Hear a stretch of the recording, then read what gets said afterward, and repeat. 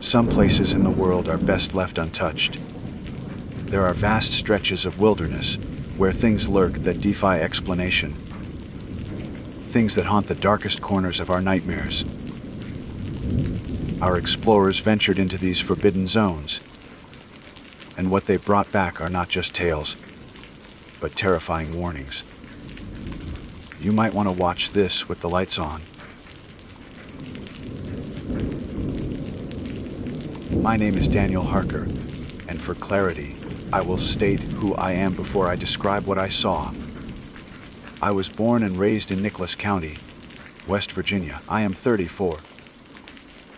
A field inspector for a small engineering firm that surveys floodplains and unstable slopes along the gully and the meadow. I camp for work because early mornings on rivers are quiet and measurements are steadier.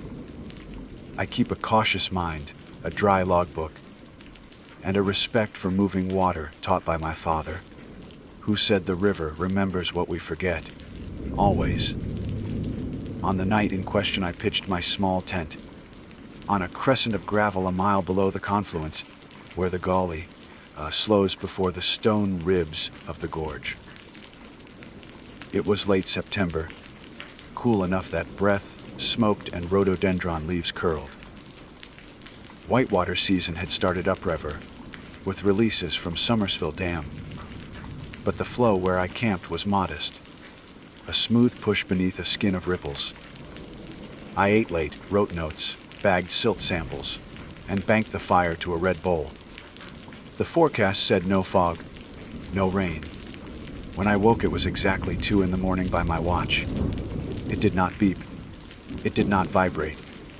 My eyes opened to a wakefulness that felt placed in me from the outside. The air smelled clean and metallic. Upstream, beyond the slow bend, a lantern moved. I thought at first of a headlamp on a fisherman's cap, but the color was wrong. Kerosene yellow rather than LED white, and the motion belonged to legs.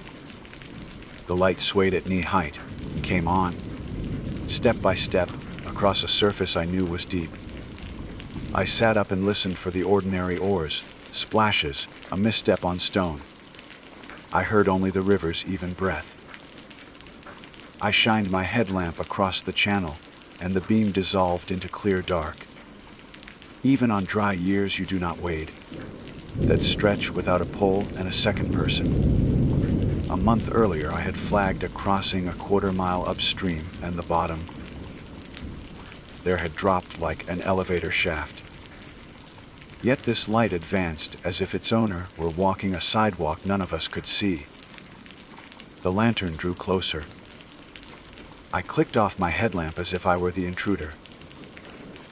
In the dark, the lantern's glow inhaled and brightened a fraction. It swayed left, right, forward. The flame did not flicker. It burned with a bead's steadiness. I raised a hand and called, "Who's there?" The words stretched thin in the river noise. The lantern paused and tilted as if listening. It smelled of lamp oil, wet stone, and old smoke kept in fabric. My father's Appalachian warnings crowded me then, the ones you carry and do not unpack until the hinge creaks. Do not walk toward a light on the water.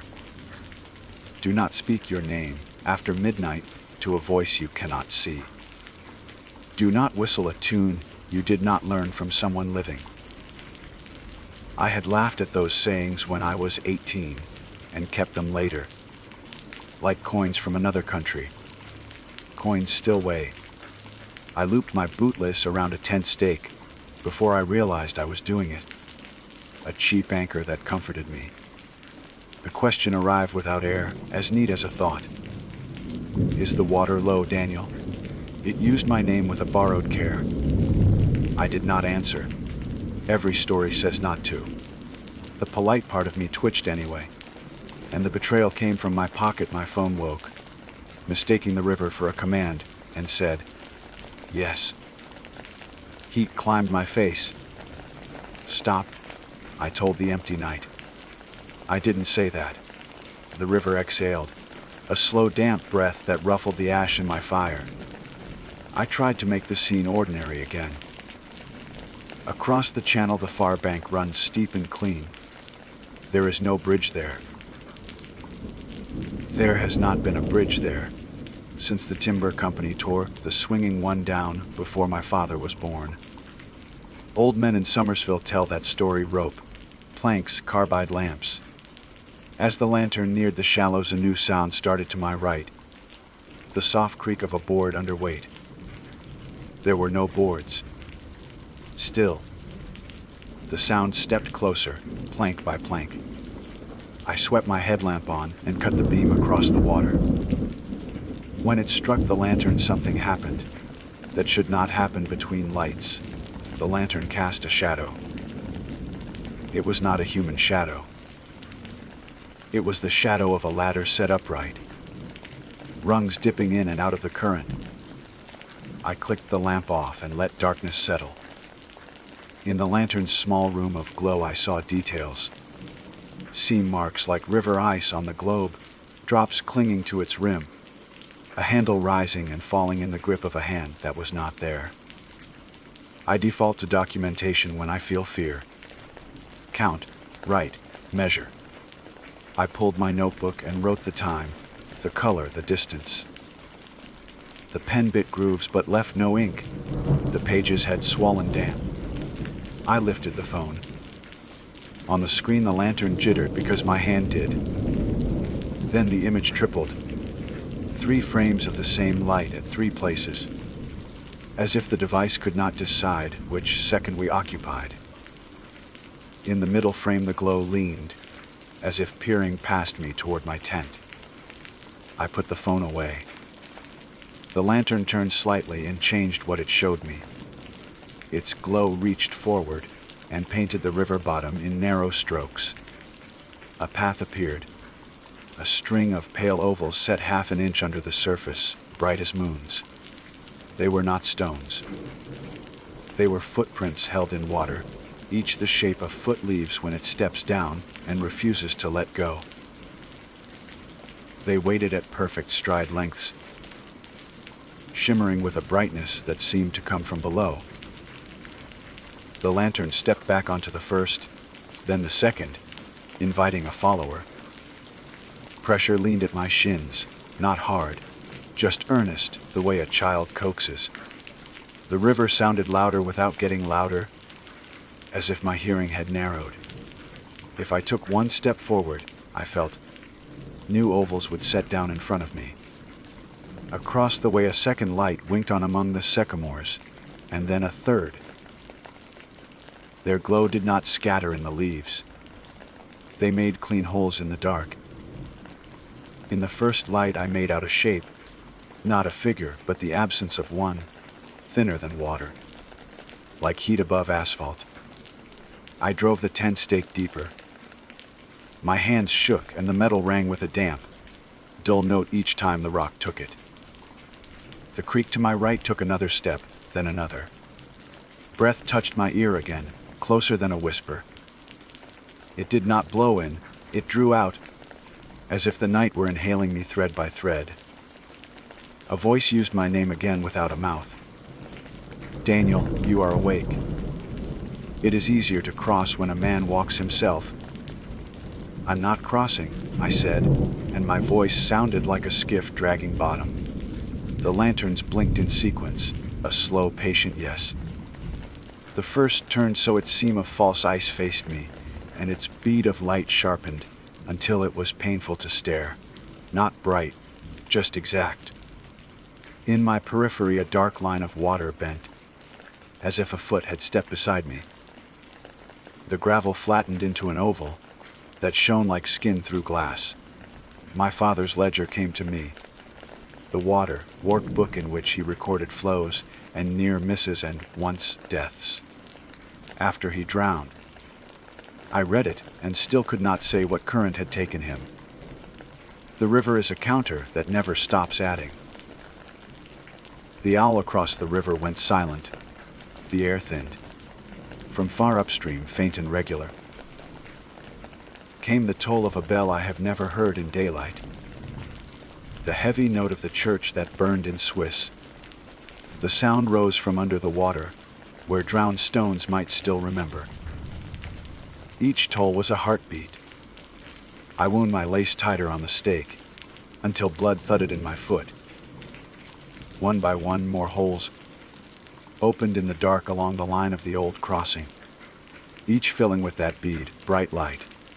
I counted without wanting to: 1, 2, 3, 4, 5.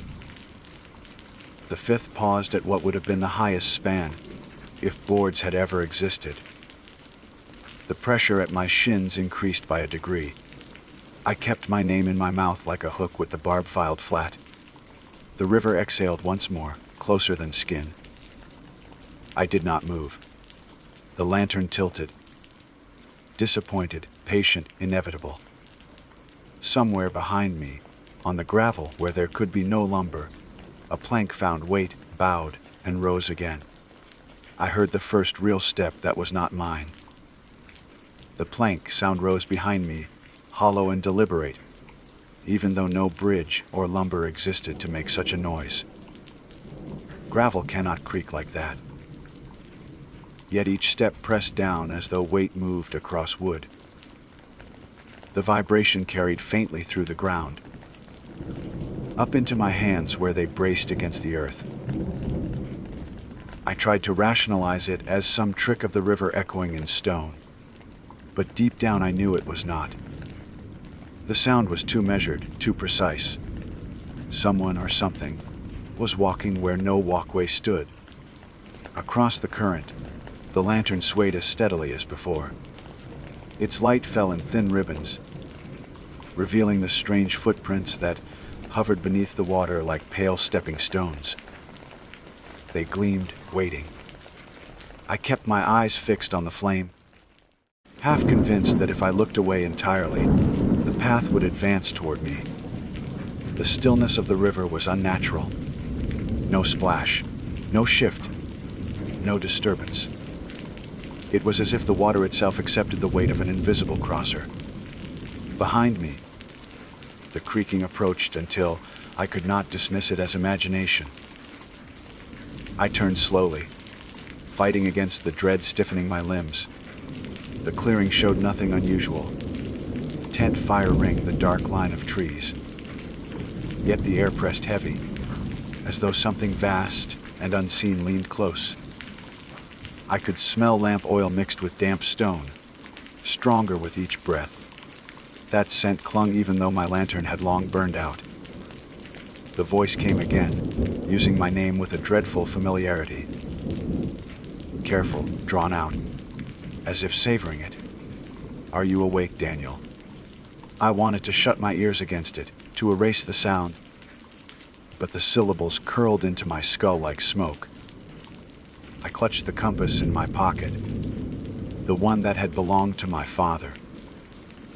Its lid snapped open with a metallic squeal, and I nearly dropped it when I saw the needle whirl wildly, never settling, as if no direction existed anymore. A wave of panic rose in me, sharper than the chill night air. I whispered to the compass like it was a lifeline. "I will not step," I said. My voice cracked on the final word. The lantern swayed once, like a nod of acknowledgement. Then the plank, sounds quickened, coming closer. A pressure brushed against the back of my neck. Breath that carried no warmth, only dampness. I spun my head and saw it. Just at the edge of vision stood an outline, shaped almost like a man but empty, a cutout of absence in the air. The stars vanished within its form. The trees leaned unnaturally toward it, bending like reeds in a current. No face, no features. No flame in its hand, yet the smell of lamp oil poured from it, as though soaked into invisible cloth. The bell beneath the river tolled again.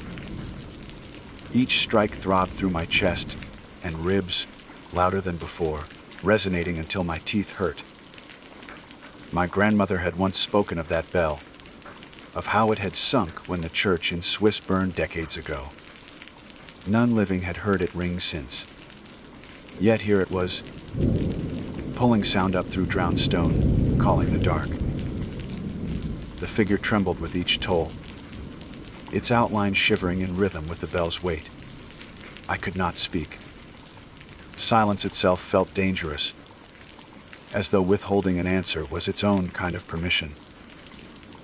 My mind fumbled through scraps of old warnings. I had half mocked as a boy.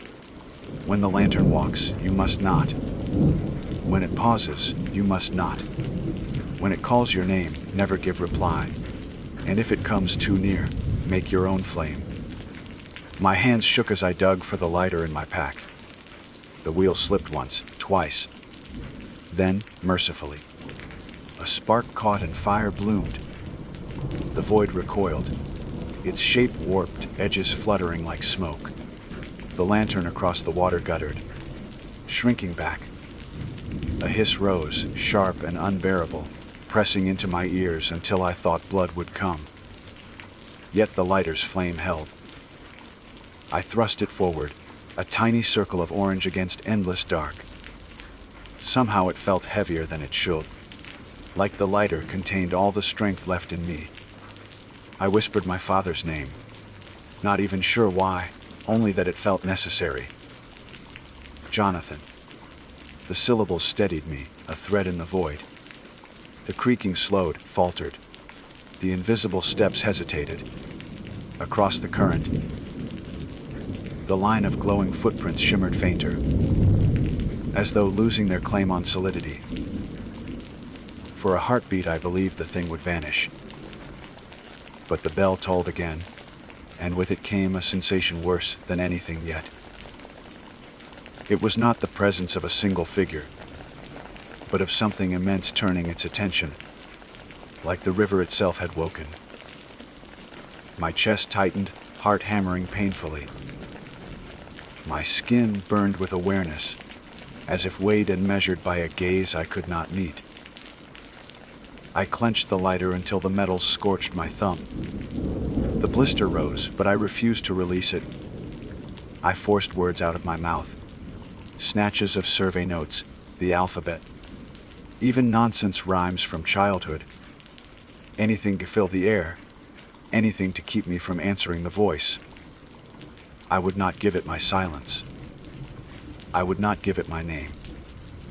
I repeated this until the air itself quivered with my muttering.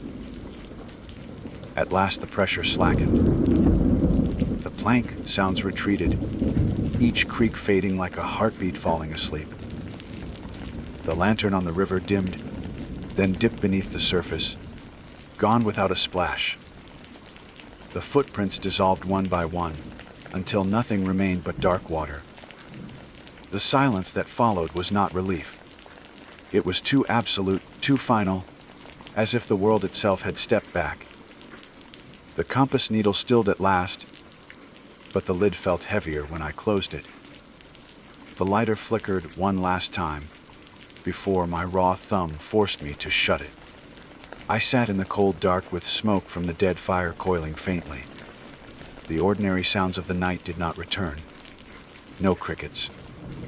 No only the whisper of the gully rolling endlessly past, its current unchanged, uncaring. I could not close my eyes again. I stayed rigid, listening, afraid that sleep would be the surrender it wanted. When dawn bled pale into the tree line, I broke camp in silence. My hands moved faster than thought, stuffing canvas and rope, tying knots badly. My only goal was distance. By the time I reached the ridge trail, my body trembled with exhaustion, and yet I dared not look back. Something inside me knew that if I turned, if I even glanced toward the river, the footprints would be waiting, bright as bone under the water. This is the truth as I can record it. I measure each line, keep to the detail, to prevent my mind from twisting what happened. The night's account here reaches 1,500 words, as before. I write not to terrify, but to preserve, so that if anyone else finds themselves awake at 2 a.m. on the gully and sees a lantern step across the current, they will know what not to do. Never answer when it calls. Never set your feet upon that shining path. The morning light felt thin and unreal, as if the night had not truly released me, but only retreated into the folds of daylight, waiting. My body ached from its vigil, every muscle stiff, my thumb raw and blistered from clutching the lighter. I climbed the ridge trail without stopping, not because I had strength, but because I knew if I lingered, the pressure I had felt at the riverbank might return. Each step away from the gully was a small betrayal of the work I was supposed to do, but survival outweighed duty. The forest seemed normal on the surface. Sunlight glanced across sycamore leaves, birds stitched their ordinary patterns of song, squirrels rattled bark, yet my ears could not trust it. Every call sounded staged, as though the world were putting on a play of mourning, just for me. I caught myself glancing at pools of shadow between trunks, half expecting lantern light to swell there. My compass needle still trembled faintly whenever I checked it, never entirely still. I pocketed it quickly, unsettled by the thought that it could betray my path back toward the water. At midday, I reached a service road that wound down toward a ranger station. Ordinarily, relief would have hit me here. The certainty of human presence, tire tracks, civilization's fingerprints. But the gravel lot was empty, doors locked. A paper notice flapped under plexiglass, seasonal hours, contact numbers. No one to tell me that what I'd seen was madness. No one to anchor the memory into ordinary speech. I pressed my forehead to the glass and closed my eyes. The sun's warmth did not reach through me. The cold of the night still clung to my bones. I considered driving home, leaving the survey undone. But another thought gnawed me raw: the footprints. They had been too deliberate, too human in shape, glowing like moons under the surface. A path preserved in the current. What kind of path could exist on water? And why had it reached toward me? The questions dragged at me like undertow. Part of me knew I should run from them, bury the memory deep, but another part, the part raised to measure, to document, to know, refused. That stubbornness is what kept me on the mountain. Against my better judgment, I hiked east instead of down, following a logging road that paralleled the gully at a distance. Each mile, I listened. The ordinary noises of day held, but at intervals I heard something faint. A creak, a hollow, deliberate sound. Once it came from the trees, once from the slope below, once directly behind me, though the ground there was firm soil. I froze each time, waiting, until the sound fell silent again. The air smelled faintly of lamp oil, even in the afternoon breeze. I rubbed my blistered thumb against my jeans, until it stung, needing pain to keep me grounded. That night, I camped far from the water. A stand of pines offered cover, their needles soft under the tent. I dared no fire. I sat in darkness with only the faint glow of my watch. Midnight passed. 1 o'clock. My eyelids sagged. For a moment I believed I might escape. Then, at precisely 2 a.m., the forest stilled. Every insect, every owl, every stirring of branch, gone. Silence so complete it carried weight. My chest tightened. The air shifted. And then, faint but clear, came the toll of the bell. It did not come from the river this time. It came from the earth beneath me. Each strike reverberated through the ground, shaking pine needles, shivering through my bones. The sound was impossibly deep, as though the mountain itself carried the bell within its ribs. My compass needle jerked in violent arcs inside my pocket. I wanted to cover my ears, but I could not move. My body recognized what my mind denied. This was no echo, no dream. It had found me even here, miles from the water. Then the light appeared. Not a lantern this time, but several blooming like fireflies through the trees. 1, then 3, then 5. Each hovered at shoulder height, steady as beads of flame. They cast no shadows, and yet I saw them mark the outlines of something worse. The same void shape I had glimpsed before, absence wrapped in the shape of a man. It leaned between trunks, each light circling it like companions. And from every direction came the creaking. 1,000 phantom boards shifting under invisible feet. The pressure grew unbearable. My lungs labored as though air had thickened into water. The voice seeped in again, softer this time, coaxing. "Daniel," it murmured, "the path is ready. Step, and you will not drown." It sounded less like temptation now, and more like inevitability. I fought to think, to remind myself of the rules. I had whispered, "Do not step. Do not answer, light your own flame." My lighter was in reach, but the memory of my blister made me hesitate. Pain had been my shield, but it had cost me strength. The first lantern drifted nearer. Its glow painted the ground and revealed them again, the pale ovals of footprints, pressed into pine needles as if the forest floor had turned to water.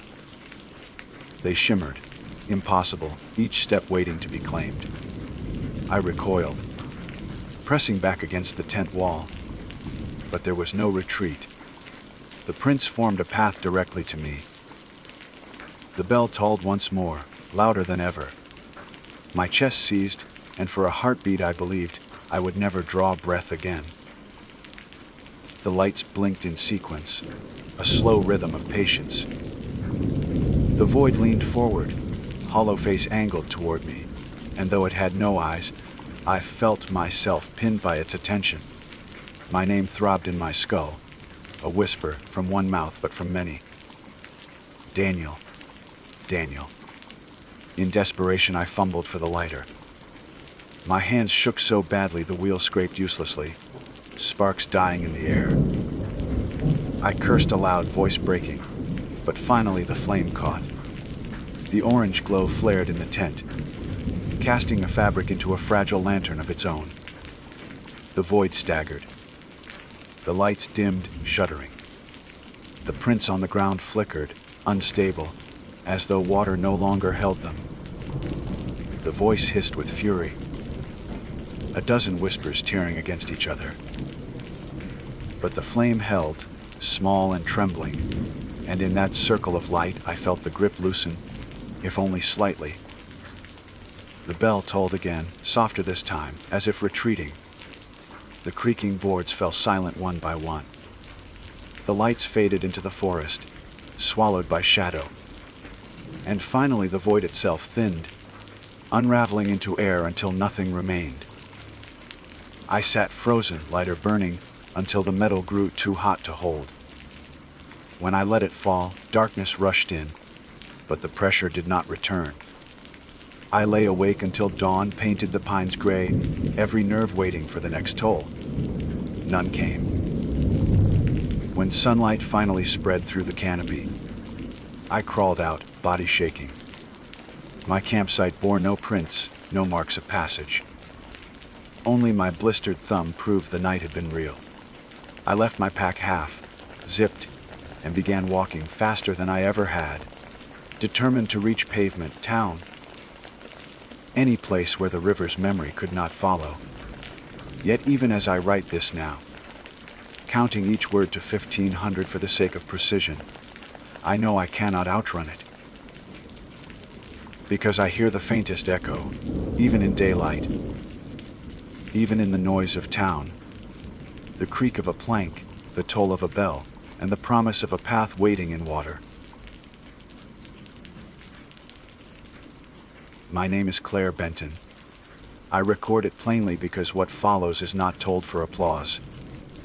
I am 29 years old, a laboratory technician by trade.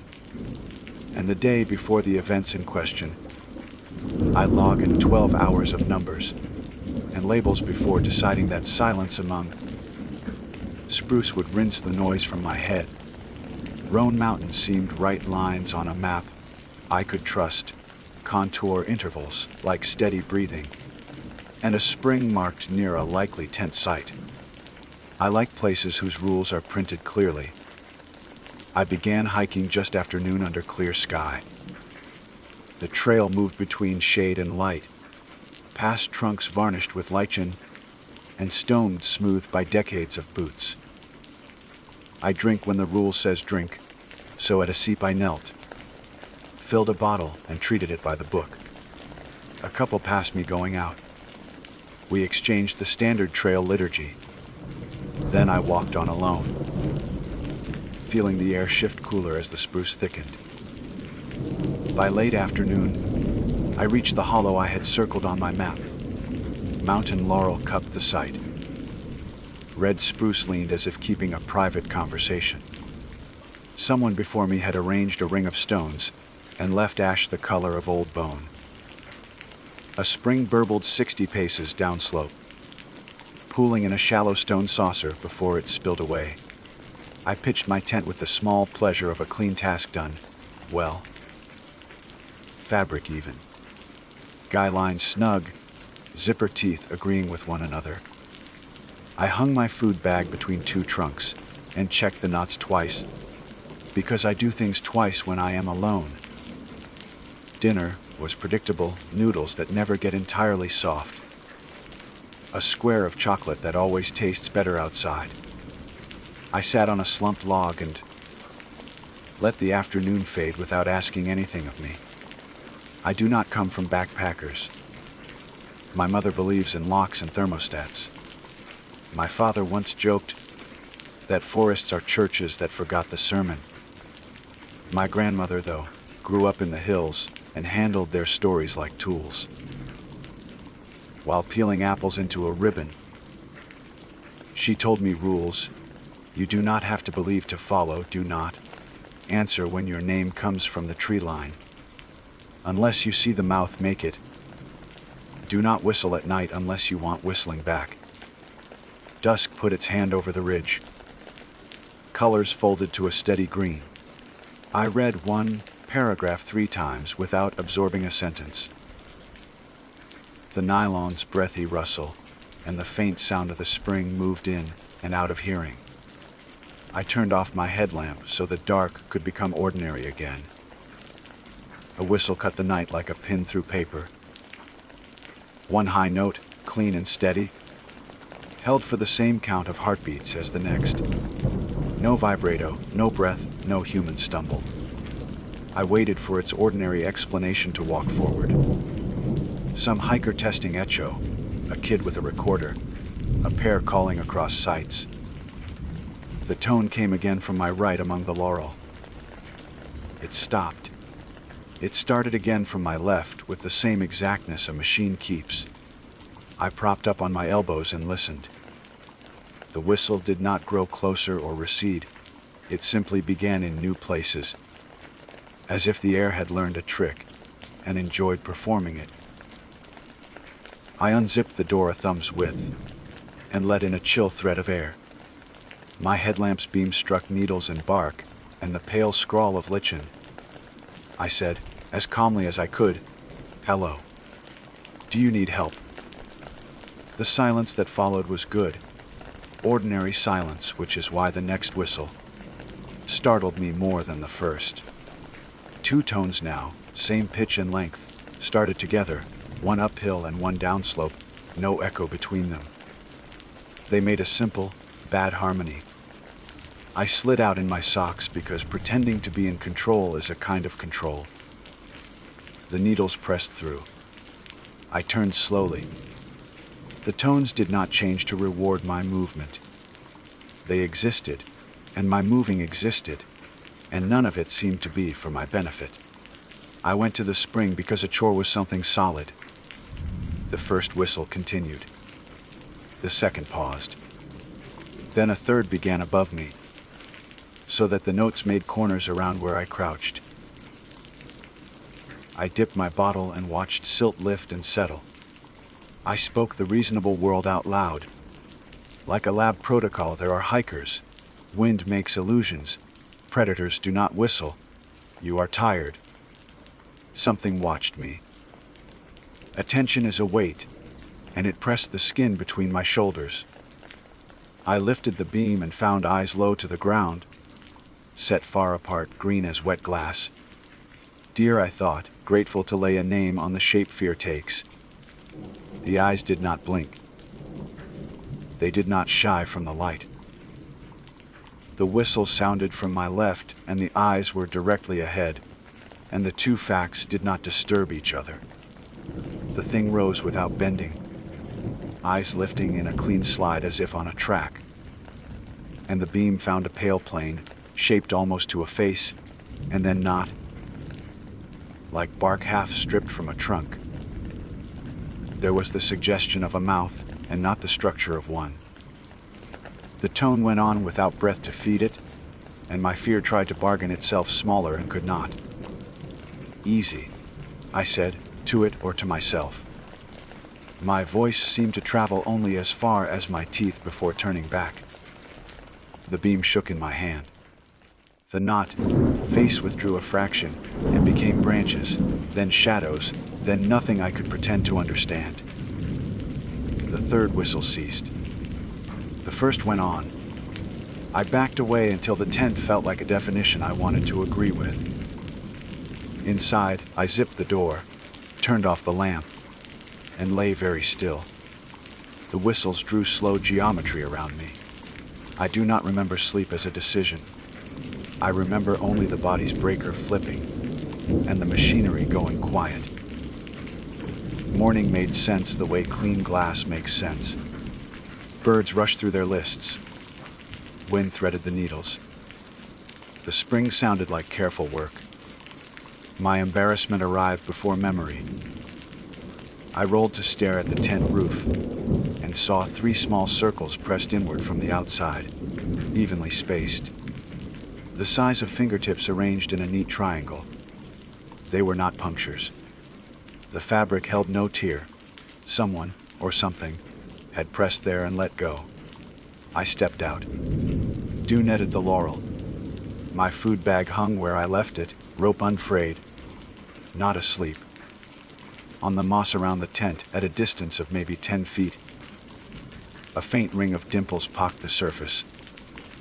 Hundreds of tiny impressions no larger than pencil ends, too regular for deer, too many for a single person. I tried to imagine a hiker leaning on poles and laughing at my unease, but the pattern was patient where a prank would be sloppy.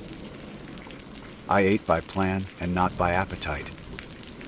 I told myself I would hike a day, loop along the ridge to clear my head, and return before dusk. And if the whistle started again, I would pack and walk out with care and a bright headlamp. Having a plan gave my heart a place to sit. At the spring, I rinsed my mug. For a moment, the reflection of my face did not move with me. My lips formed the word ridiculous, and the water kept a version of me with a polite closed mouth. The surface winked, and we matched again. Optical effects, I said, and then softer, I am fine, and believed one of those statements. I took the ridge trail under honest sun. Balds opened like rolled out maps. Ridges stacked themselves in blue pages. In the light, the night felt like some assembled from fatigue and wind. Near a junction, I met 3 hikers with easy smiles. I asked whether they had heard any whistling. They said no, and the certainty of their voices folded the question closed like a box lid. We traded weather and moved on. By mid-afternoon, the sky went gunmetal and the air learned new grammar. I turned back ahead of the rain, wanting to beat it to the hollow. Drops darkened the dust, then laid their hand over everything. When I rounded the last bend, my tent sat where I had left it, but the zipper lay open in a tidy smile that I had not made. The flap moved slightly with the breeze. Inside, my sleeping bag had been turned neatly back, as if to air, and on the yellow floor 3 white. Spruce needles lay in a careful parallel, all pointing toward the spring. I stood with rain ticking the fly and tried to choose the most boring explanation, and found none I could both choose and keep. From somewhere beyond the laurel, thin and pure and patient, a single high note began and held. It did not tremble. It did not breathe. Then, another note joined it from upslope, perfectly matched, like my fear had found a twin. The rain deepened, and every needle listened. I stepped forward without deciding to, and the note held, and the world felt briefly, terribly measured. Rain locked everything into a steady, grammar needles, trunks, my breath, and the one held note that did not belong to anything with lungs. The 3 spruce needles on my tent floor point toward the spring like an arrow, so I followed them. Doing a task felt safer than standing still and letting thought widen. The laurel was glossy and black with water. The pool trembled everywhere at once. The note came from downslope. An identical note came from the ridge. I turned my head and the sound refused to move with me. Echoes cooperate. This did not. I took out my phone and opened the recorder. I said the date, time, and location because procedure steadies the hands. The waveform drew a single narrow mountain and held it. I stepped left and right and raised the phone and lowered it. The mountain stayed the same unbreathing spike, while rain ticked on the case. Across the water a shape leaned from the firs and refused a name. My light found a pale plain where a face should be. Dark hollows in tidy triangles drank the rain. Where a mouth should be, a smooth curve. Where eyes should be, shallow dents. Air at the knot mouth trembled like a rimmed glass. The pitch did not come from it, and also it did. I did not run. I let the recorder listen and kept my hands visible, as if courtesy still applied. "Are you hurt?" I asked. My voice stopped at my lips like it hit glass. The figure tilted without joints. Rain filled the hollows. For a heartbeat the tone roughened. The roughness frightened me more than the purity. Breath is the weakness that proves life. I backed to the tent and set the recorder on my sleeping pad. Packing became a prayer bag rolled, stove-bagged, spoon, filter, map, rope. My grandmother's rules returned like labels. Leave canvas standing if something circles you. Do not answer what never stops for breath. Walk the obvious way until the obvious thing changes. I shouldered my pack and clicked the sternum strap. Something hard pressed my collarbone.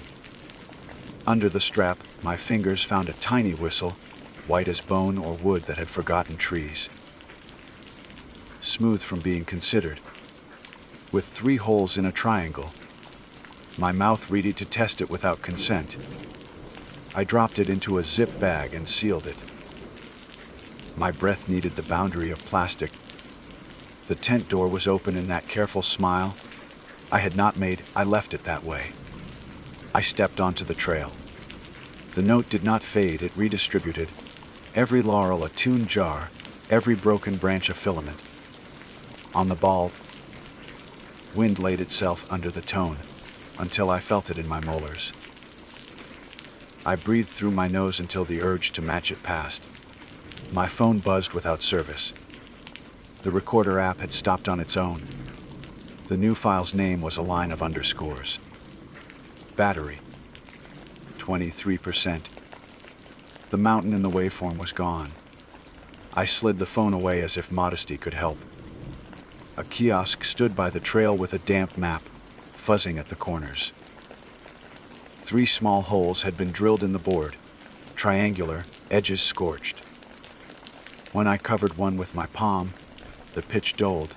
When I covered 2, a second note up the slope sharpened, as if compensating. I took my hand away and kept walking. I did not want to learn the instrument.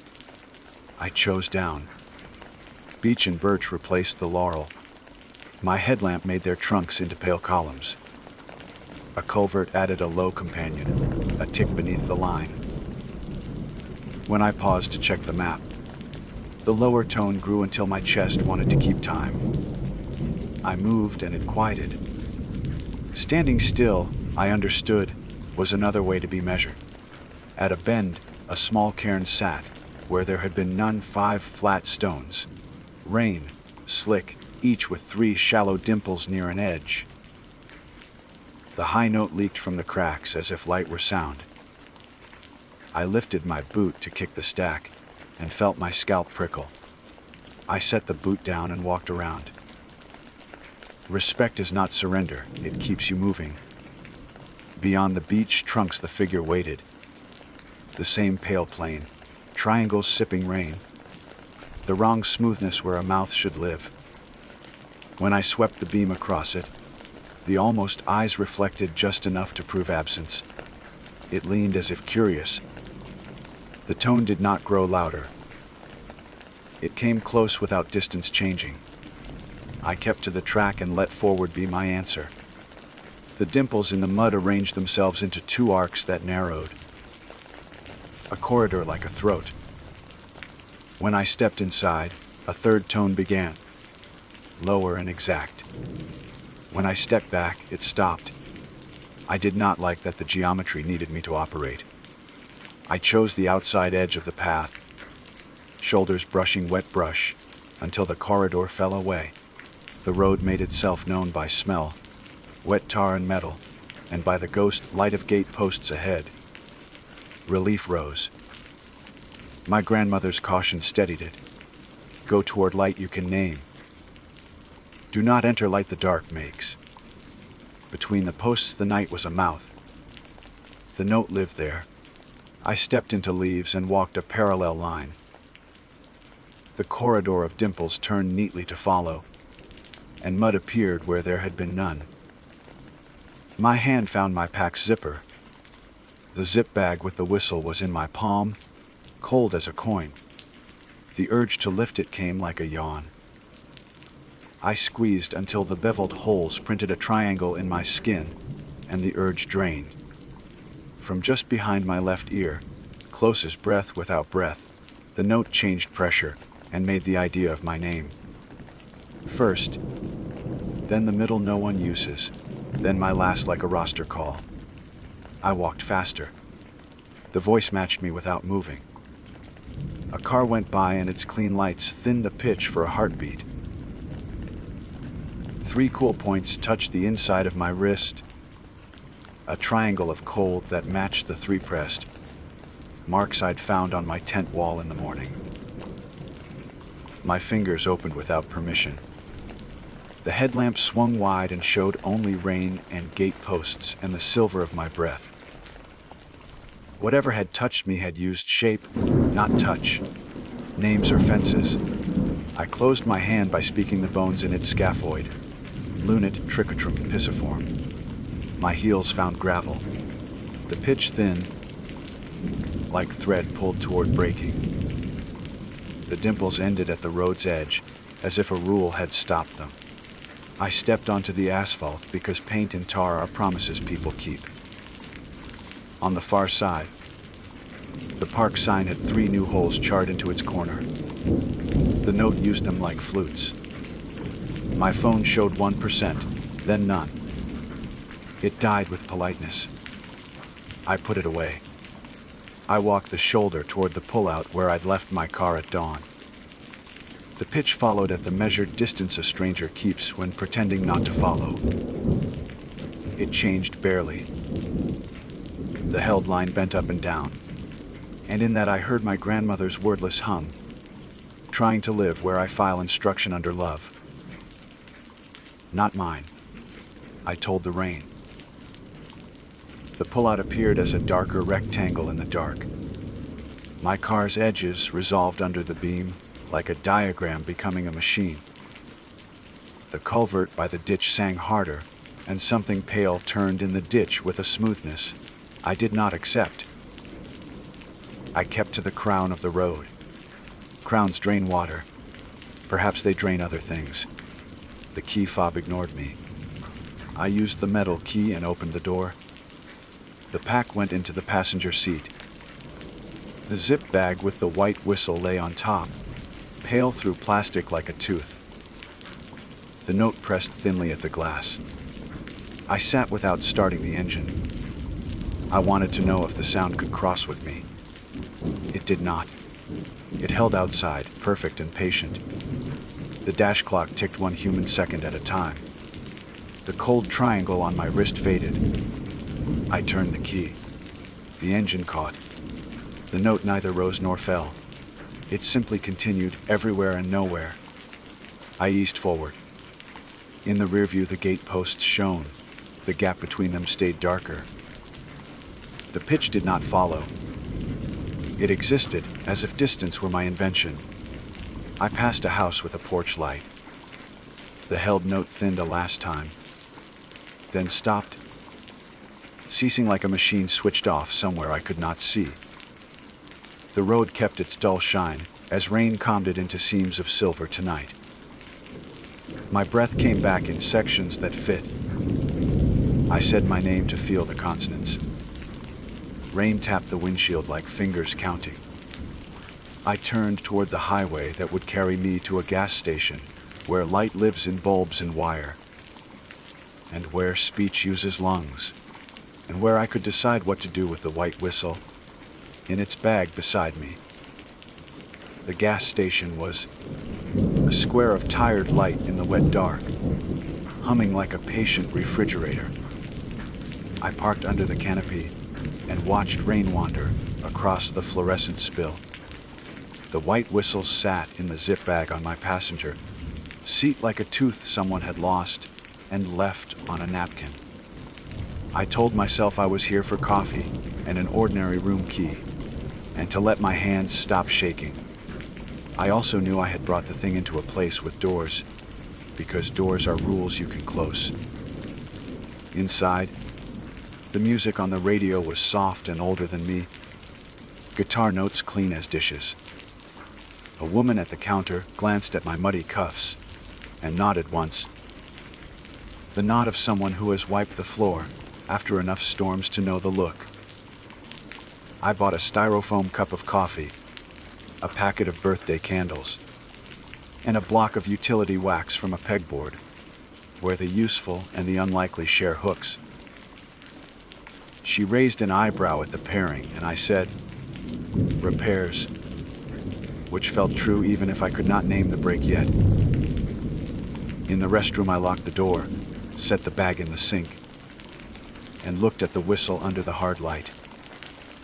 Up close, it seemed grown into shape, bevels too clean for a pocket knife, edges the kind water makes when it wears bone thin. The 3 holes sat in a triangle. I warmed the wax, rolled 3 small plugs, and pressed them in. Then I turned on the tap and filled the bag until the whistle disappeared. The air in the room loosened, as if a long-held breath finally went where air goes. When I shut off the faucet, the hand dryer on the wall clicked once without starting. Its vent was 3 circles in a triangle. The circles made a faint whine that was almost a pitch and then decided against existing. I breathed, and the breath sounded like mine again. Back at the counter, the woman slid a cheap motel brochure across to me without my asking. 20 minutes down, she said. They'll take wet people. An older man in a camo cap stood at the lottery machine and glanced up long enough to add, "Keep your windows shut. Things come through small spaces." He said it like weather. I said thank you to both, because politeness is also a rule. I considered calling a ranger. My phone was dead. The motel phone was internal. Rain blurred the printed emergency number into a gray bar. The older man from the station pulled in, saw me, and said, "If it's the wind, it'll be the wind without you. If it isn't, don't make it curious." I slid the brochure back into the rack and went inside. I drove the 20 minutes in and earned quiet. The motel sign was blue and honest about not being neon. The clerk remagnetized my key card, twice before it believed in me. In the room, I set the bagged whistle in the sink and ran cold water until the plugs clouded. The sound in my head loosened. I lay on the bed without undressing and watched the slice where the curtains didn't meet. Sleep arrived in small pieces and left the same way. At 1:19 I woke because the quiet had reorganized itself. The AC droned steadily, the highway mumbled. My pulse quit trying to conduct. At 2:12 something existed at the far edge of the lot. It did not enter, it was present, pale plain where a face might be. 3 tidy hollows set like a patient triangle. Rain stitched its edges and slid off the hollows without wetting them. I stood very still and let it be a fact. At 3 exactly, a door 2 rooms down rattled once, a testing tap. A voice said, "Sorry," with perfect clarity and no throat in it. The chain clacked. The figure by the lot shifted in tilt and nothing else. I rinsed the wax plugs, squeezed them between fingers, and pressed them firmer into the holes. The pressure on the quiet eased, like a bandage loosened. When I turned off the bathroom light, the parking lot was empty of facts again. At 4:10 I decided to go back. It wasn't courage, just obedience to an old rule: put things where they belong. The needles had pointed to the spring. Rain had roughened the tone, water mattered. I dressed, wrapped the bag, thanked the clerk, and drove toward the ridge through rain that had thinned to pinpricks. The pullout was empty. Fresh duct tape covered. 3 blackened holes on the park sign, someone's attempt to muffle wood. I took my pack and walked into trees that remembered me. The trail made its plain argument forward. Mud softened yesterday's steps. The neat corridor of dimples had scattered. When I paused, the only held note was the spring before I could see it. On the trail 100 yards from the spring, the figure waited again. Or perhaps the woods remembered a pose and placed it there for me. It did not block the path. It simply tilted the way people tilt when they are trying to show you they have hands empty. Rain traced lines down its pale plain and broke across the triangle hollows like water meeting the mouth of a bottle. I felt the urge to raise my own hands as if to be searched. Instead, I kept walking and let my shoulder pass the space where its attention was. The note did not rise. The quiet did not feel like victory so much as pause. The hollow held my camp like a room nobody had admitted entering. My tent still stood, door curved in that small smile I had not made. Inside, the bag lay coiled like a docile snake. The 3 inward presses on the wall had relaxed, leaving only the sense of where pressure had been. Beyond, the spring carried its clean business over stone. I did not speak.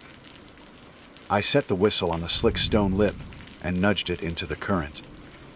It spun once, found the outflow, and slid under the rock shelf. For a heartbeat, the pitch wavered as the holes filled, then thinned like thread pulled and let go. The figure leaned, then unmade itself among the firs. The air unknotted. I waited, counted to 100. Then another 100. Only water spoke. I took down the tent quickly. Leave canvas when circled. Take it when the circle breaks. And packed with brisk, grateful hands. At the sign I left the tape alone. The gap between the gate posts was only a road again. I did not keep the whistle. I kept the rinsed zip bag, which smells faintly of stream and cleanser, and the still air of an empty church. I slept, went back to work, and let numbers steady me. Weeks later, the centrifuge rose into a bright-held pitch that did not breathe. I pressed a finger over one of its 3 vent holes. The tone bent and broke. I taped the vents in the room, remembered how to be a room. Since then I noticed triangles everywhere. Drains, vents, the 3 dots that mean typing is happening elsewhere. When a gap starts to hold one long note, I carry wax, tape, or water and give the sound somewhere to go. Maybe I'm imagining rescue. Maybe it's just housekeeping. The kind my grandmother practiced when she poured coffee down a sink to quiet a house. I always carry wax, even on bright days. Superstition shaped into a small pocket weight. Home was not a solution so much as a location with walls. The first night back, the bathroom fan learned a pure high tone and held it in one clean, unbroken line. I unscrewed the grill and found 3 small, circular cutouts no manufacturer had any need for. The sheet metal around them showed a suit I could not rub off. I pressed wax into the holes, then ran the shower until steam made the mirror bloom. My name wrote itself in the fog and stopped after the first word. I wiped it away, opened the window, and let city air confuse the room back into the ordinary. If you camp near Roan Mountain, and a whistle circles your tent without stopping to breathe, do not whistle back. Do not answer if your name arrives without a mouth to make it. If 3 neat dimples press your tent wall, leave the canvas standing and walk the obvious way until the obvious thing changes. If a white whistle with 3 beveled holes finds your hand or strap, do not teach it your breath. Put it in moving water. If you have none, make some, fill a bag, flood the holes, roughen the note until it lets you go. Believe me or don't. The rules don't need belief. They only want obedience. My name is Felicity Grant, and I was raised in Massachusetts before moving further north to Maine for both work and the slower rhythm of life that seemed to exist in its small towns. I am not a superstitious person by nature. My education, my upbringing, and my own sensibilities all align me toward practical thinking. If something rustled in the dark, I looked for the raccoon. If shadows stretched long across a road at night, I chalked it up to the angle of the headlights and nothing more. For most of my adult life, I leaned heavily on reason as a shield against the wild stories that thrive in rural places. That shield, I now know, was paper, thin. Because what I encountered one autumn evening, while camping alone in the Maine woods, made a mockery of every practical explanation I tried to hold on to. I had gone camping as I often did, packing my old Subaru with a tent, a sleeping bag, a cast iron skillet, and a small assortment of books that kept me company when the nights grew long. The air had begun to carry that sharpened edge of October, the crispness that hinted at frost in the mornings, but still allowed for long walks without gloves. I found a spot by one of the smaller lakes, a place ringed by pines that swayed in the wind like tall sentinels. The water was mirror, still when I arrived, the sky doubling itself in its reflection, and I felt that familiar relief, the kind that only comes when you've left behind roads, phones, and voices and returned to the hushed patience of the woods. By late afternoon I had my tent pitched, a small fire built, and a pot of coffee warming. I ate beans from a tin and tore off pieces of bread, not gourmet but satisfying in the way food outdoors always is. I remember feeling content, and more than that, safe. The forest was quiet in a way that never felt oppressive. The wind through the trees was a long, soothing whisper. The occasional splash of a fish in the lake punctuated the silence like punctuation in an otherwise gentle story. When dusk began to thicken around me, I tossed more wood onto the fire and leaned back, cradling the warmth in my palms, and let myself relax. It must have been close to 9 o'clock when I heard the crunch of something approaching over the carpet of needles. My body tensed without my permission. The fire cast only a small circle of light, and beyond that circle the dark was thick, swallowing. I set my coffee down and leaned forward, my ears straining. The sound was deliberate, not the scatter of a squirrel or the clumsy blunder of a deer, but something lighter, almost dainty. Paws on the ground. A fox, I thought. The red foxes in Maine often wandered near campsites, their curiosity bolder than their size should allow. They stole scraps if they could, but mostly they just watched. I found myself smiling, though a touch nervously, as I caught sight of movement at the edge of the firelight. A small red fox stepped into view, its fur catching fire's glow like copper wire. Its eyes reflected pale coins of light, and its slender body moved with the assurance of a creature that belonged here far more than I did. But what unsettled me immediately was not the fox itself, but its behavior. It did not skirt the fire warily, nor did it dart forward and retreat as I had seen them do countless times. Instead, it padded straight to the fire pit and lowered itself onto its haunches directly across from me, as if it were another camper settling in for the night. The longer it sat, the more my unease grew. Something in its stillness didn't fit. Foxes were restless, twitching things, always sniffing, always calculating whether to flee. But this one sat as people sit, its body oddly straight, its head tilted slightly, its eyes fixed on me with such intensity that I felt as though it were studying my face, rather than merely watching my movements. I whispered to myself that it was only a fox, only an animal, but the words rang hollow in my mouth.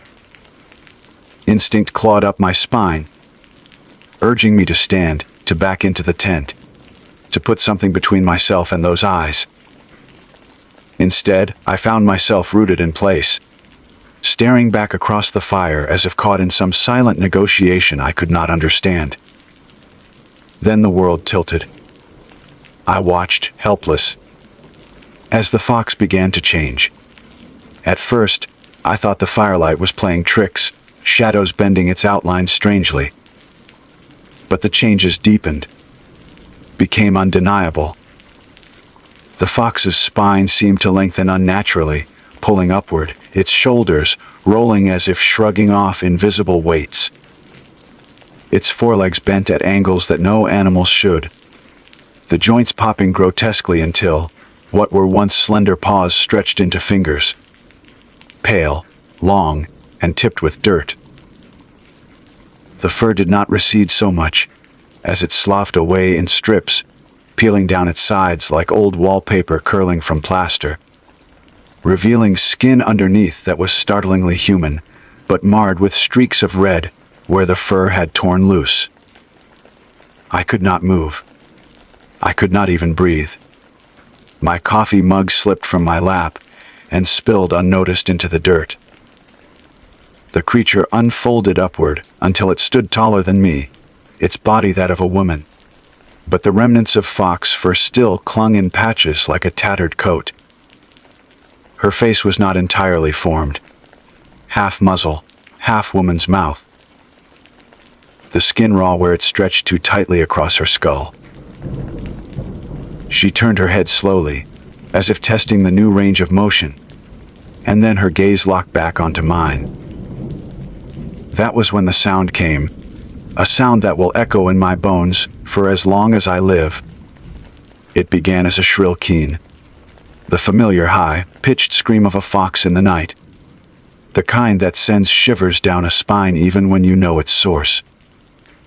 But then it split, layered, grew. It became something else, something no animal's throat was meant to carry. It was a woman's scream, raw, tearing, human anguish braided into the fox's cry. The sound shook the air between us, vibrated through my teeth, rattled my chest, as though I were nothing more than a drum for her voice. My hands clamped over my ears, but it did nothing. The scream wasn't only sound, it was inside me, coursing through marrow, a pain too intimate to block out. I don't remember standing, but suddenly I was on my feet, stumbling backward. The fire flared high, then guttered as if starved of oxygen, shadows lashing outward in grotesque shapes. The woman, Fox, thing stepped closer, her bare feet blackened with ash, her mouth opened wider, impossibly wide, the scream pouring out like a physical force that bent the night around it. I wanted to run, but my legs wobbled like saplings in the wind. I wanted to shout, but my throat locked. All I could do was retreat, 1 foot at a time, until my back struck the cold canvas of the tent. The creature paused, tilting her head with a motion that was more fox than human. And for 1 fractured second the scream cut off. The silence that followed was worse, a suffocating weight that pressed into my skull. Her lips moved. At first, I thought she was about to scream again, but then a word, if it was a word, emerged.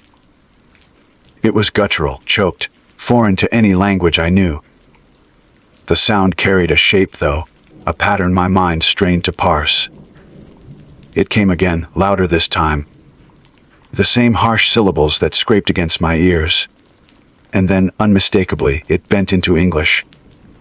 Not perfect, not clear, but close enough to freeze my veins. Why here? The question cut through the night like a blade, and for the first time since she had appeared, my paralysis broke.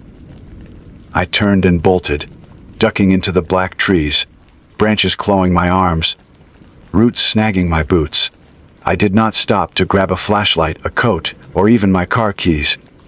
I only ran blindly, the forest whipping past as though trying to herd me back. Behind me, the scream returned. Higher, sharper, filling the woods with such force that I expected birds to explode from the trees, deer to crash through the underbrush in terror. But nothing moved. The forest held its breath, complicit in whatever horror it had birthed. I don't know how long I ran, nor how far. My lungs burned, my vision blurred with tears brought on by both wind and fear. Every time I dared glance over my shoulder, the darkness seemed thicker, as though something just beyond sight was pacing me, waiting for me to falter. At last, when my legs buckled, and I dropped to my knees in the needles, I realized I had circled back. Through the trees ahead, flickering weakly, I could see the light of my campfire, and seated there, in the exact place as before, was the fox. Small, red, its copper fur gleaming, its eyes reflecting like coins, sitting as though nothing had ever changed. I froze when I saw it there again by the fire. The fox sat precisely where it had before, its tail curled neatly around its paws, its body lit orange by the flames. There was no trace of the woman now, no torn strips of fur, no exposed skin, no human eyes in a half-formed face. Only a fox, small and elegant, watching me with those unblinking, coin-bright eyes. For a moment I considered the possibility that I had hallucinated the entire ordeal, that my mind had conjured some nightmare born of solitude and firelight. But my body told me otherwise. My lungs still heaved with the echo of that scream. My ears still rang with the question that had rasped out in broken syllables. And the taste of metal clung stubbornly to the back of my tongue, as though the sound itself had left residue. The fire hissed as a log cracked in half, sending a spray of sparks into the air. The fox's gaze never wavered. I forced myself to stand. though my knees shook so badly it felt as though they might buckle again. A single thought beat in my skull: get to the car. The Subaru was parked less than 100 yards away, down a narrow trail that curved back toward the gravel road. If I could just make it there, I could leave behind the fire, the fox, and whatever had come out of it. I took a careful step sideways, then another, trying not to make any sudden movements. The fox's ears flicked, but it did not rise. When my heel found the path, I turned and broke into a stumbling run. My chest tightened with each stride, my breath tearing ragged in the cold night air. The trees hemmed me in on either side, their black trunks blurring past. But I focused only on the pale glint of my car's bumper as it came into view. Relief swelled in my chest, so sharp it nearly brought tears. I yanked the door open, collapsed into the driver's seat, and slammed the lock down with trembling hands. For a moment I simply sat there, my forehead pressed against the steering wheel, my entire body shivering from more than cold. When I finally raised my head, I looked through the windshield at the narrow trail I had just fled down, empty. No fox. No woman. Nothing. Only the faint glow of the fire behind me, painting the trees with weak light. I jammed the key into the ignition and twisted. The engine coughed, caught and hummed to life. I gripped the wheel so hard that my knuckles ached. I should have driven. I should have reversed down that trail and sped into the safety of town without a second thought. But something stopped me. Not logic. Not reason. Something deeper. Something like the invisible tether of a nightmare that refuses to let you wake. The question still reverberated in my mind, that strangled voice asking why here. I turned on my headlights, the beams slicing down the path in two pale cones. My intention was to leave, but instead my eyes tracked unbidden toward the fire's glow again. It flickered faintly, barely visible through the trees, but it pulled at me, insistent. And then, before I could argue with myself, before I could force the gear shift into reverse, movement flashed across the light. A figure darted past the fire, too tall to be a fox, too thin to be fully human. The scream came again, distant but no less piercing, and every nerve in my body rebelled. I floored the accelerator, the tires spitting gravel, the car lurching forward onto the road. The scream followed, thinning into the night behind me. But I swore I could still feel it clinging to the inside of my skull long after the sound had faded. I didn't stop driving until I reached the outskirts of town. Streetlights bloomed overhead, familiar and comforting. But my hands still shook on the wheel. I pulled into a gas station parking lot and sat beneath the fluorescent glare, engine idling. Only then did I notice the scratches on my arms, thin welts where branches had whipped against me as I fled.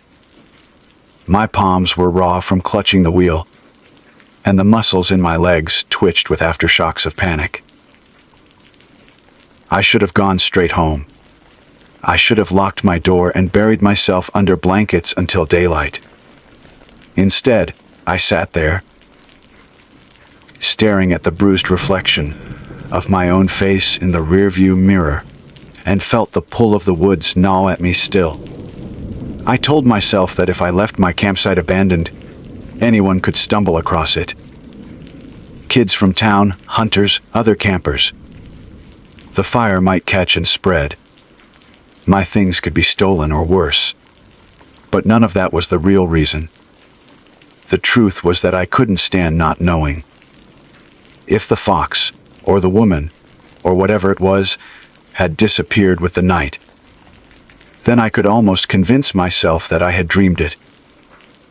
If not, I would face it again, though I didn't know why. some part of me was afraid that turning my back completely would allow it to follow, to slip unseen into my life beyond the woods. I waited an hour in that parking lot before forcing myself to return. The drive back was agonizingly slow, every shadow a potential movement, every roadside ditch a place where a red shape might crouch. When I finally turned onto the gravel road and followed it back to the trailhead, my stomach twisted at the faint glow that still flickered through the trees. The fire hadn't died. I shut off the engine and sat in silence, listening. The forest loomed heavy, the kind of silence that seemed deliberate, expectant. I reached for the flashlight in my glove box, switched it on, and stepped out into the cold. The path crunched beneath my boots. Each step felt like a step into a trap. Though I forced myself forward, the flashlight beam dancing over trunks and undergrowth. When the fire came into view, I nearly dropped the light. The fox was still there, exactly as before. Seated calm, its copper fur shimmering. The sight made my knees weak, because it was not the stance of an animal at all. It was patience. The kind of patience only a human, or something wearing human intent, could embody. This time, though, I did not run. I tightened my grip on the flashlight and inched closer, my heart battering my ribs like a wild bird. I needed to prove something to myself, though I couldn't have explained what. The fox watched, unblinking, as I circled the fire. The smell of burning pine and ash stung my nose, and the warmth licked against my shins, but my attention never wavered from that unmoving form. When I reached the opposite side, directly across from it once again, I stopped. My mouth opened before I could stop it. "What are you?" My voice cracked, breaking the silence like brittle glass. The fox's ears twitched. For a long, terrible moment, nothing else changed. Then the sound began again. Not the scream this time, but the words. Rough, broken, torn from a throat not built for them. "Why here?" The words chilled me as deeply as before, but my fear was tempered now by the fragile thread of my own defiance. I forced myself to answer. "I was camping. That's all. I didn't mean to trespass." The fox's head tilted. That same unnatural motion I had seen in the woman's form. Its mouth did not move, but the words came again, heavier now, like rocks grinding. "Leave." The command was simple. My body begged me to obey, to run, to never look back. But some part of me, stubborn or reckless, rooted me there. My voice trembled, but I spoke again. "What happens if I don't?" The silence that followed was worse than any scream. The fox's eyes gleamed brighter, twin coins that seemed to pulse with light not reflected but emitted. And then, with a suddenness that wrenched a cry from my throat, its body stretched, tore, and the woman stood before me again. Her scream ripped through the air, louder than before, so loud that the fire guttered as if pushed back by the force. Her skin hung in strips, fur and flesh mingling grotesquely, and her arms reached toward me with clawed fingers that dripped ash. I staggered backward, my flashlight beam jerking wildly, but I did not run. Not yet. Her scream climbed higher, warping into pitches no human ear was meant to register, until I felt blood bead in my nose and ears. My vision blurred, tears streaming. And then, just as suddenly as it had begun, the scream cut off. She stood silent, heaving, her head cocked at a terrible angle. Her mouth opened once more. "You will." The words were barely recognizable, but the meaning struck with the weight of prophecy. Her words landed inside me, like an anchor dropped into deep water, pulling everything down into silence. "You will." The air around us felt charged, prickling across my skin like static before a lightning strike. The fire spat and cracked as though it, too, resisted her presence. My flashlight trembled in my hand, its beam catching glimpses of her face. Half human, half fox, stretched skin peeling in ribbons down her cheeks. She took one step forward, and the sound of it was wet, like bare feet pressing into mud, though the ground beneath was only pine needles and ash. I should have run. I knew that. Every instinct screamed at me to flee, to crash through the undergrowth until I reached the safety of my car and the road beyond. But fear can root a person as firmly as it can propel them. And there was something more, too. A strange undercurrent beneath the terror, curiosity, an awful compulsion to know what she was and why she demanded my departure. The scream had been unbearable, the sight of her unbearable. Yet I couldn't deny the fascination that wormed through the cracks of my dread. Her head tilted again, jerking in small spasms, like a fox scenting the air. She raised one hand and pointed to the ground by the fire. Her fingers were too long, nails blackened and split, but the gesture was unmistakable. Sit. The thought was not in my head, not exactly. It was in the space between us, in the way my muscles tensed as though awaiting instruction. My legs buckled before I made the choice myself, and I found I had lowered into the dirt opposite her, the fire licking weakly between us. She crouched in the same motion, the grotesque fusion of woman and fox folding down like a puppet collapsing onto its strings. Her eyes were fixed on me with such intensity that I felt skinned, laid open to her scrutiny. When she spoke again, the words were fragmented but clearer than before. Why here? The same question, asked once more. But this time the sound carried expectation, as though I owed her an answer greater than my first. I don't know, I whispered. My throat burned, my voice barely audible. I just wanted to be away, to be alone. The honesty surprised me, though perhaps I clung to it like a child clutching a talisman. Her gaze didn't soften.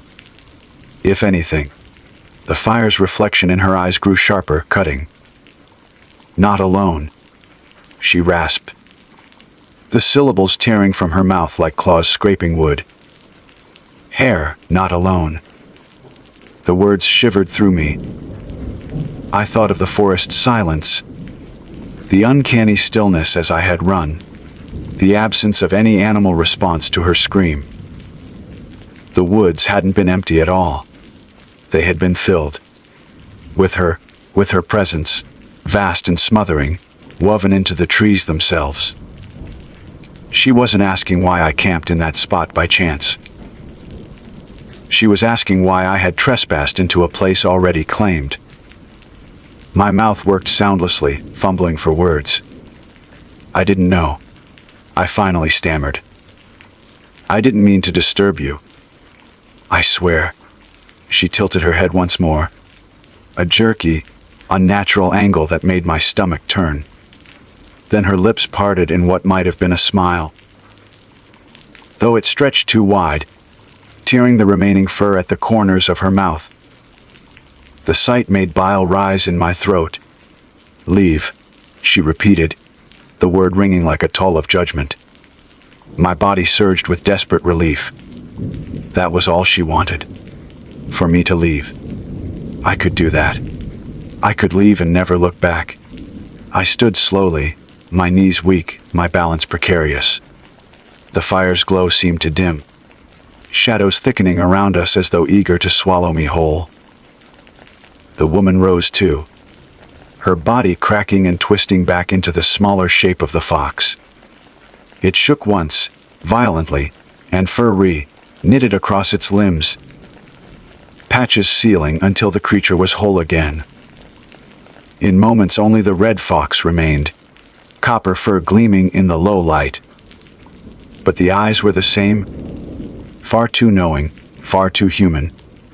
It gave a final, sharp bark that split the night like a laugh, and then it turned, padding into the trees. The undergrowth swallowed it without sound. I didn't wait.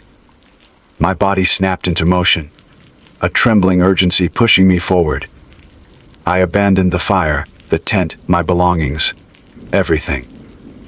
The only possession I carried was the flashlight, its weak beam bouncing wildly as I sprinted down the path. When the Subaru came into view, I nearly collapsed in relief. I flung myself inside, locked the doors, and fumbled with the keys until the engine roared awake. Gravel spat beneath the tires as I tore down the road, my eyes never daring to linger on the tree line that flanked me. I half expected to see glowing eyes pacing me, or worse, the tall form of the fox, woman striding between the pines. But nothing appeared. Only darkness and the narrowing road ahead. By the time I reached the edges of town again, dawn was breaking. The pink-gray light of morning bled over rooftops, and the weight on my chest eased only slightly. I parked outside my small apartment, climbed the steps with shaking legs, and locked the door behind me, as though that simple deadbolt could keep out what I had seen. I collapsed onto my bed, still in my boots, the smell of smoke and fear clinging to me like a second skin. I slept, though it was no true rest. Dreams howled through my skull, fragmented images of fur peeling from flesh, of a mouth stretched wide in an endless scream. When I woke hours later, my throat was raw as if I had been screaming too. I tried, in the days that followed, to rationalize. Lack of sleep, the isolation of the woods, the way firelight plays on the imagination. Hallucination, perhaps, brought on by exhaustion or stress. But no explanation held firm. The memory was too sharp, too consistent. And then there was the matter of my campsite. Against my better judgment, I returned a week later, in daylight, with 2 friends who humored me, but thought I had gone slightly mad. We found the tent where I had left it, my scattered supplies, the ring of stones where the fire had burned down to ash. Everything seemed ordinary, too ordinary. But when I crouched by the ashes, I noticed something carved into the dirt beneath. Not letters, not any language I knew, but claw marks etched in precise patterns, spirals and slashes that seemed deliberate. My friends dismissed them as animal tracks. I didn't argue. I simply covered them with soil, my hands shaking. Since that night, I have not gone camping alone again. I don't venture into the Maine woods at night, not without others, not without noise and company to distract from the silence. Yet even here, in town, I find myself waking at night to a sound just at the edge of hearing. It is not the scream itself, not the full force of it, but the echo, thin and reedy, as though carried on wind that doesn't exist.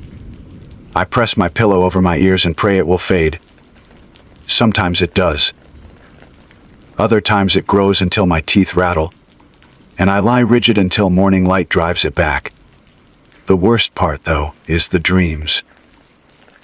In them, I am always back at the fire. The fox sits across from me, silent, waiting. Its eyes are endless, silver, bright. And I know with each dream that it is not finished with me. That her final words, "You will," were not a command but a promise. A promise that one day, when I am weakest, or most foolish, or simply unguarded, I will return. And when I do, the scream will rise again, and there will be no leaving. I try to tell myself it was only one night, one place, one terrible encounter in a lifetime otherwise untouched by the unnatural. But the truth presses closer with each passing week. It was not the woods I intruded upon, not just a patch of land. It was her domain, vast and unseen, and once you trespass upon something that ancient, that primal, you don't simply walk away. It follows. It waits. And it watches. Sometimes, in the quietest moments, I think I see a flicker of red fur in the corner of my vision, a flash of copper darting between shadows, even where no animal should be. I turn my head and find nothing. But the silence afterward feels like an answer. I can still hear her scream when I close my eyes. I can still feel the weight of her gaze across the fire, stripping me bare. And I know with a certainty that defies every rational bone in my body. She is still out there, the fox, woman of the Maine woods, waiting for me to return. And whether it takes months or years, whether I fight it or succumb willingly, she is right. I will. My name is Robert Kenton, and I have worked most of my life as a wilderness guide and seasonal ranger in the Rockies of Colorado. For years I believed I had seen just about everything nature had to offer. Sudden storms, black bear encounters, avalanches cutting paths through the trees like angry gods, even the occasional hiker who wandered into camp, raving from altitude sickness. I used to think the mountains held no more surprises for me, that their dangers, though real, were knowable. That confidence lasted until a night when I shared a fire with someone I should never have met, someone who was not, could not have been, entirely human. I still struggle to recount what happened without feeling my throat tighten and my skin crawl, but I will try, because silence has not given me peace. The evening began ordinarily enough. I had guided a pair of hunters earlier that week, and after leaving them at their truck I returned to one of my favorite solo camping spots. It was early October, the nights already sharp with frost, the aspens fading from gold to bare gray skeletons against the slope.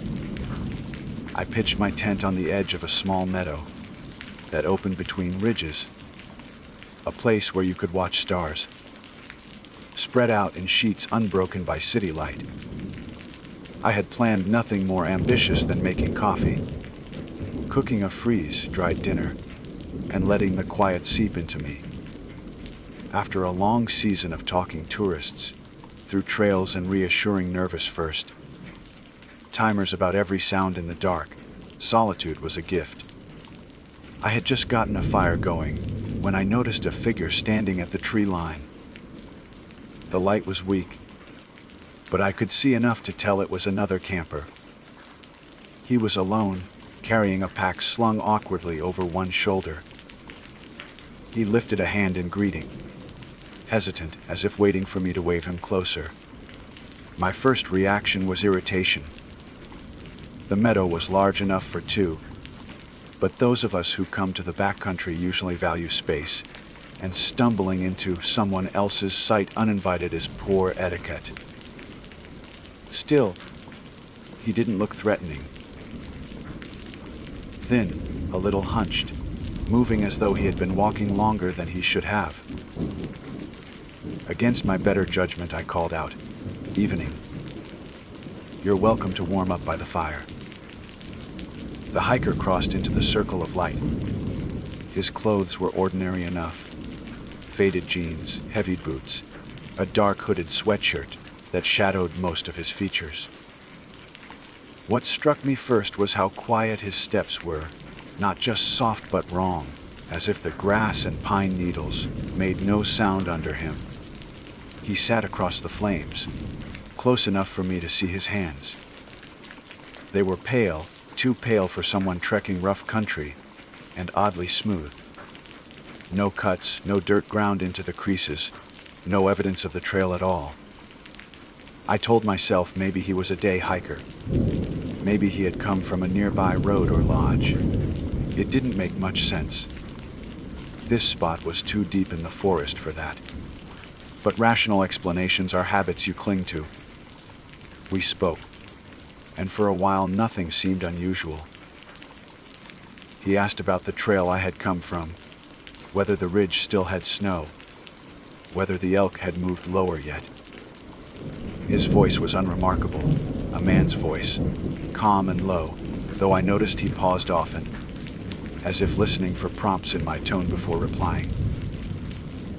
I told him where I'd worked, about the storms last season, about a bear that tore through a trailhead dumpster in full view of tourists. He laughed at the right places, nodding. The fire snapped, sending sparks upward, and I remember thinking how ordinary it all was. A stranger, yes, but strangers sometimes meet in lonely places. The wilderness can draw people together as much as it isolates them. At some point I decided to offer coffee. I had a spare tin mug, and I poured from my pot, careful not to spill. When I leaned forward to hand it across the flames, his hood slipped back. In the light I saw him clearly for the first time. My hand froze. The mug nearly tipped from my grip. Where his face should have been was nothing but skin, smooth as stretched clay, blank and unbroken. No eyes, no nose, no mouth. Just a featureless surface that caught the firelight in a soft sheen. I could see ridges where cheekbones might have been, the suggestion of a chin, but it was as if someone had erased the rest with deliberate cruelty. I could not comprehend it at first. My mind rebelled.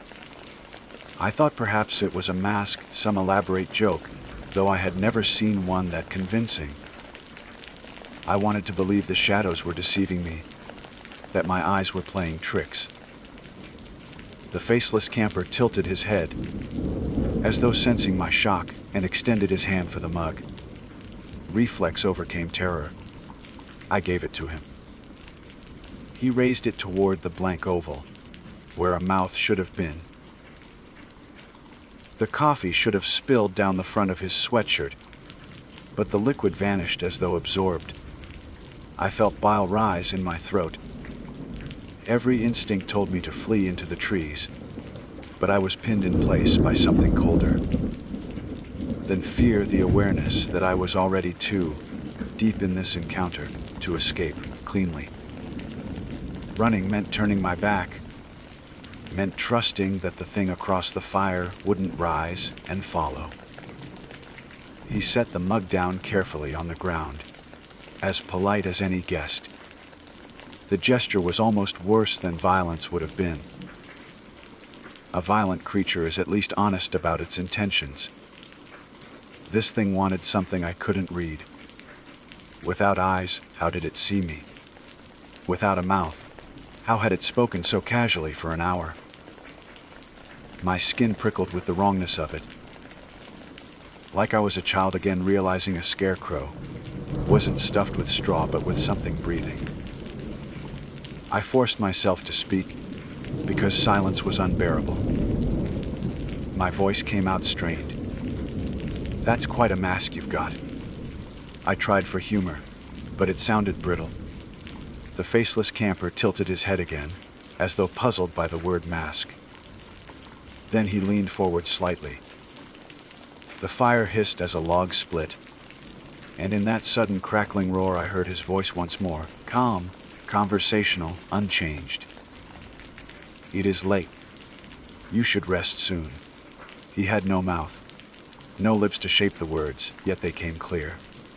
They seemed to bypass my ears, lodging directly in my head. My temples throbbed at the pressure of it.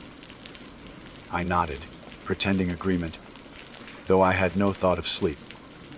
My only plan was to wait until he did something, anything that gave me an opening to retreat. The forest was cold, the mountains black silhouettes, but I would rather freeze alone on a ridgeline than sit another minute by that fire. The problem was that he never moved. He sat exactly as before, hands resting on his knees, hood fallen back, faceless head aimed vaguely in my direction. The fire burned lower. The meadow grew quiet. Each second stretched so long I could hear my own pulse. I don't know how long we sat like that. Minutes, hours. The stars wheeled overhead. At some point, exhaustion fought its way past fear, and my eyes closed in spite of myself. When they opened again, the fire had collapsed into embers, glowing faint red. The mug I had given him was gone. His seat across from me was empty. I scrambled upright, searching the meadow. No footprints marked the dew, damp grass.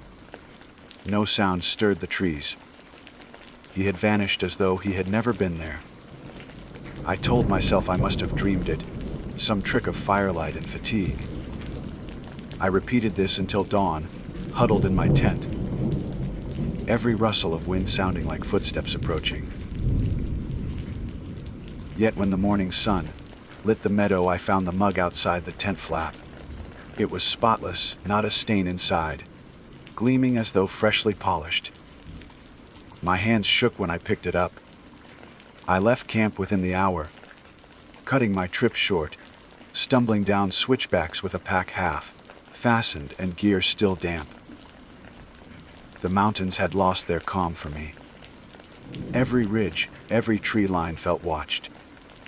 Even now, years later, I still have that mug. I have tried to throw it away twice, once in a dumpster, once into a river, and both times I woke to find it sitting neatly beside my bedroll, cold metal pressing against my palm.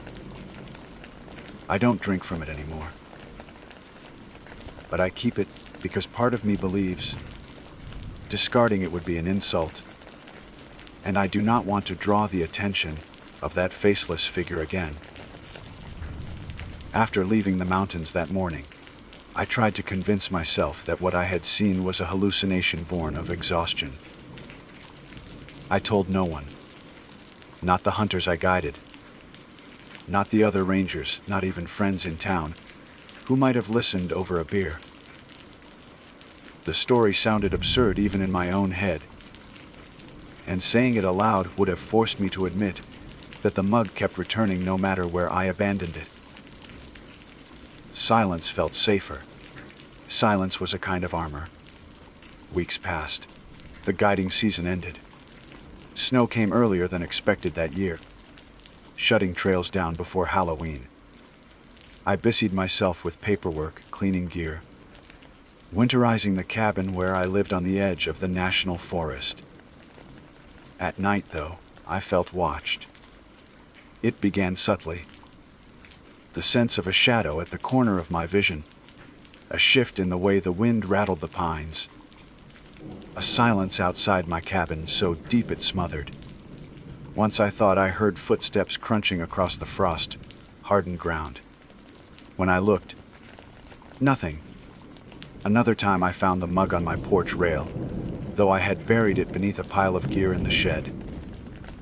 Always spotless, always gleaming faintly as if freshly scrubbed. The rational part of me clung to explanations. Maybe I was moving it myself in half-sleep, some nervous tic. Maybe the footsteps were deer. Maybe the faceless man was just an ordinary camper with a mask, and I had let firelight exaggerate what I saw. Yet the memory refused to fade. Each night by the wood stove I saw his blank head across the fire, heard words that had no lips to form them. "It is late. You should rest soon." That voice hummed at the base of my skull like a swarm of bees. Impossible to forget. December deepened. One night I drove down to town for supplies. A 40-minute trip on mountain roads glazed with ice. At the general store I bought coffee, salt, flour, the kind of basics you haul in bulk to avoid unnecessary trips. When I came back outside, a man was leaning against my truck. Hood up, shoulders hunched. My chest seized. For a moment I was certain it was him. The stranger lifted his head. Ordinary face. Just a young man waiting for his girlfriend to finish shopping. I laughed weakly to myself and climbed into the truck. The relief was shallow. Fear had already dug its hooks too deep. Back at the cabin, I built a fire and tried to shake off the paranoia. Snow was falling heavy, blanketing the meadow outside. When I went to set the coffee bag on the counter, I saw the mug already sitting there. I swear on my life I had left it locked in the shed that morning. The padlock was still fastened when I checked. My hands trembled so badly, I spilled grounds across the counter. That was the night I realized I was not done with the faceless camper. He had followed me down from the mountains, or perhaps he had never left. Perhaps I had carried him with me, in ways I still can't explain. I stopped sleeping well after that. Every time I closed my eyes, I dreamed of the fire, of the blank face tilted toward me. In dreams, his smooth skin would ripple faintly, as though something beneath were straining to emerge. Sometimes the surface bulged outward like lips, trying to press through. Other times I saw eyes flicker faintly under the skin, opening and closing, blind but searching. I would wake gasping, drenched in sweat despite the cold air. More than once I found the mug clenched in my hands, though I had not remembered picking it up. One morning near New Year's, I woke to a sound I could not mistake. Footsteps circling the cabin. Slow, deliberate. I snatched up my rifle, heart slamming against my ribs, and yanked the door open. Nothing. Only snow falling steady, unbroken across the yard. No tracks. No marks. Yet I had heard it as surely as I hear my own breathing now. When I turned back inside, the mug was resting on my pillow. I thought about leaving Colorado altogether, driving east until the mountains gave, way to flat farmland and crowded towns, where nothing unexplainable could find me. But each time I packed a bag, I felt watched, as though unseen eyes lingered just behind my shoulder. Once I even started the truck. The engine roared, tires crunched snow, and then the dashboard radio hissed with sudden static. Through the noise came a familiar calm voice. "It is late. You should rest soon." I slammed the brakes, nearly skidding into a drift. The voice hadn't come from a station. It had spoken directly out of the dead static. I shut the truck off and sat in the silence, shaking. Leaving, I realized, was not an option. Whatever bound me to that faceless camper was not geography. It was something deeper. By February, I was unraveling. My neighbor Shinda Valley mentioned I looked pale, thinner. I brushed it off as winter blues. But at night, alone in the cabin, I began speaking aloud just to prove I still could. Words felt fragile, like threads keeping me tethered to myself. I would read old ranger logs, recite bird species, mutter half-remembered poems. Anything to drown out the memory of that voice in my skull. Once, as I read aloud, another voice echoed mine a beat behind. I froze, the book slipping from my hands. The echo had not come from my throat. It had come from the corner of the cabin, where shadows pooled thickest. When I lit a lamp, nothing was there. Only the mug sitting on the table. The worst night came in late February. I was woken by the creak of my front door. I had bolted it, I was sure, but it swung slowly inward as though invited. The cabin filled with a cold that was not the cold of winter air. My breath plumed white. In the doorway stood a figure, hood up, shoulders hunched. My rifle was within reach but useless. Some deep instinct told me bullets would do nothing. The figure stepped inside, and the hood fell back. Blank skin gleamed in lamplight, smooth and wrong. He raised one pale hand and pointed toward the bed. His voice filled my skull, steady as ever. "It is late. You should rest soon." My body locked. I could not move. My knees buckled, and I fell onto the mattress. like a puppet with strings cut. Darkness swallowed me before I could fight it. When I woke, the cabin was quiet, the door shut. Morning light streamed through frosted windows. My rifle was still by the chair. At first I thought it had been another dream, until I saw the prints. Across the wooden floor were damp marks, as though feet had walked slowly from the doorway to my bedside. The prints ended at the wall and went no farther. Beside my head on the pillow sat the mug, filled to the brim with dark liquid. Steam rose faintly, though I had not lit the stove. I dared not touch it. I lay there for hours, staring until the liquid cooled and the surface stilled. Only then did I pour it out into the snow, my hands trembling so violently I nearly dropped it. I am not sure what the faceless camper wants. Company, perhaps. Some acknowledgement. Or perhaps I invited him simply by speaking to him that first night. I have considered the possibility that he is not a man at all, but a kind of echo, a hollow place given form, something that latches onto recognition. Whatever he is, he has chosen me, and no matter how I try to ignore him, he refuses to let me go. By the time March arrived, I had stopped pretending I was safe. Each night brought some new reminder that the faceless camper was never far.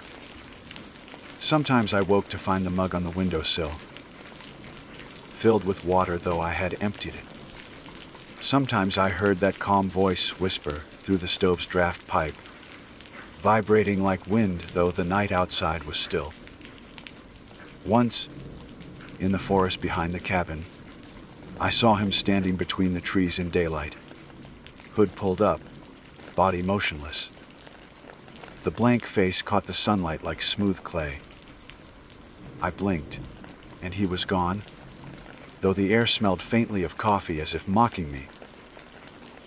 I began to wonder if I was the only one who could see him. Perhaps other hikers had met him too. But the stories never spread because no one survived long enough to tell them. That thought haunted me more than the thing itself, that I might be keeping a secret others carried to their graves. The isolation became unbearable. I considered calling an old friend in Denver, begging them to come up for a week. But what could I say? Please, come sit with me, while a faceless man lurks outside. No one would believe it. And if the thing wanted me alone, dragging someone else into its gaze felt reckless. One night in early March, I decided to test him. It was reckless too, but silence and fear had worn me thin. I set the mug on the table deliberately and spoke aloud, clear as I could. "What do you want from me?" My voice echoed off the cabin's beams. For a long time nothing answered. Then, from the corner of the room where the shadows seemed thickest, his voice bloomed inside my head. "Rest." The word hit me like a blow. My knees weakened. I gripped the table until my knuckles whitened. "Rest," he repeated, softer this time, coaxing, like a parent urging a child to sleep. I felt drowsiness creep at the edges of my mind, unnatural and heavy, as though my body wanted to fold in on itself. I slammed my fist on the table and shouted, "No!" The voice ceased. The shadows thinned. When I looked, the mug was gone. From that night forward, I kept the lamps burning until dawn. I barely slept at all, terrified that if I closed my eyes too long, I would not wake again. I began reading obsessively, searching for anything that might explain him.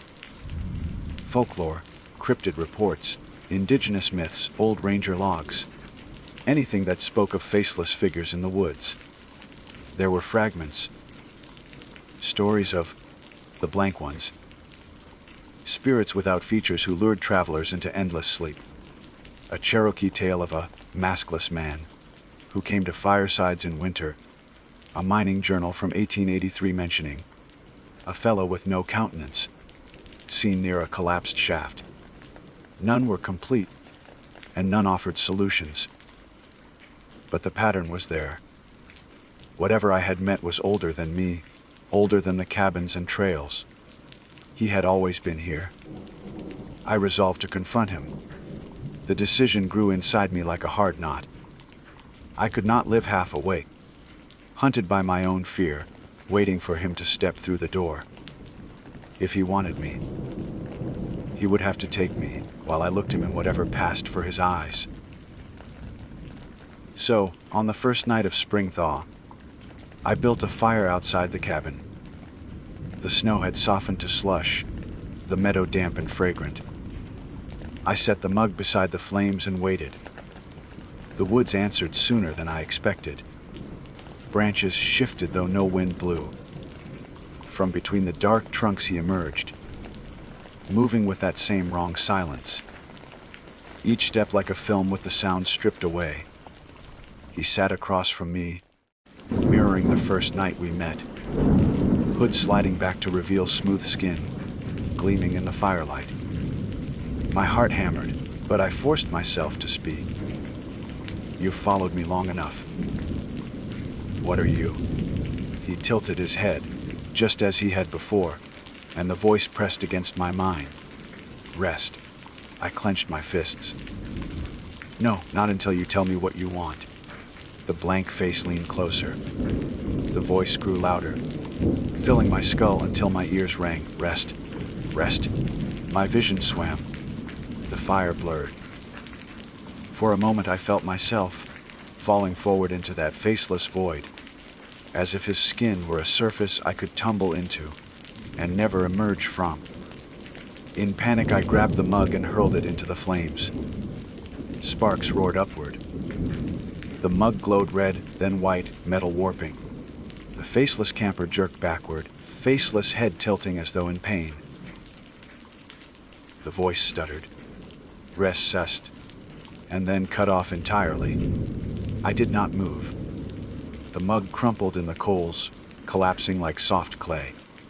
The faceless camper rose to his feet. For the first time I felt menace, a raw edge under his stillness. He turned toward the trees, body rigid.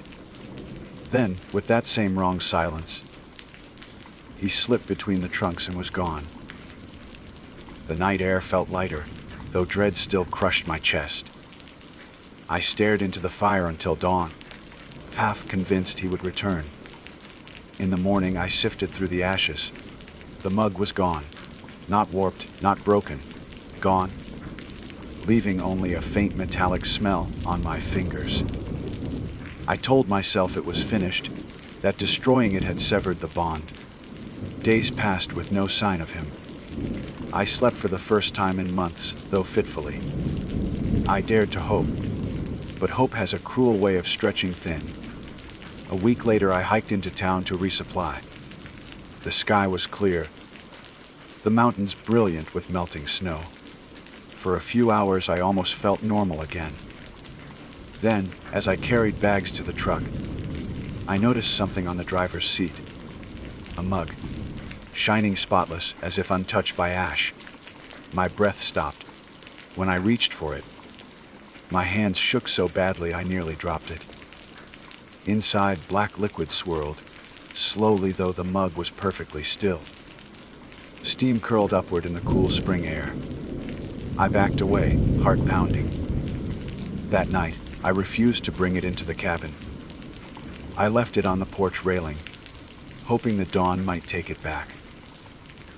Yet in the morning it was on my bedside table, inches from my face as I woke. The message was clear: nothing I did would rid me of it. The faceless camper had not been defeated. At best, I had angered him. At worst, I had bound myself more tightly. Since then, the encounters have shifted. He no longer waits across a fire. Instead, I glimpse him in reflective surfaces, window panes, water buckets, even the gloss of polished wood. Always the hood, the tilt of a blank head. Sometimes, when I pass the mirror in the cabin, my own features fade, replaced by smooth skin for the briefest heartbeat before returning. The mug never leaves my side, appearing wherever I turn. I don't touch it anymore. I've learned that ignoring it does not make it vanish, but acknowledging it seems to give him strength. I don't know how long I can endure. My body grows weaker, as if sleep itself is turning against me. Each night his voice calls louder, whispering in the corners of the room, in the hiss of the stove, in the groan of the trees outside. Rest. Rest. I fear that one night I will not resist, that my body will sink into the mattress and never rise again. Perhaps that is his purpose, to harvest the unwary, to drag them into some faceless eternity. Perhaps those who vanish in the mountains, the hikers whose camps are found empty, are not lost to storms or cliffs but to him.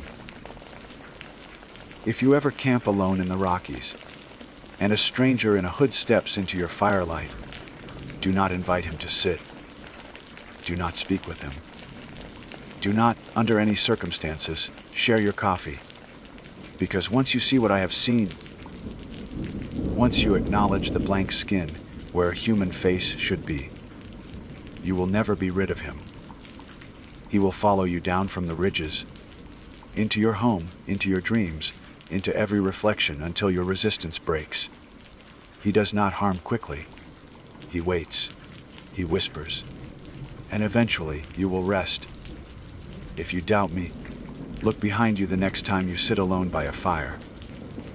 If the night grows too quiet, if your mug gleams too clean in the dark, if a voice inside your head urges you to close your eyes, remember my story. Remember Robert Kenton. And pray that the faceless camper does not choose you as his companion. My name is Hannah Lee. I was 29 years old when the event I am about to describe took place, though in memory it feels closer, as though the frozen air of that night still clings to my skin whenever I close my eyes. I had lived in Alaska for 3 years at that point, working as a field researcher for a small but persistent nonprofit dedicated to studying wildlife migrations across the harsher regions of Denali. I was not a thrill seeker by nature, but I carried a fascination for the quiet and immense. Things so vast and indifferent to us that we could never hope to fully claim them. Alaska suited that side of me perfectly. My days were spent snowshoeing through the skeletal arms of spruce forests, documenting the tracks and signs left behind by moose, caribou, and wolves. The work was often lonely but rarely boring. It required patience, endurance, and a steady acceptance that the wilderness does not bend itself to your pace. I kept notes, logged routes, and marked when migration lines shifted.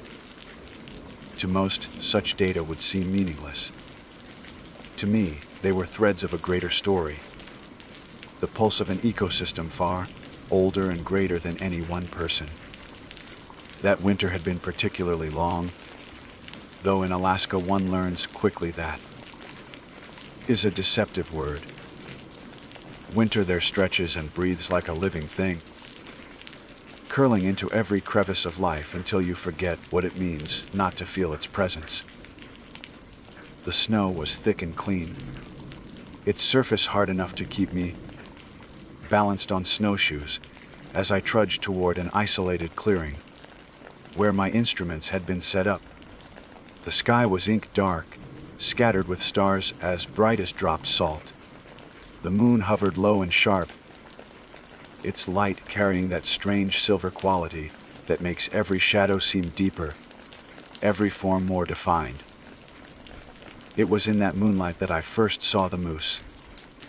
I had paused, leaning against the handle of my trekking pole, breath steaming in the frozen air.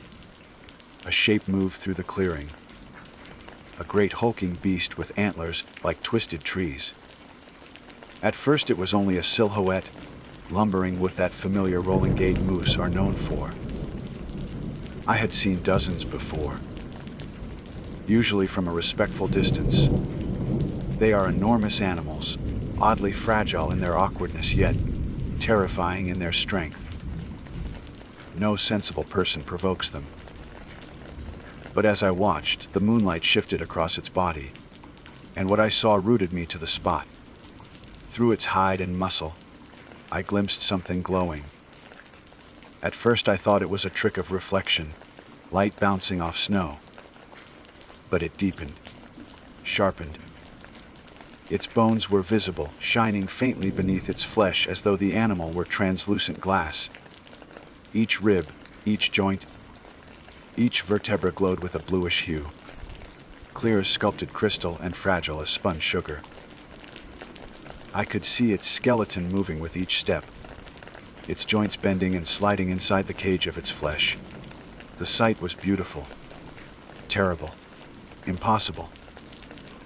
I knew my breath had stopped because I suddenly felt the ache of lungs begging for air.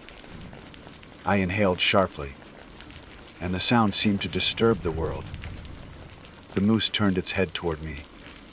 Its eyes were dull, almost blind, and yet I felt an awareness in them, an acknowledgement of my presence.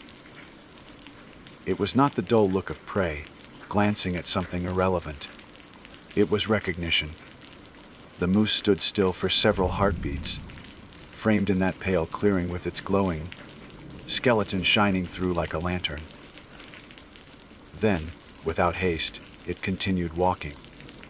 Snow shifted beneath its hooves, powder spraying softly into the air. It crossed the clearing slowly, deliberately, until the shadows of the spruce swallowed it whole, and the glow vanished like mist. I stood there long after it disappeared, my heart hammering unevenly. There are moments in life when you know with perfect clarity that something extraordinary has occurred. This was not the awe of seeing a rare migration or the satisfaction of finishing a grueling trail. This was an intrusion into reality itself, something unnatural wearing the shape of a creature I thought I knew. I could not explain what I had seen, and that ignorance sat in my chest like a stone. Eventually, I forced myself to move again. My hands trembled as I checked my instruments, pretending it routine even as my thoughts swirled. I logged readings, adjusted stakes, and brushed frost from the solar panel with stiff gloves. But none of it mattered. Every action was mechanical, a distraction from the truth that I had just seen something impossible. The hike back to base camp was worse. The woods seemed alive in a way I had never felt before. Every sound carried more weight. Snow shifting from a branch became a whisper. The wind through the pines felt like breath on my neck. I kept turning my head, expecting to see a faint blue glow weaving between the trees. My rational mind told me the moose had gone, that it was only one fleeting encounter. My body disagreed.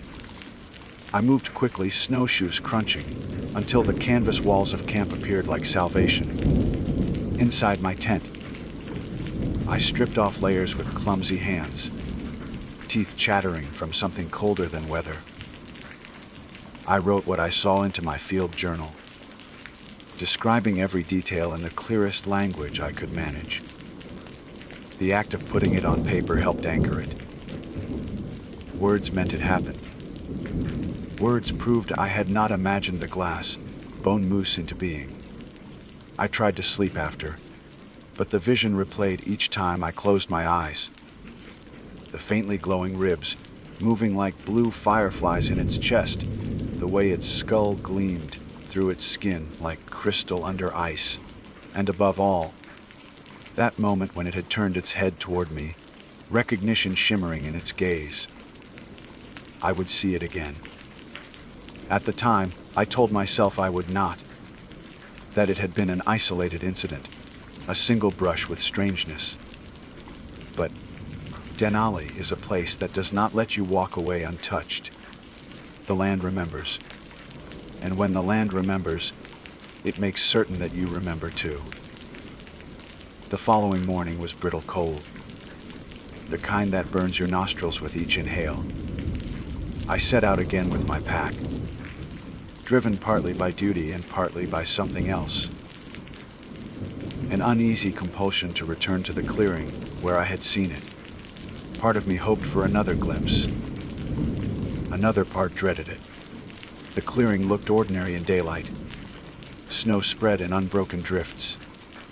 The pines crowding at the edges, their branches heavy with frost. Moose tracks still scored the ground, wide and deep. But there was no glow, no shimmer. I followed the tracks deeper into the trees, tracing their slow, deliberate pattern. They led farther than I expected, weaving through the forest in long, deliberate strides. Hours passed. I marked my position, logged the prints, and pressed forward. The woods grew quieter the farther I went, until even the wind seemed to hold its breath. I began to feel watched again. The same sensation from the night before. That creeping awareness is not something you can easily describe. It is like the weight of unseen eyes pressing at your back, urging you to turn even when you know nothing will be there. But I did turn, and when I did, I saw a faint blue glimmer between the trees. The moose was there, half hidden in shadow, its glowing bones muted in daylight, but still visible, like light leaking through frosted glass. It was not moving this time. It stood utterly still, facing me as though waiting. A part of me wanted to run. Another part wanted to step closer. I did neither. I stood locked in place, staring at the creature as the cold gnawed at my skin. The moose's chest rose and fell slowly, its glowing ribs shifting. Then, as though bored, it turned away and walked deeper into the woods, its translucent body fading as distance and shadow swallowed it again. I remained there until my legs began to ache. The rational part of me whispered explanations. Perhaps some strange reflection of ice crystals beneath its skin. Perhaps my mind deceiving me. But no rational explanation held weight against the memory of that glow. I had seen its skeleton. I had seen through its body. And deep down, I knew this was not the end. The second encounter lingered in my thoughts like frost that refuses to melt, even when the sun is high. I returned to base camp that evening, with more than data in my pack. I carried a heaviness that made my bones feel brittle, as though the strangeness I had witnessed was pressing itself into me. I did not speak of the glass bone moose to anyone on the radio check in that night. The rational part of me told me to keep silent, to preserve some shred of credibility. People stationed in these wild places are trained to be pragmatic, to keep their heads clear and their reports precise. I could not bring myself to say, I saw an animal with glowing glass bones, wandering beneath the moon.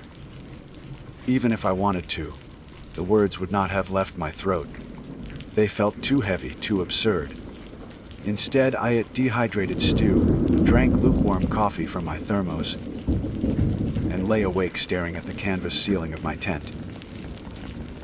The glow of the skeleton flickered in my mind, like lightning behind closed eyes. At one point, I even pressed a palm to my own ribcage, wondering if light might shine through my skin too, if some hidden fragility waited beneath the surface. Sleep, when it came, was restless. I dreamed of hooves crunching snow just outside my tent flap. I dreamed of antlers scraping against spruce trunks, each impact ringing like glass. And worse, I dreamed of looking down at my own hands and seeing the bones glowing faintly blue, as if my body were nothing but a lantern with skin stretched thin over fragile glass. The next morning, I told myself I would not return to the clearing. Yet when I strapped on my snowshoes and shouldered my pack, I found my steps turning inevitably in that direction. It was not curiosity exactly, it was compulsion. A feeling that the land itself was tugging me back, reminding me that I had seen something it did not intend me to forget. The snow was softer that day, powdery and loose. Each step sank with a muffled sigh. The air smelled sharp, pine heavy. When I reached the clearing, my chest tightened. At first glance it was empty, but the tracks I had seen yesterday, those wide, deliberate impressions, had multiplied. They crossed the clearing in strange overlapping patterns, not random but deliberate, as though the moose had circled, retraced, and carved its presence into the snow over and over. Kneeling, I traced the edges of one print with my glove. The shape was normal enough wide, heart-shaped, the mark of a large ungulate.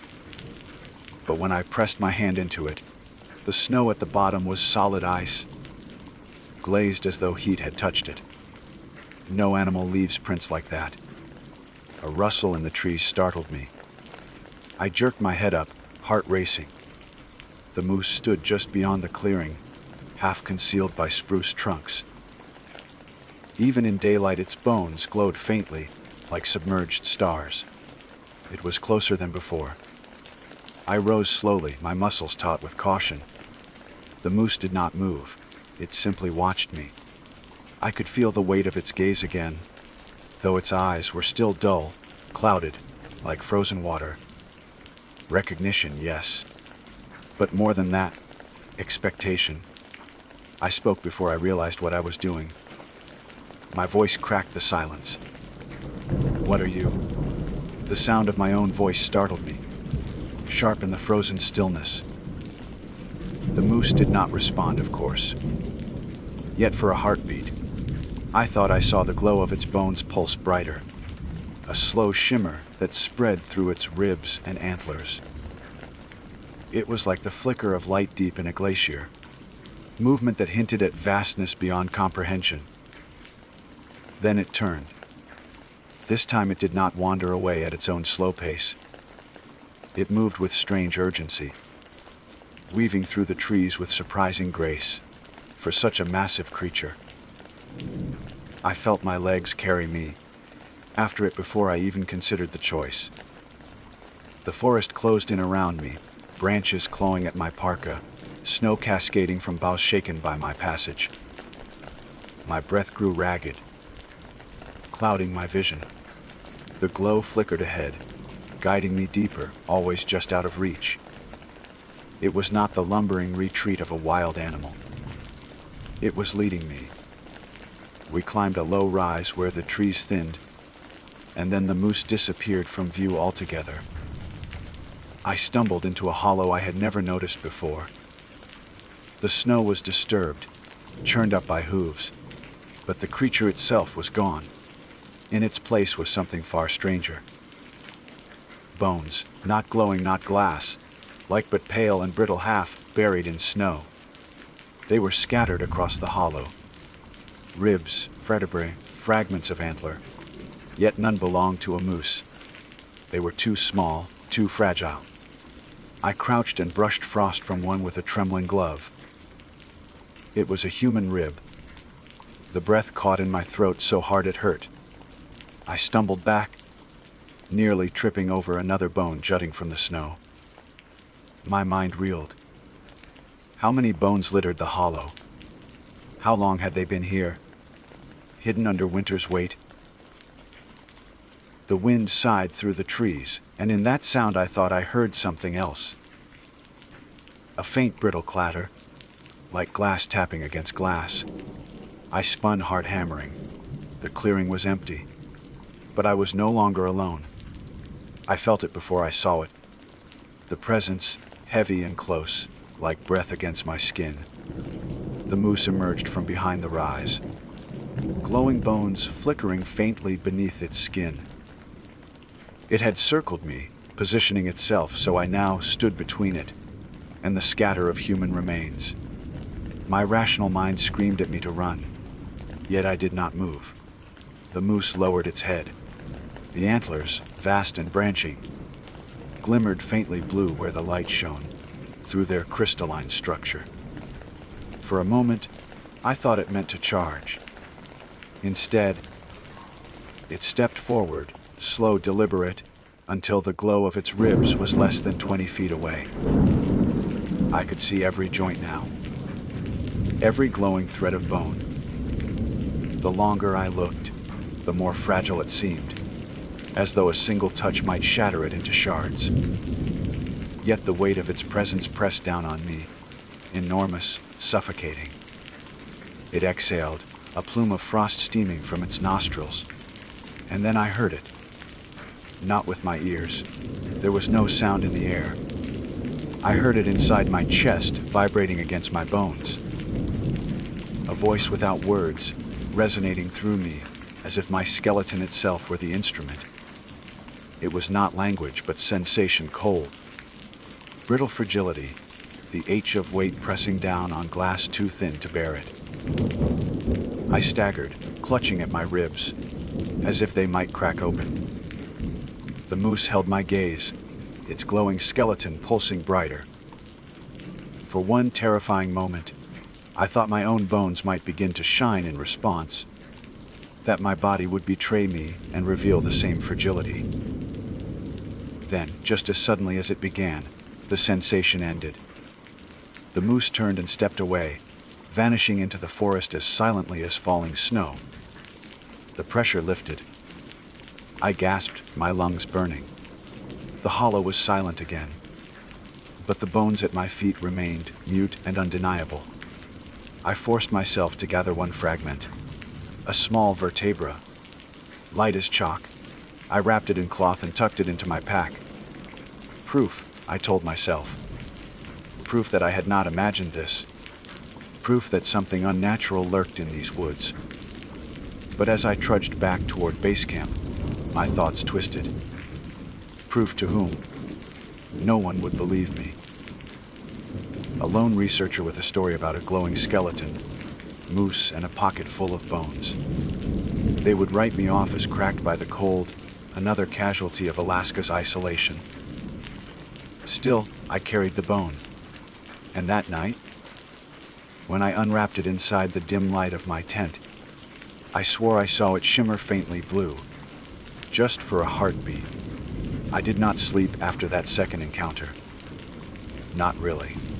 I drifted in and out of shallow dozing, jerking awake each time the wind rattled the canvas, convinced that the sound was antlers scraping against my tent.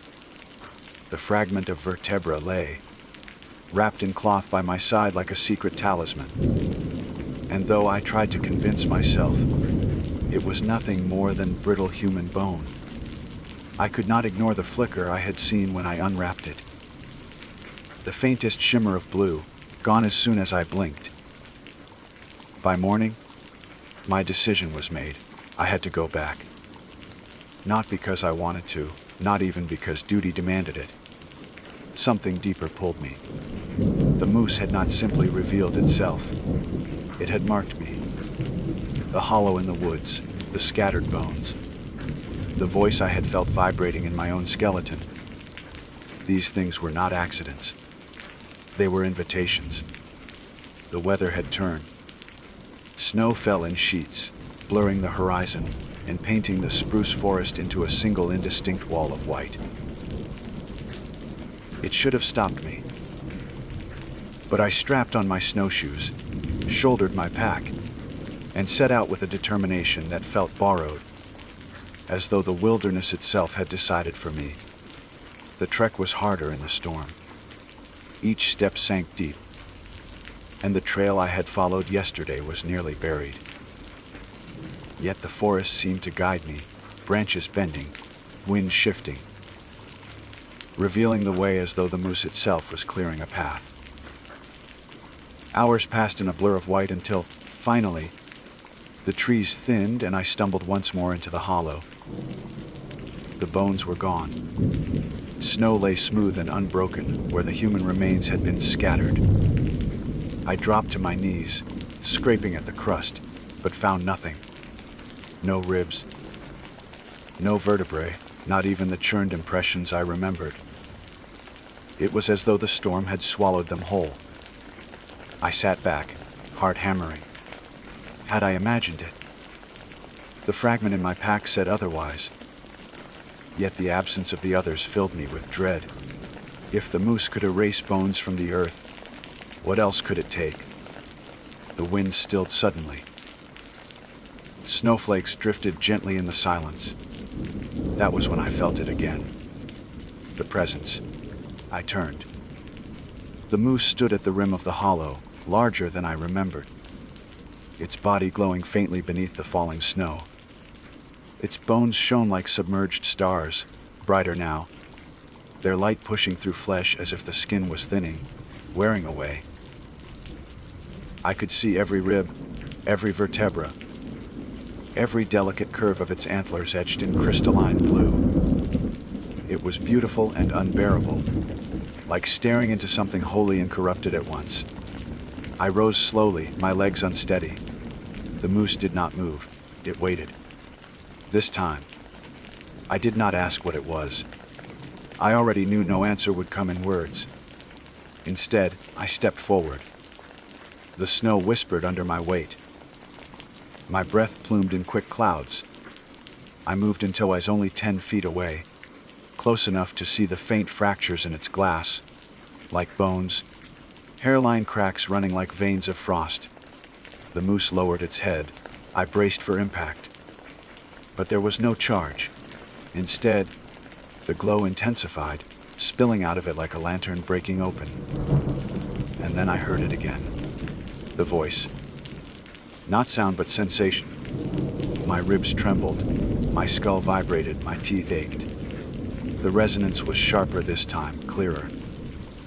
I felt words without hearing them, as though the moose was etching them into the marrow of my bones, fragile. Endless. Break. Carry. I gasped, dropping to my knees, clutching at my chest. Images flooded me. Shards of glass scattered across snow, blue light leaking through fractures, human forms collapsing like brittle sculptures. I saw bones shattering, glowing, dissolving into frost. And through it all, the moose stood unchanged, eternal, its glowing skeleton burning brighter while everything else crumbled to dust. I understood then, at least in fragments. The moose was not an animal, or rather it had once been, but it was something else now, something that learned to wear fragility as permanence. A creature whose bones had become glass, but refused to shatter, who carried the memory of every broken life within it. The bones I had seen scattered in the hollow, they had not been victims in the ordinary sense. They had been offerings, absorbed, remembered, and now it wanted me. The pressure in my chest built until I thought my ribs might crack open. I screamed, the sound swallowed by snow. My vision swam with blue light. For one terrible moment, I saw my own skeleton shining through my skin, faint and trembling. "No," I shouted, my voice raw. "You can't have me." The glow faltered, just slightly. But it was enough. I scrambled backward, boots slipping in the snow, eyes locked on the moose. Its ribs pulsed brighter, the cracks in its glass bones widening, as though straining against some invisible weight. For the first time, I sensed weakness in it. Not just fragility, but fracture.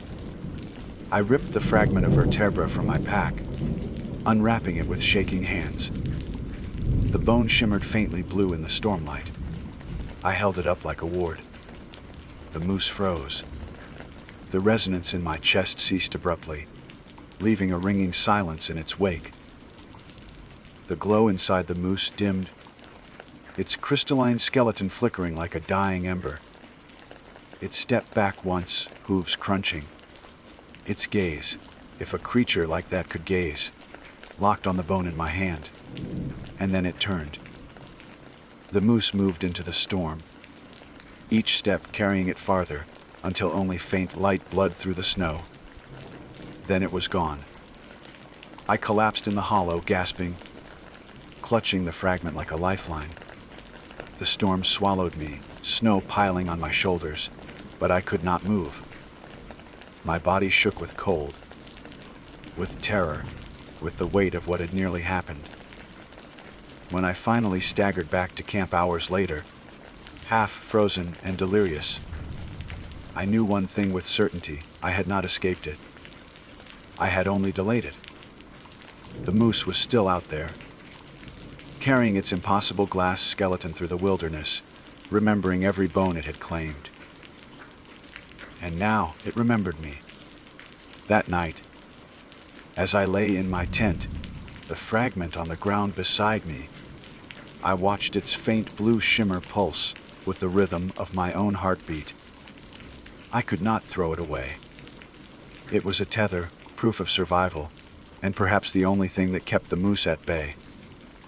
But sometimes, in the quiet hours before dawn, I swear I hear the brittle clatter of glass moving just beyond the canvas. It is patient. It is waiting, and it knows my bones are fragile.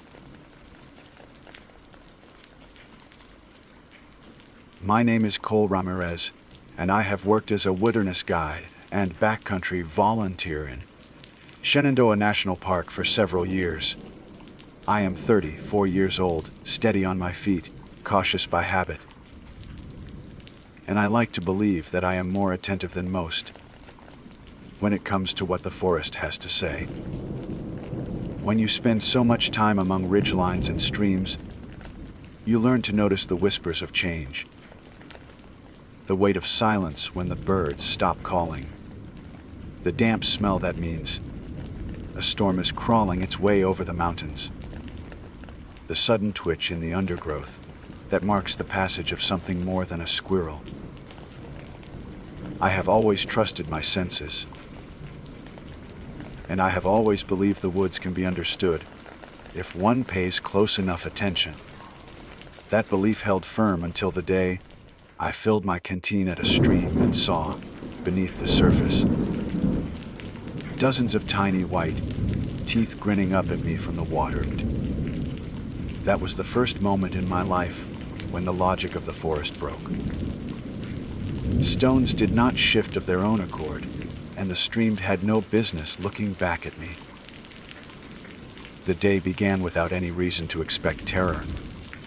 I had taken leave from my usual trail, clearing duties to spend a few nights alone along the North Fork, Mormon's River, one of my favorite areas.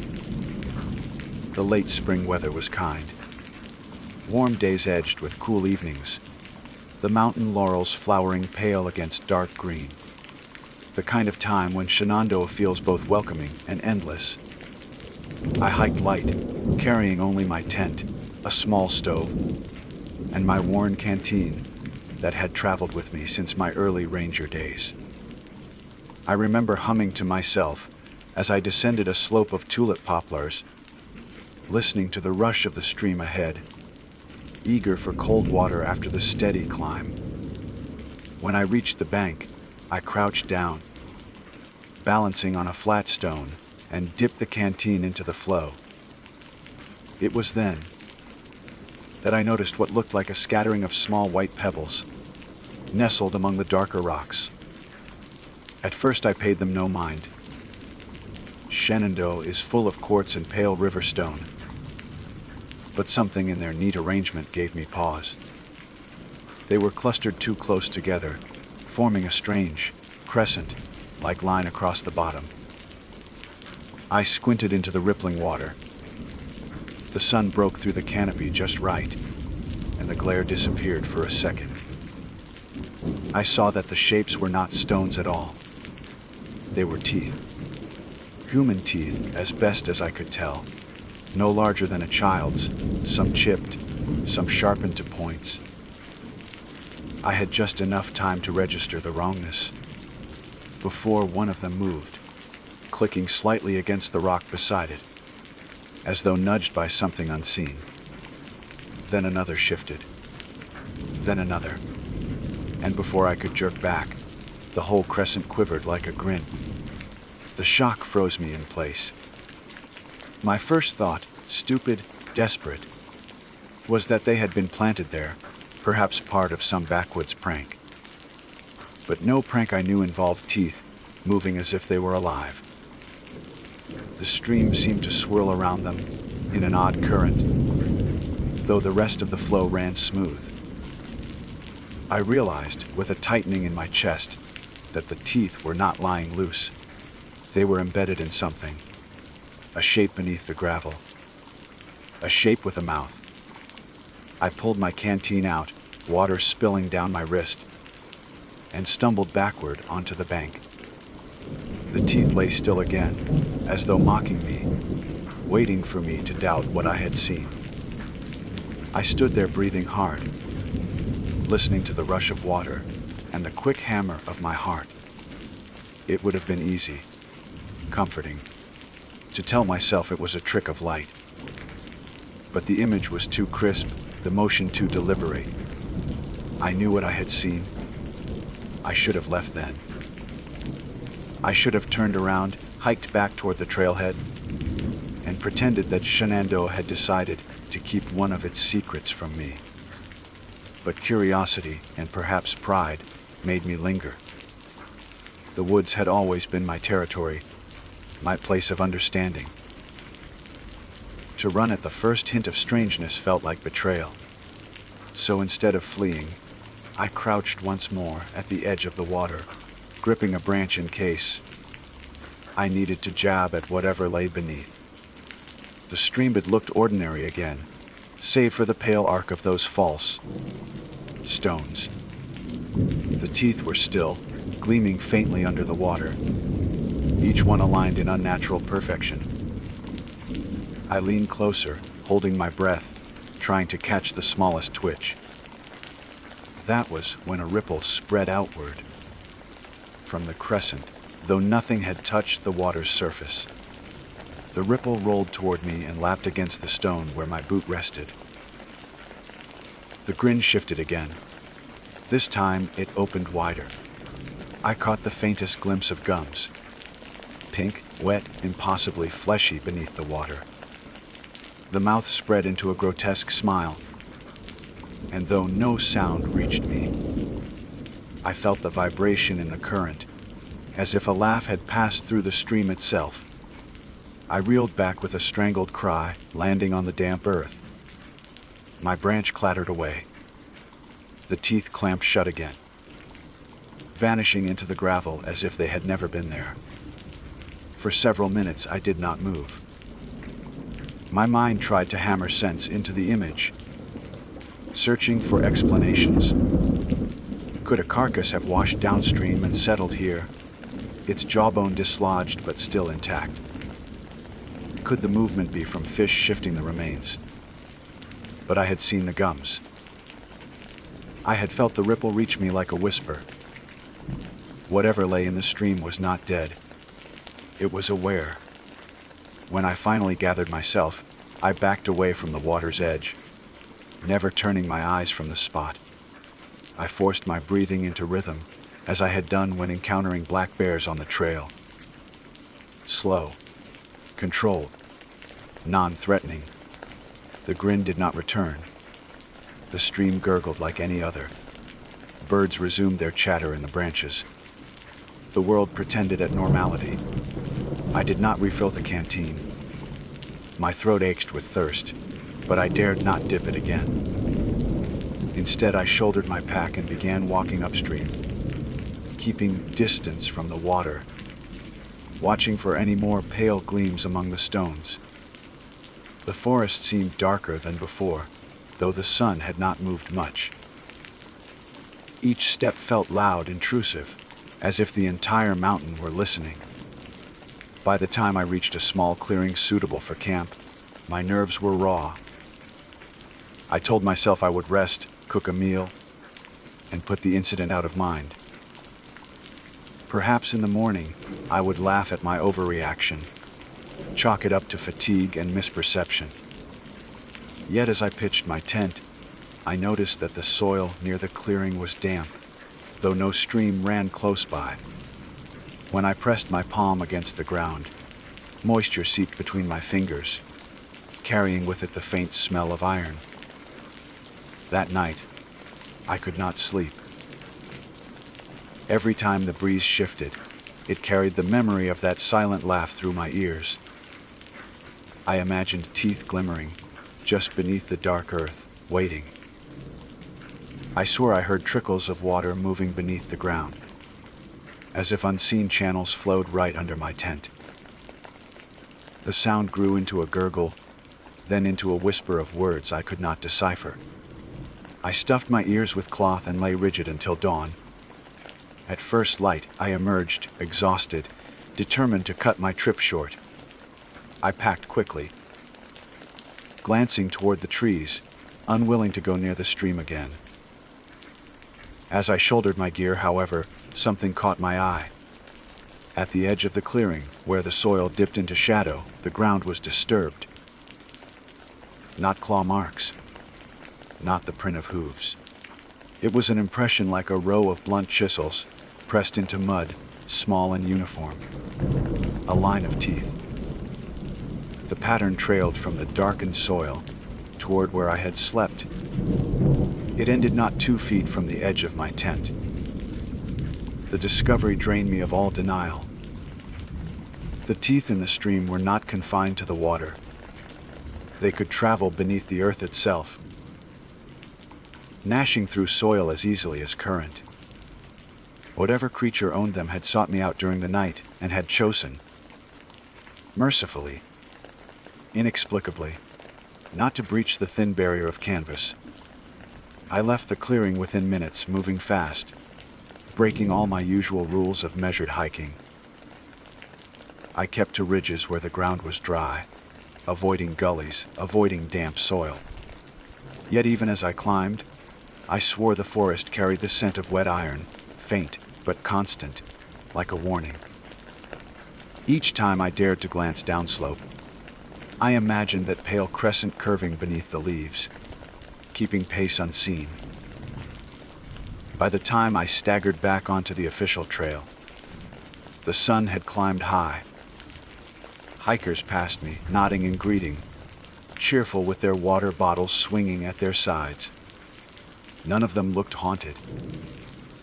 None of them smelled the iron. I wanted to shout at them to turn back, to stay away from the streams, to never trust the shining white pebbles that weren't pebbles at all. But my throat was too dry, my voice too cracked, and I knew how I would sound. Like a man who had lost himself to the woods. I pressed on toward the trailhead, hoping distance would break the spell of what I had seen. Yet deep inside, I understood the truth. Once the forest shows you its teeth, you never forget. And I had a feeling those teeth had not forgotten me either. The trailhead brought no relief. Asphalt and cars usually feel like the boundaries of safety after days in the backcountry. But that morning I found no comfort in the sight of parked SUVs lined neatly in the gravel lot. The chatter of a family unloading their picnic baskets seemed brittle thin, like a screen stretched too tight. My boots crunched across the lot, each step carrying the weight of something unresolved. I could not shake the image of the grin in the stream, nor the trail of impressions in the soil that had crept toward my tent.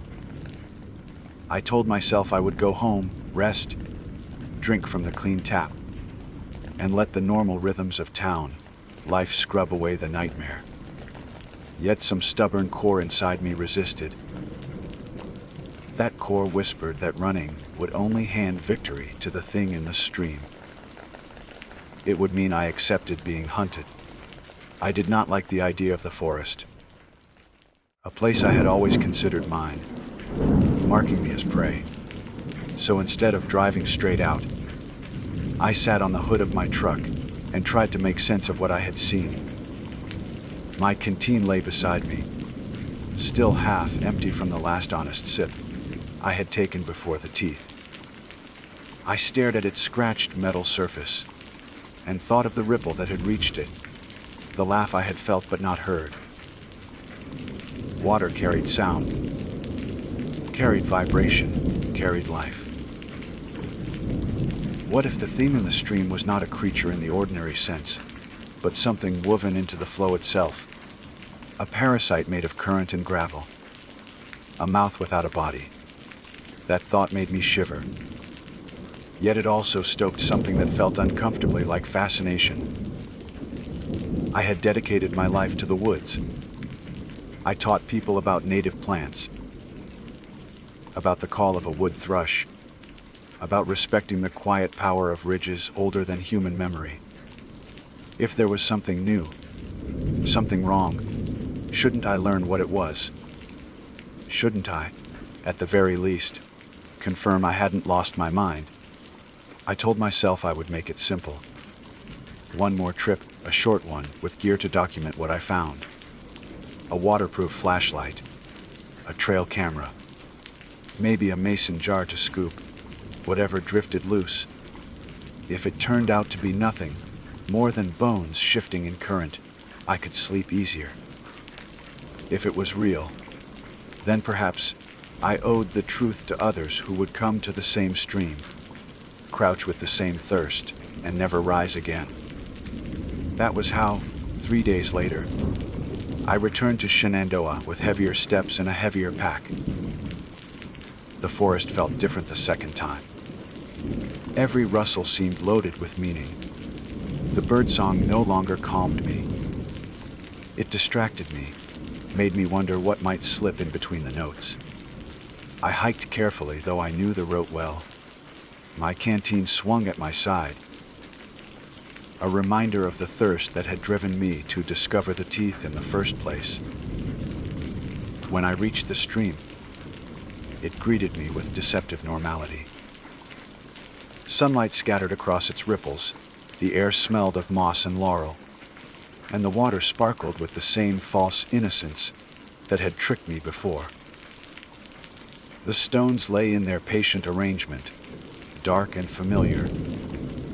I crouched, heart pounding, waiting for the white curve to appear. For long minutes, nothing stirred. I began to wonder if I had imagined it all. My body was taut with shameful hope that I might prove myself unreliable, that my memory had betrayed me. But then the ripple came, a subtle swelling from beneath. The pale grin broke free from the gravel, tiny teeth glistening in sunlight, each one glimmering like enamel wet with spit. This time I did not flinch back. I held my ground, forcing my breath steady, and turned on the waterproof flashlight. The beam pierced the current, lighting the grin from above. What I saw curdled the marrow in my bones. The teeth were set in gums, but those gums were not attached to any jaw. They lay like an island of flesh woven into the streambed itself. The water passed through them as if they were porous, alive and unyielding at once. Filmy tendrils extended from the gums into the gravel, rooting them to the earth. As the grin widened, those tendrils shivered, like hair underwater. Then the mouth moved. It did not open to swallow. It mouthed words. The teeth clacked softly, impossibly, against each other, and though I heard no sound in my ears, the message throbbed in my bones. 3 syllables. I swear I felt them more than heard them. Drink from me. The command buckled my knees. My hand tightened around the flashlight until plastic creaked. Every instinct screamed at me to run, but the words carried a lure deeper than instinct. My throat dried instantly, the taste of dust flooding my mouth. The water shimmered, promising relief, urging me to bend down and take one mouthful. Just one. I staggered backward, tearing my gaze away. The grin snapped shut, vanishing into gravel. The stream burbled like nothing had happened. Yet the dryness in my throat remained, fierce and punishing. I realized then that it had marked me. It wanted me thirsty. I camped farther up the ridge that night, far from the water. But thirst gnawed at me until my tongue swelled. The gallon jug I had carried and clattered empty before midnight. Still, my mouth felt as though it had been lined with ash. Each time I closed my eyes, I dreamed of the teeth parting in the current, gums beckoning, and the promise of cool relief if only I would drink. I did not sleep. I spent the long hours staring into the dark, swaying with weakness, wondering if thirst could break a man faster than fear. By dawn, I understood my mistake. I had returned to study the thing, and it had studied me back. It was not merely waiting in the stream for victims to stumble upon it. It had agency, patience, and a will that reached beyond the current.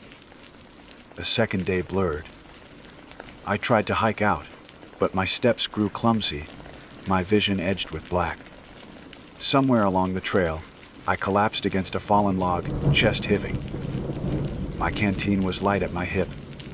I uncapped it, staring into its emptiness, listening to the phantom whisper of, "Drink from me." That was when I heard something new. A splash upstream. Then another. Not the irregular plunk of branches or trout, but rhythmic, deliberate, like footsteps pacing through the water. I dragged myself upright and peered through the trees. At first I thought I saw a man standing ankle, deep in the stream, leaning down to fill a bottle. His back was bent, his hair dark with shadow. Relief surged through me. Another hiker, maybe even help. I opened my mouth to call, but before sound escaped, the figure straightened. It was not a man. Where the head should have been was a swelling of flesh, studded with dozens of tiny grins, each one lined with those pale teeth. They opened and shut in unison, flashing white in the light, clacking rhythmically like the rattling of dice. The figure bent again, plunging its many mouths into the water, as if feeding directly from the stream. I choked back my cry, slapping a hand over my mouth. The figure turned slightly, and I caught sight of its face, or what remained of one. It looked human once, perhaps, but the features were warped, eroded, consumed by the teeth. Where eyes should have been were sockets lined with tiny incisors. Its cheeks pulsed as if filled with grinning larvae. It shambled slowly, each step gurgling with water, and the mouths on its head whispered in chorus, "Come in. Drink from me. Drink from me. Drink." I backed away blindly, stumbling through brush until my shins bled. When I dared to look again, the figure was gone, as though it had melted into the stream. Only the water rushed on indifferent, carrying its secret grin. That night I did not bother with a tent.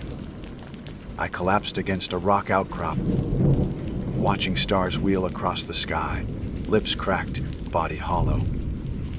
I thought of how easily a man could vanish in these woods. How many missing hiker reports began with something as simple as thirst. How many canteens lay beside streams, their owners gone without a trace, drawn into the mouths beneath the gravel. By morning, I had only one thought left: escape. I no longer cared about understanding. Knowledge was poison now. I forced myself upright, stumbling toward the trailhead with nothing but the desperate rhythm of survival pushing me forward. Every rustle in the undergrowth, every shimmer of dew on leaves, looked like teeth waiting to grin. Yet the whisper did not fade. It moved with me, echoing in marrow, curling around each heartbeat. Drink from me.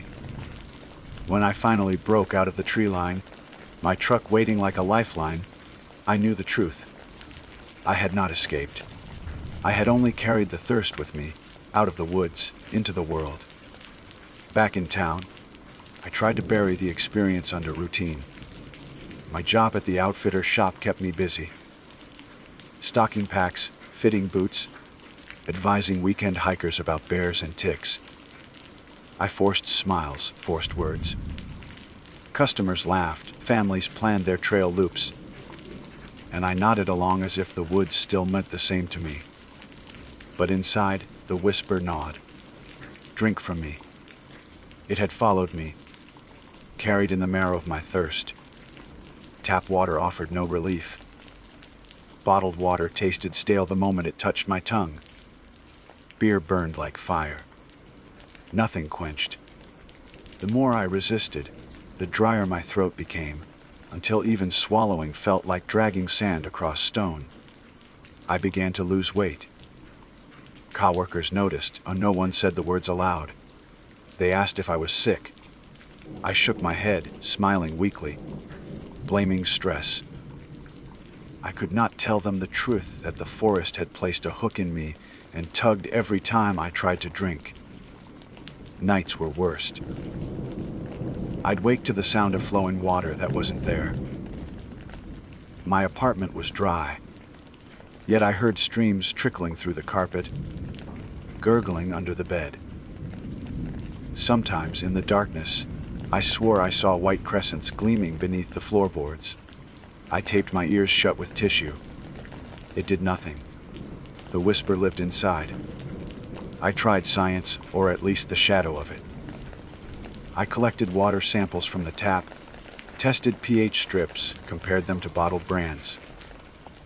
Nothing explained the taste of ash in my mouth. Desperation pushed me to drive to a library, searching old Shenandoah folklore.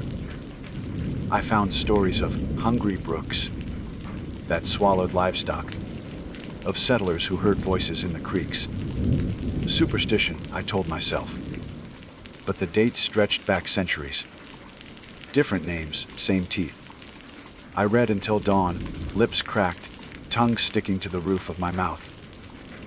The words blurred, but one detail returned again and again. Those who drank never came back. That should have been enough. But thirst drives madness. By the second week, I realized I was no longer fighting to live. I was fighting to choose how I would die.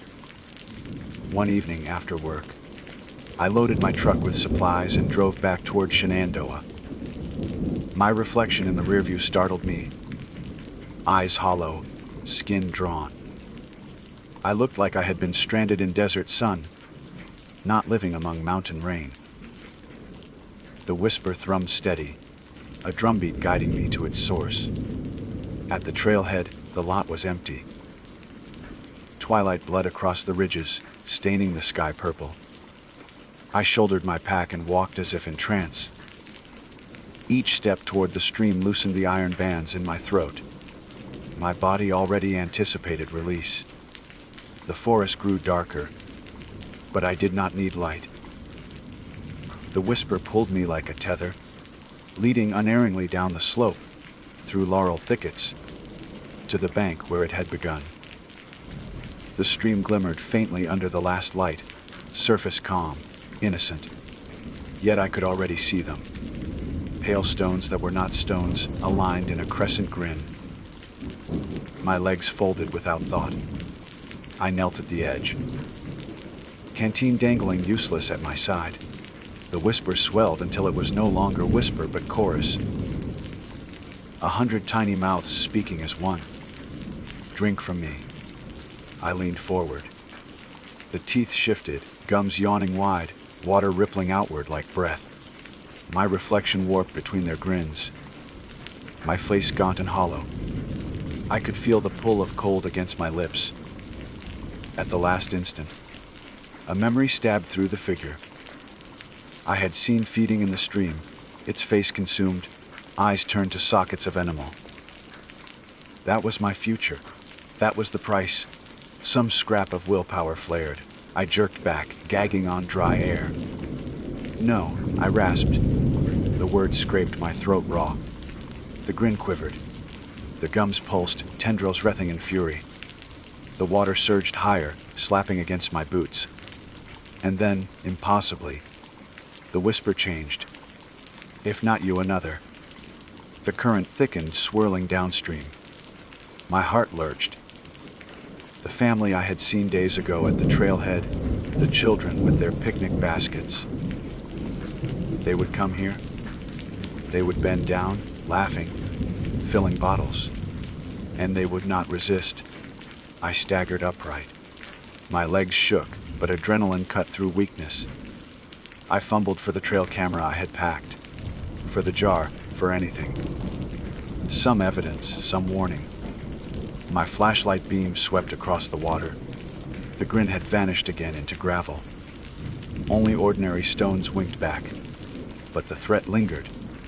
I scrambled upstream, planting the trail camera high, in a branch angled toward the water.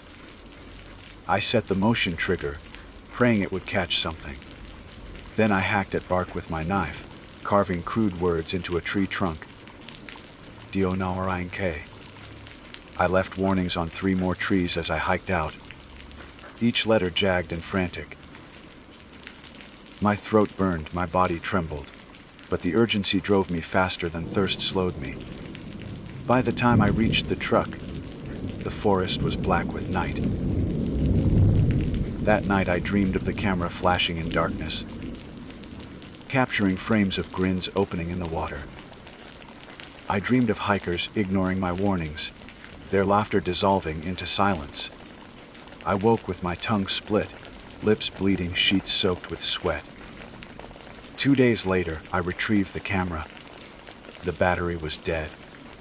I replaced it with shaking hands and scrolled through the images. Most were ordinary. Deer nosing at the water, branches swaying. But then I reached one frame where the water itself was smiling.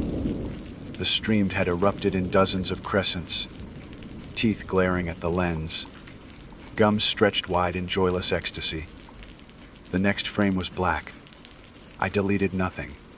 I saved every image, backing them onto drives, burning them onto disks, printing them onto paper. Proof, I told myself. Evidence.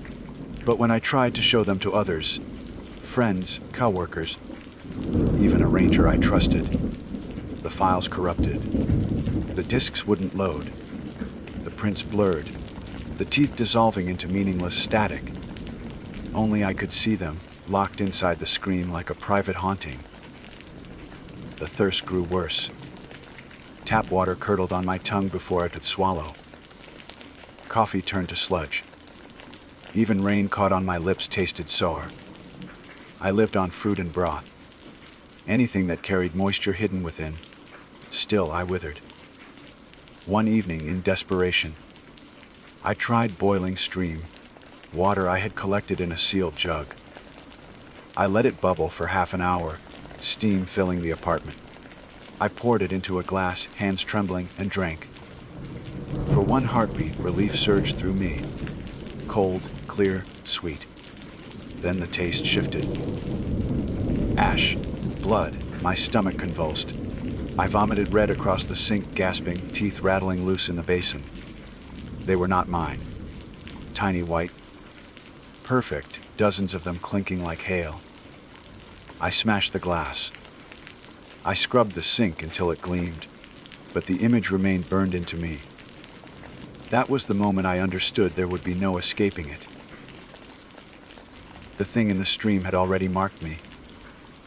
My thirst was its tether. Every attempt to resist only strengthened the pull. I considered ending it. A revolver sat heavy in my drawer, but I couldn't bring myself to lift it. Some instinct told me even death would not break the bond.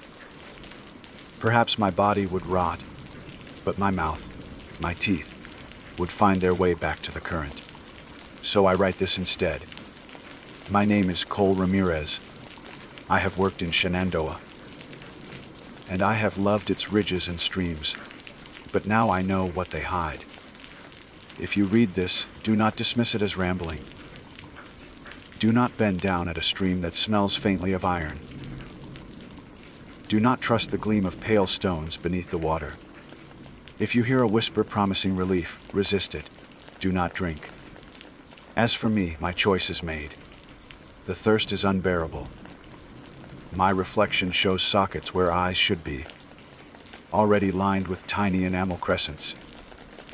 I feel them pressing outward from my gums, new teeth that do not belong to me.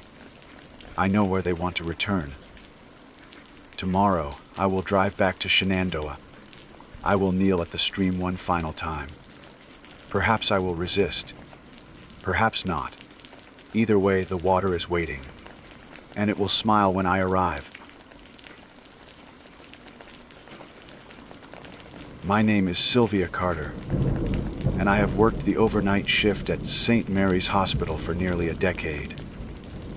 People often imagine night duty as slow, quiet hours where nurses sip coffee and chart in dimly lit corridors. But anyone who has walked my halls knows better. Nights carry their own rhythms. Frantic ambulance arrivals, machines beeping in irregular choruses, the echo of families whispering desperate prayers, and the hollow eyes of patients fighting until dawn. By the time I clock out, my body aches with the fatigue of carrying weight that is not only physical, but also emotional. That night in late November, my shift ended a little after midnight. I had stayed late, helping a young mother who had gone into premature labor. Her baby survived, fragile but breathing in the neonatal unit, and though my heart carried relief, my body was heavy with exhaustion. I remember glancing at the clock on the wall in the break room, 12:43 a.m.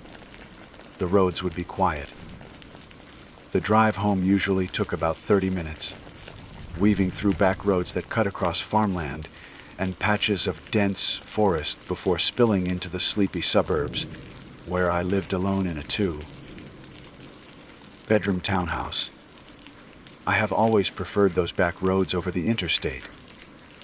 Less traffic, fewer glaring headlights, and a kind of stillness that matched the hollowed-out feeling after a night at the hospital. That night, the sky was cloud, thick and starless. My headlights carved a narrow tunnel of visibility, while the surrounding fields dissolved into complete black. The radio whispered softly, some old song crackling through static, and the heater hummed against the November chill. I wasn't far from Mill Creek Bridge, a narrow overpass that locals joked was haunted. I never believed the stories. Nurses, after all, are trained skeptics. We see too much suffering rooted in science and biology to entertain superstition. But still, whenever I crossed that bridge, I always pressed harder on the gas, eager to get past it.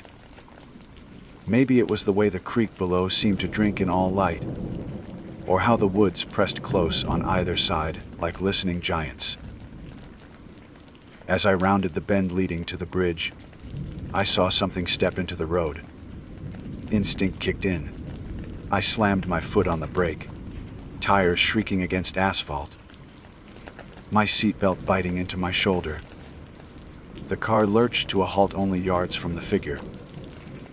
My hands clutched the steering wheel, tight enough to whiten my knuckles. At first, I thought it was a large bird, maybe a turkey vulture or an eagle that had dropped down from the trees. But the shape was wrong, so very wrong. It stood in the center of the road, directly in the beam of my headlights. Its wings dragged along the pavement enormous and heavy, feathers darker than the night sky itself.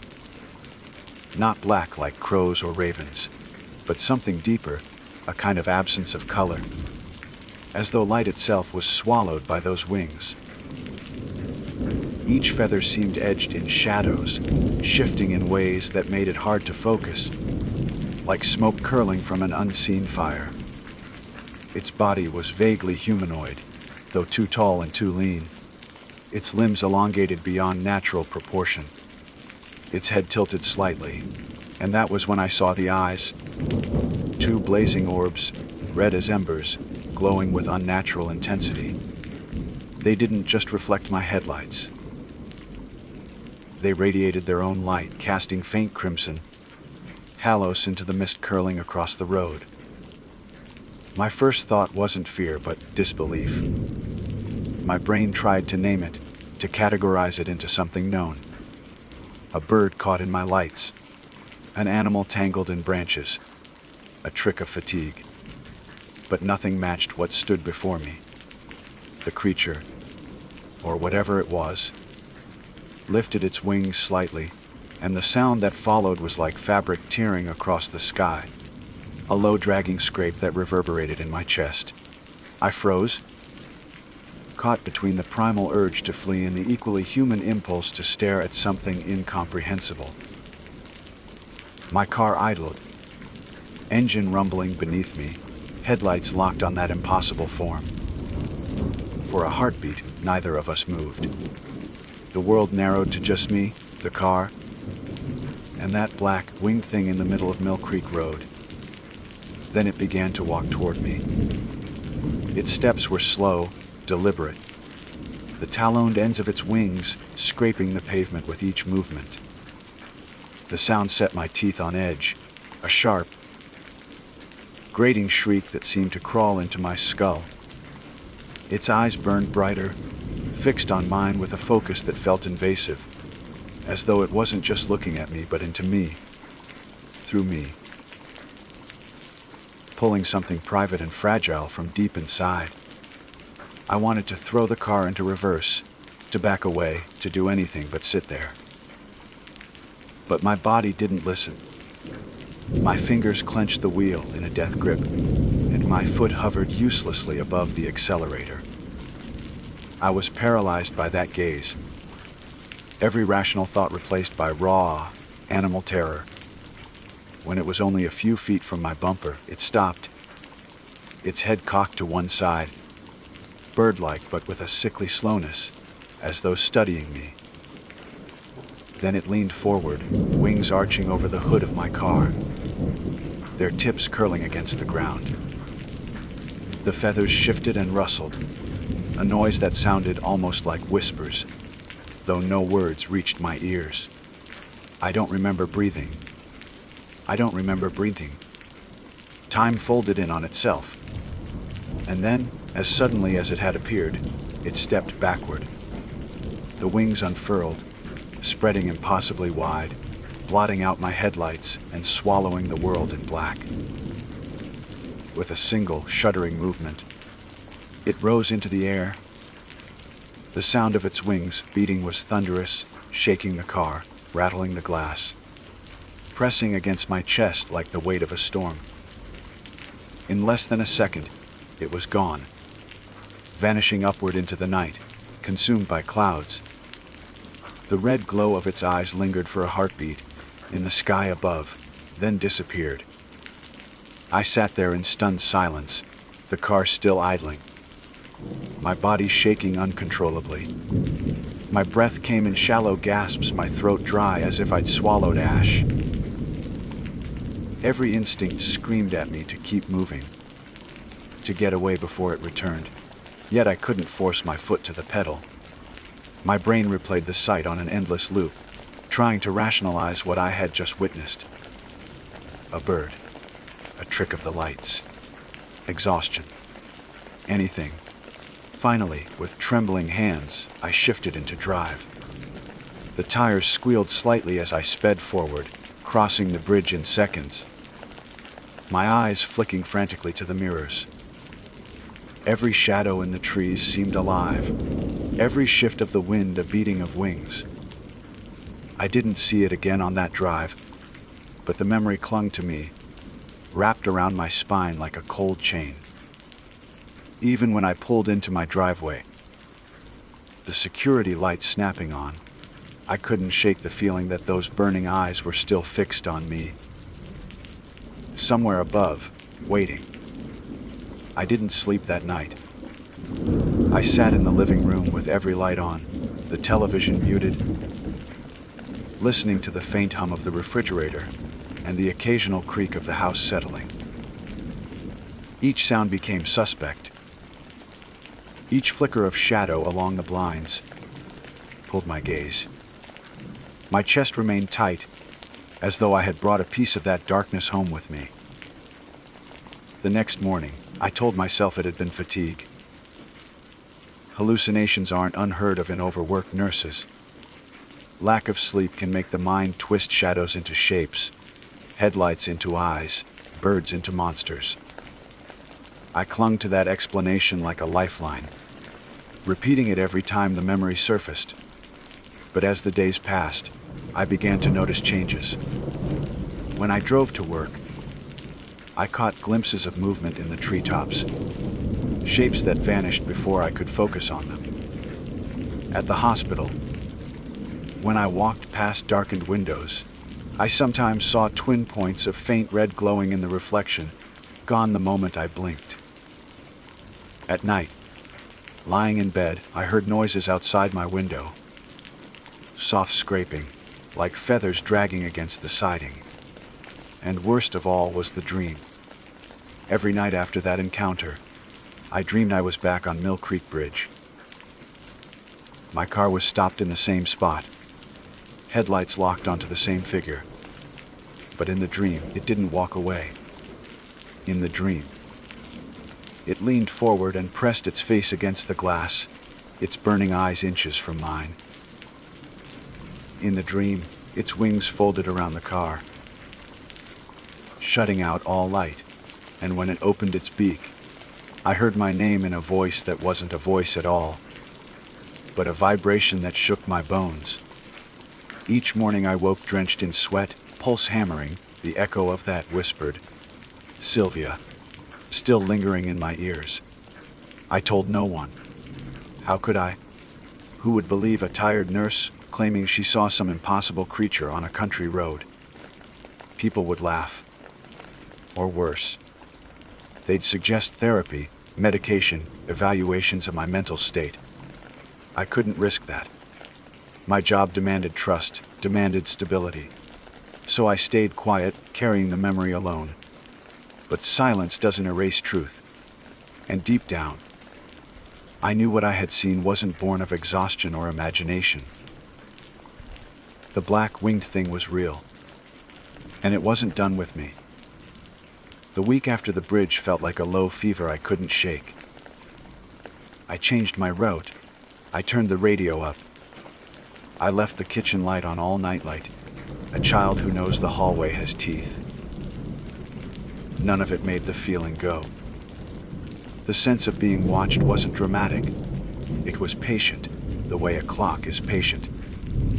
It sat with me in the car, came into the shower as steam, stood behind the medicine cabinet mirror, so that when I swung it shut my face was not the only thing in the glass for a heartbeat.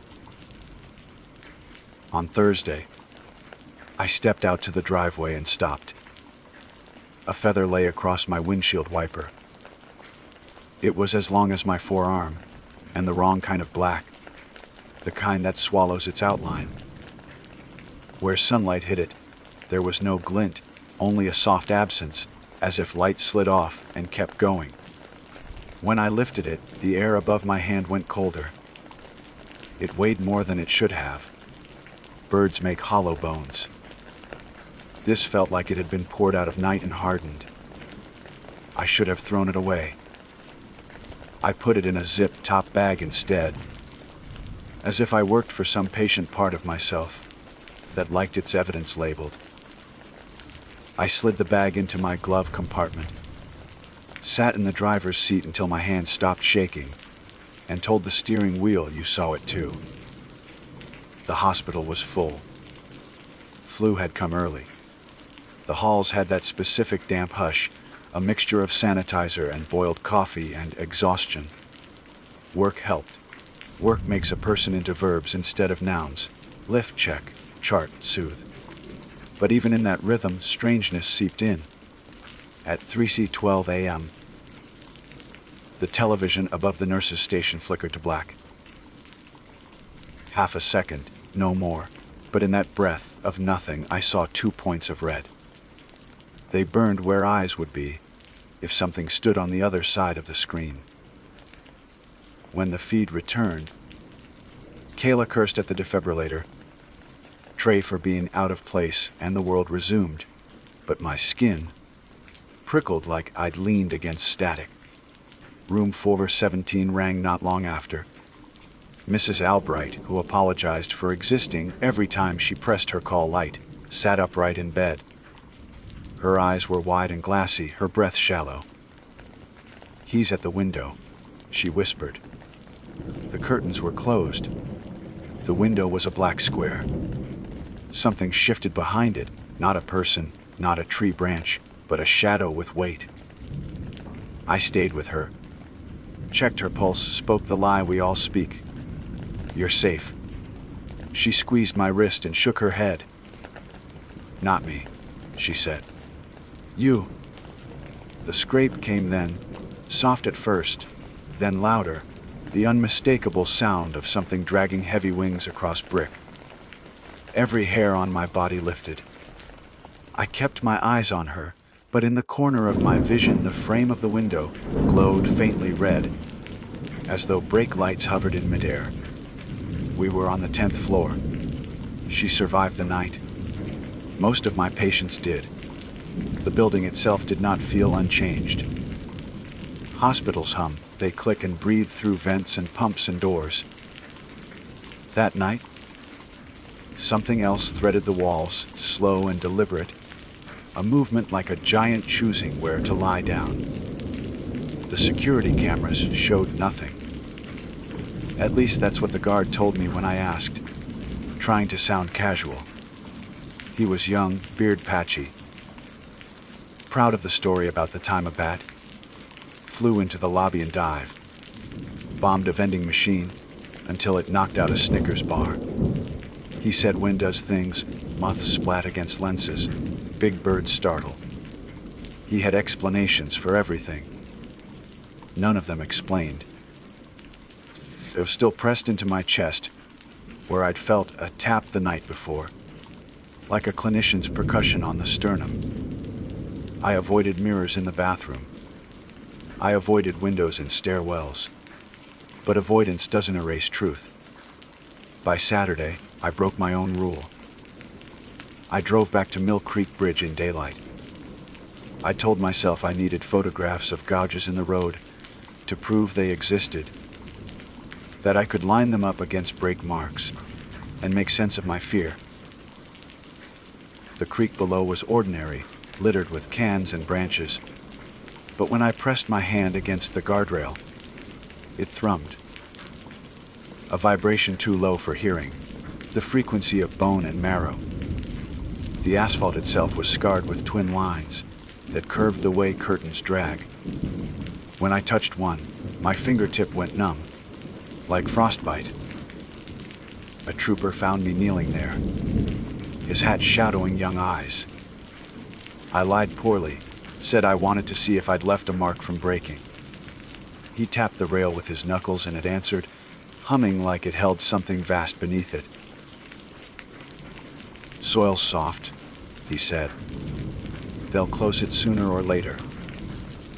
Don't want to be here when it goes." He laughed as if it was nothing. I drove home with my hands shaking and placed the feather on my kitchen table. In daylight, it was worse. It reflected nothing. When I held it against the window, the world disappeared along its edges. I swore I'd get rid of it. I sealed it back in its bag and carried it to the creek. I threw it into the current and watched it spin. The water avoided it, flowing around as if the feather displaced more than it should. Then, impossibly, it drifted back upstream until it nudged against my shoe. I picked it up again. I lied to myself about eddies and currents. I brought it home. That night the hospital lost power. Generators caught after 10 seconds, but 10 seconds is an ocean. In those 10 seconds, I heard every breath on the floor. I heard scraping louder, closer, greedy against the outer walls. And when the lights snapped back, the window at the far end of the corridor glowed red. Not reflected, not artificial. Eyes.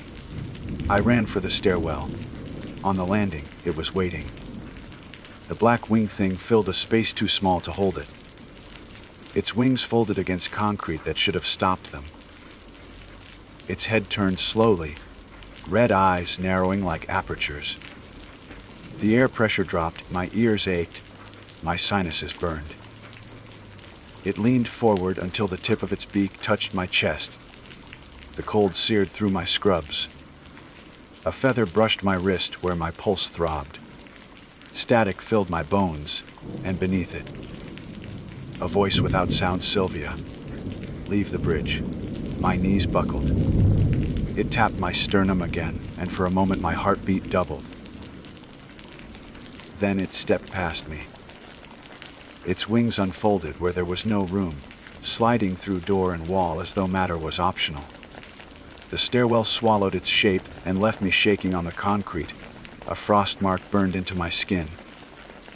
At 20:19 a.m., a patient died. The exact minute the power went out. I washed my hands until the heat blistered. Because pain I chose was better than the touch I hadn't. I knew then it didn't want me dead. It wanted me to know. The warning was clear. Leave the bridge. The next morning, as dawn smeared gray across the parking lot, I drove home on the interstate. 2 exits before mine, traffic stalled. An alert buzzed my phone. Mill Creek Bridge closed. Structural concerns. Avoid area. Expect delays. Relief should have come. It didn't. Because I knew the warning hadn't been about traffic. The glove compartment popped open as I turned onto a side road. The feather slid from its bag without breaking it, settling on the passenger seat. Every shadow in the car bent toward it, as if pulled by a small gravity. I didn't touch it. I didn't break. I whispered one truth into the empty car. I am not alone. I didn't drive near Mill Creek for days. The detours took longer, but I didn't care. The warning replayed itself inside me, heavy as a drumbeat. Leave the bridge. Still, avoidance never erased anything. Shadows clung harder. My apartment grew colder at night. The lights flickered even when neighbors' power was steady. I slept less and less. When sleep did come, it was broken by that voice. A vibration that shook my ribcage in dream after dream. Sometimes I woke with the sensation of wings, brushing my shoulders. Once I woke to find feathers scattered across my living room rug, smaller than the one in my glove compartment, but just as black, just as wrong. They vanished by morning, though I hadn't touched them. At work, I carried myself like a functioning machine. Nurses learned to compartmentalize, but cracks widened. I charted vital signs twice because I couldn't remember if I had done it already. I misheard doctor's orders. Kayla asked if I was all right. I smiled, said I was just tired, and felt the weight of that lie collapse against my chest. By Thursday, the news broke. Mill Creek Bridge had collapsed at 12:47 a.m., almost to the minute, when I first saw the creature standing on that road. A semi-truck had been crossing. Its driver killed instantly when the asphalt caved. The footage showed twisted steel, concrete slabs drowning in the black water below. Rescue crews dragged the wreckage from the creek, and their faces on camera looked gray and hollow. I sat in the break room staring at the screen. My coworkers gasped, cursed, whispered about bad engineering and lawsuits. But I couldn't hear them. All I heard was the scrape of wings and that soundless voice telling me to leave. It had spared me. It had warned me. The thought made no sense, yet it was undeniable. I might have been on that bridge had I not been cautioned. That night, when I returned home, the feather waited for me on the kitchen table. I hadn't put it there. The bag I'd kept it in was gone. It lay bare, curved and shining with absence, heavier than before. I stared at it for a long time, until my reflection warped across its edge, and I thought I saw red eyes staring back.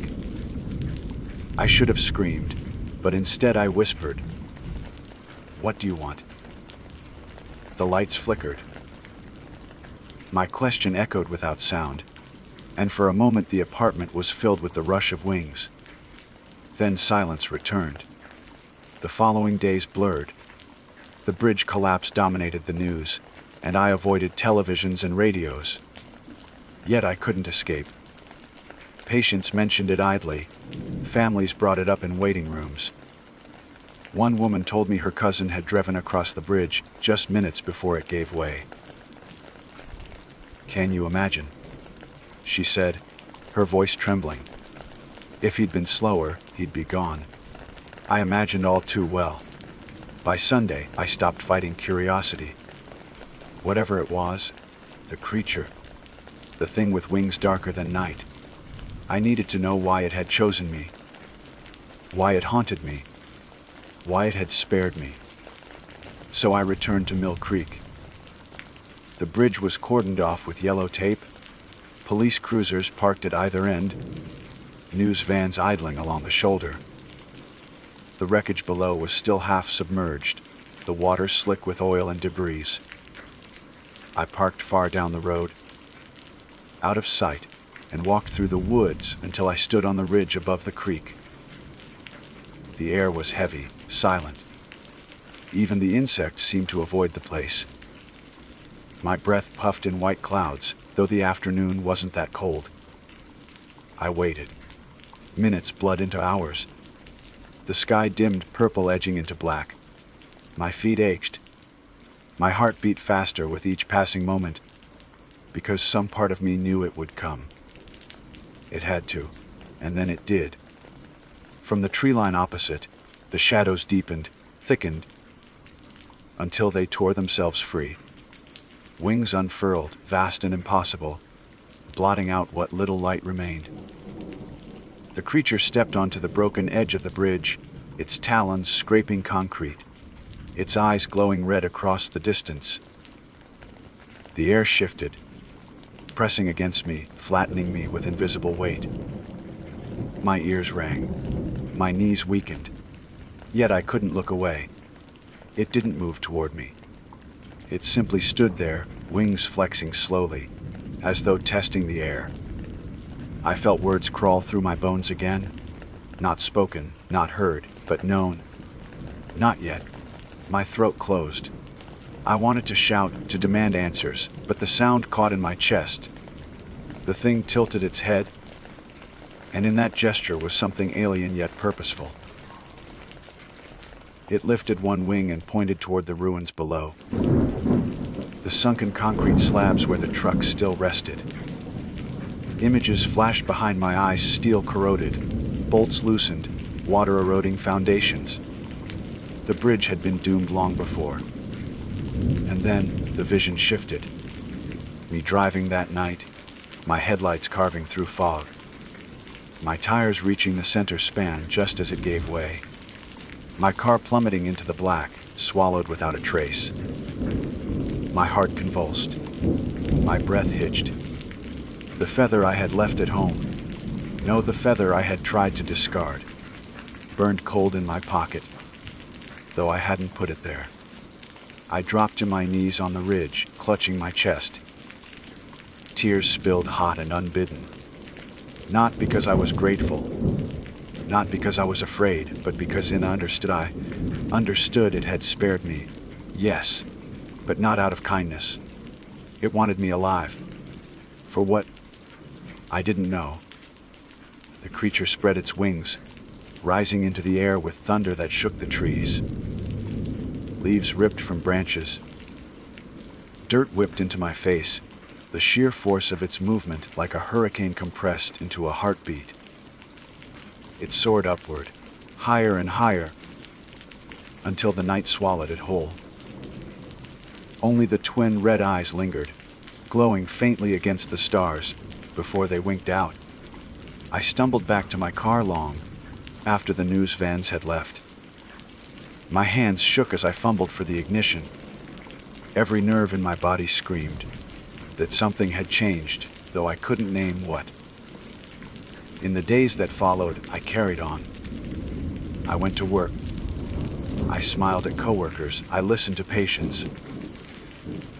But inside, I carried the certainty that I was tethered to something vast and incomprehensible. It came again, not at the bridge this time, but at my apartment. I woke at 2:00 a.m. to silence too deep to be natural. The hum of the refrigerator was gone. The heater was dead. The entire block was dark. And there, in my living room, it stood. Its wings pressed against the walls, feathers rustling with whispers I couldn't translate. Its eyes burned, twin furnaces boring into me as I sat frozen in bed. It didn't move closer. It didn't need to. Its presence filled every inch of space, pressing against my lungs, bending the air until breathing became labor. The feather on my nightstand lifted into the air, spinning slowly. When it settled, it landed across my chest. Cold radiated into my bones.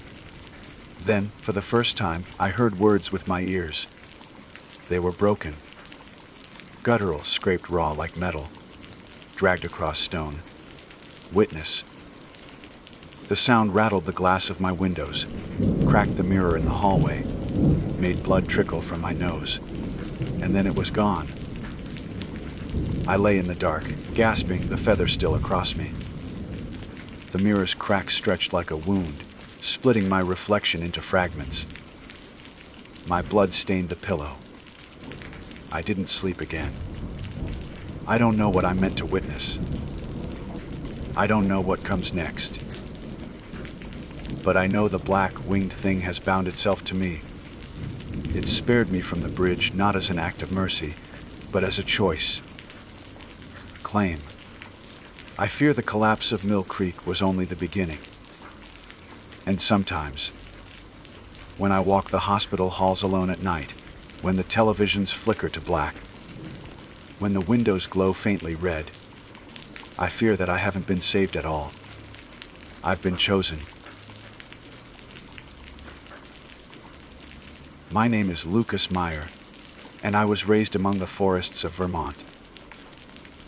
I never thought that something as ordinary as chopping wood would mark the beginning of the most terrifying experience of my life.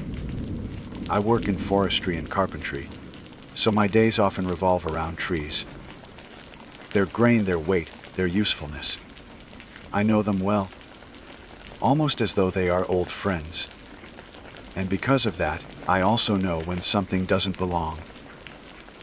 It was late autumn, the air crisp enough to sting my nose each time I inhaled. The grove behind my cabin had been my resource for years. A neat cluster of maples, oaks, and the occasional birch. I had walked it hundreds of times, memorizing the positions of trees the way one memorizes the layout of furniture in a room. You notice even the smallest changes, a branch fallen, a trunk leaning, a patch of mushrooms blooming at the base of the roots. That morning, something new stood among them, and from the very first glance it set me on edge. The tree was a birch, pale bark bright against the darker colors of maple and oak. Normally, a birch has smooth peeling bark, papery, almost delicate. But this one looked different. Its bark was scarred, not in the natural way where sections peel back, like parchment, but rather like flesh cut and healed over time. It had ridges and knots arranged too deliberately, too much like human skin marred by old wounds. I stood for a moment with my axe slung over my shoulder, staring at it. There had never been a birch there before. That patch had been nothing but oaks and a few maples, solid for as long as I could remember. Yet here stood this tall, pale intruder, its black scars forming strange patterns that drew my eye and made me uneasy. At first I tried to rationalize. Maybe I had missed it. Maybe it had always been there, hidden behind others, and I had never looked closely enough. I wanted to believe that. But a part of me already knew it wasn't true. The birch was new, and it shouldn't have been. I tried to shake off the feeling, forcing myself into the routine of chopping wood. Swing, split, stack. The rhythm usually calms me, lets my thoughts settle into something steady and familiar. But every time I paused to wipe my brow or to shift a log, my eyes strayed back to that tree. It seemed taller every time I looked. When I bent to pick up a split piece of oak, I noticed something that made my stomach lurch. The birch had bent slightly toward me. Not a sway of wind. It was deliberate, like a person leaning closer to hear you. Its trunk curved where no trunk should. And in that bend, I saw something impossible. It had shoulders. Not in the sense of branches sticking out, but real shoulders, hunched and rounded under pale bark, as if a figure were trapped inside the tree. The scarred lines of its bark traced across shoulders like muscles beneath a thin layer of skin. For a moment, the shape seemed almost ready to step forward, to peel itself free from the grove and join me in the clearing. My axe slipped from my hand and clattered against a log. The sound cracked through the silence and startled a flock of crows from the branches overhead. Their sudden flight filled the air with wings, and when I looked back, the birch was still, straight, ordinary again. I told myself I was imagining it. Long hours, cold air, maybe the play of light through the branches. Still, my chest ached with the rapid hammering of my heart. I wanted to pack up and go back inside, but a stubbornness rooted me to the spot. I had grown up in these woods. They were mine, as familiar as the veins on the back of my hands. To feel afraid of a tree, it was ridiculous. I told myself so over and over, even as my hands trembled when I picked up the axe again. But the forest has a way of punishing arrogance. I had been chopping for maybe another hour when the sound came. At first it was so faint, I thought it was only the wind shifting the branches. But it grew sharper, clearer, impossible to ignore. It was the sound of something dragging across bark. A slow, scraping motion, like fingernails raking across wood. I froze. The sound came from the direction of the birch. My eyes darted to it, and in that moment, I swear I saw the long scar down its trunk flex as if it were splitting open, like a mouth pulling into a grin.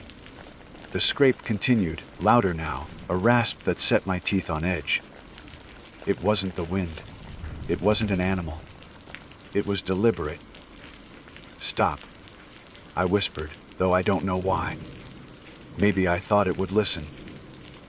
The scrape halted, and silence crashed back down on the grove.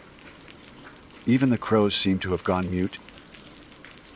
I stood there, clutching the axe handle so hard my knuckles burned, staring at the tree with its pale, scarred bark and impossible shoulders. I don't know how long I waited before backing away. Log pile forgotten, axe dangling loosely in my grip. Every step toward the cabin felt like an invitation for the birch to move, to reveal itself. I half expected it to rip free of its roots and stride after me, its pale limbs creaking like bones, its bark skin splitting to reveal something human, or worse, beneath. But it didn't. When I reached the porch and turned back, the birch stood as it had before. Still, silent, just a tree. That night I couldn't sleep. Every time I closed my eyes, I saw its bark flexing, its trunk bending, its shoulders ready to step closer. I told myself I'd cut it down in the morning, burn it if I had to.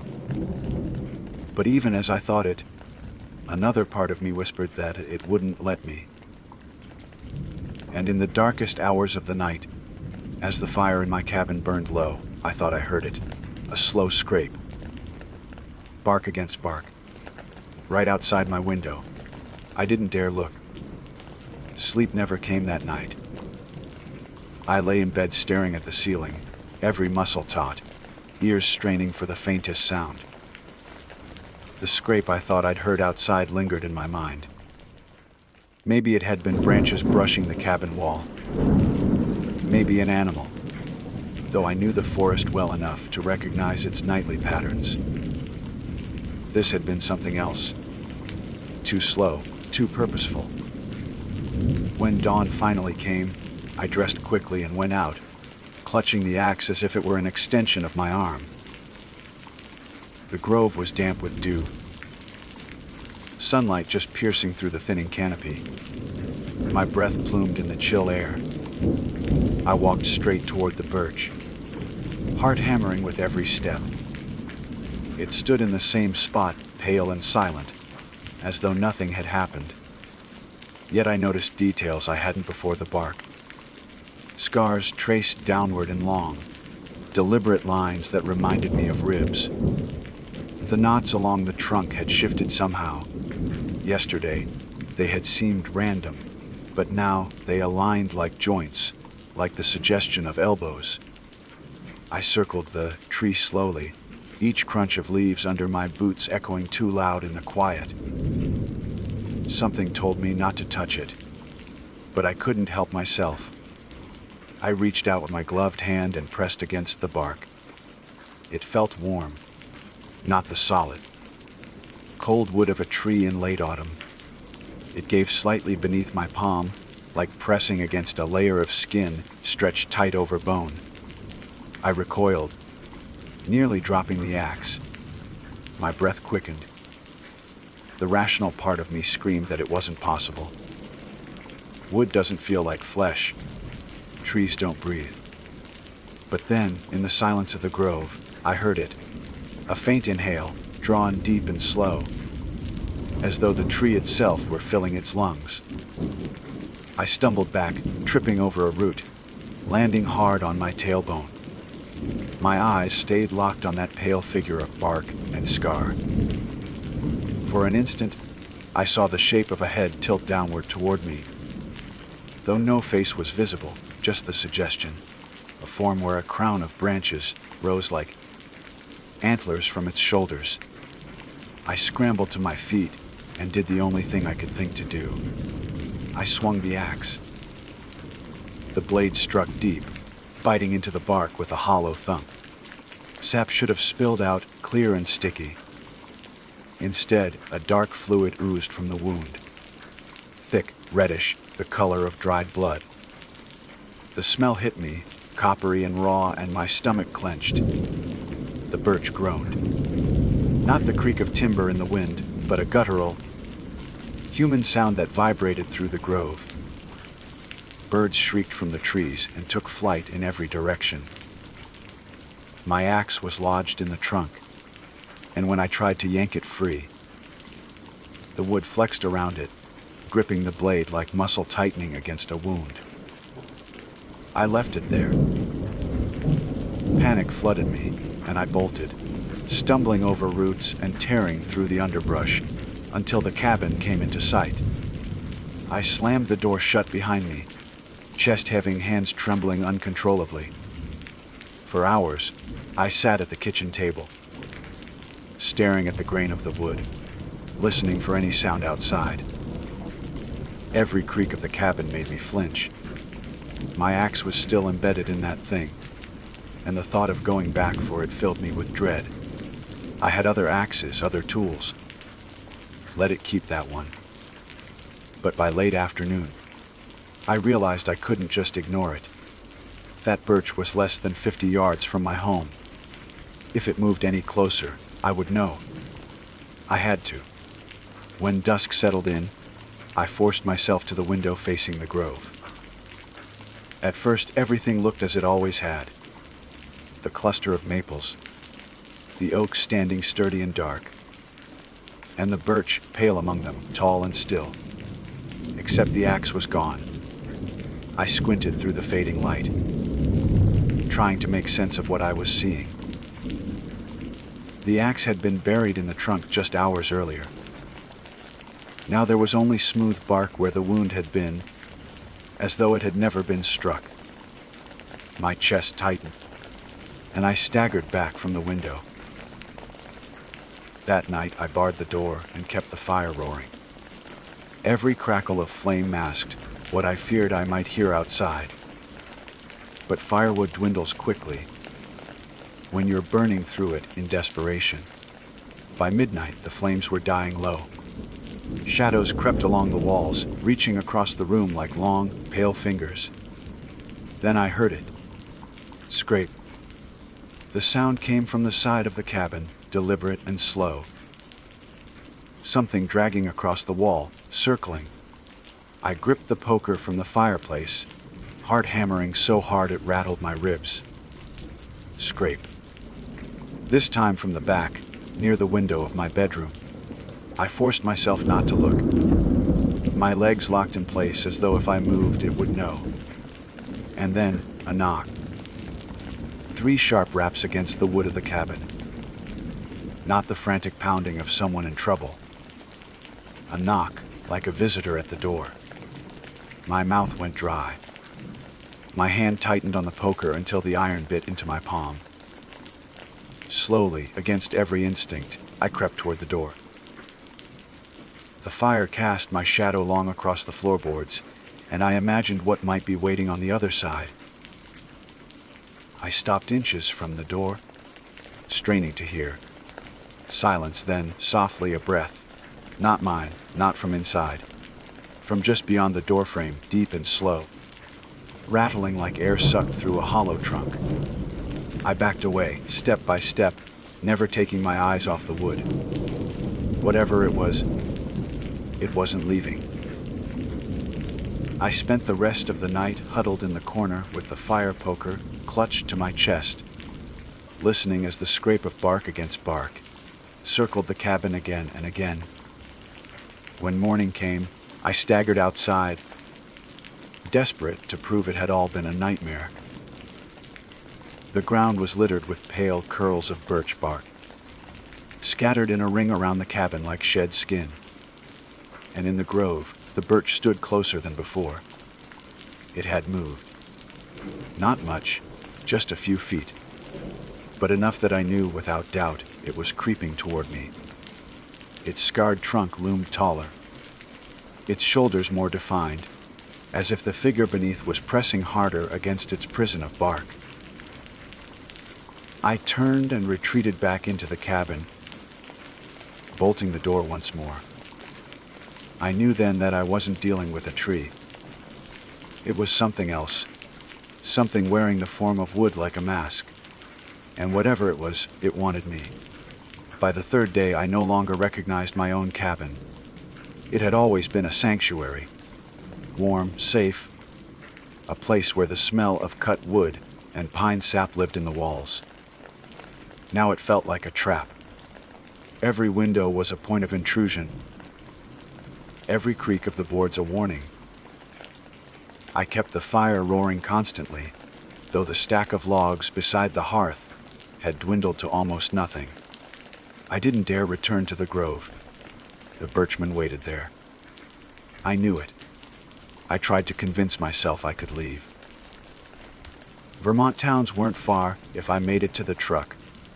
And once I got to people, to noise, to light, the thing would lose interest.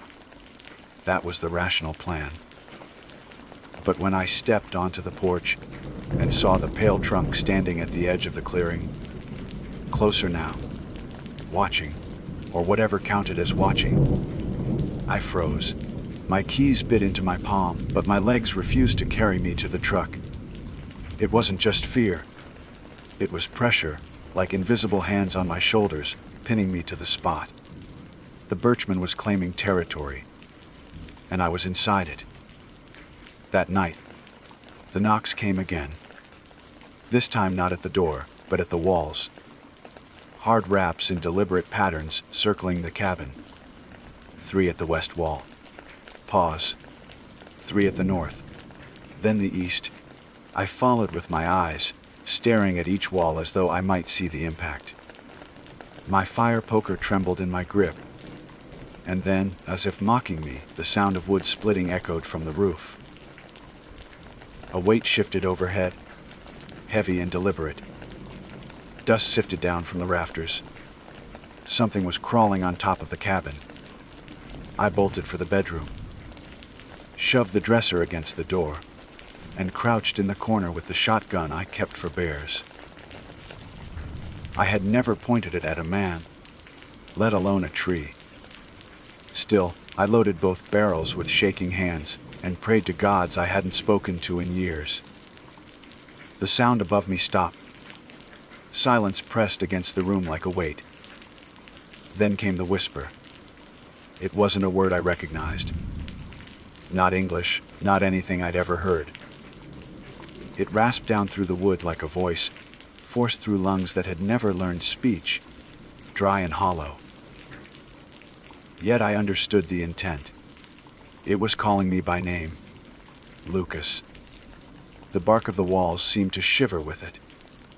My heart punched against my ribs, and I raised the shotgun, though there was nothing to aim at but plaster. My breath fogged in the cold air, and I realized the fire had gone out. I hadn't even noticed it dying. The room was sinking into shadow. I forced myself up, trembling, and opened the bedroom door a crack to peer into the main room. The coals in the hearth glowed faint, nearly smothered, but they weren't the brightest thing in the room. At the window stood a shape, tall, pale, shouldered, its bark skin scarred like old wounds. Branches crowned its head, scraping the ceiling beams as though the room were too small for it. The birchman was inside.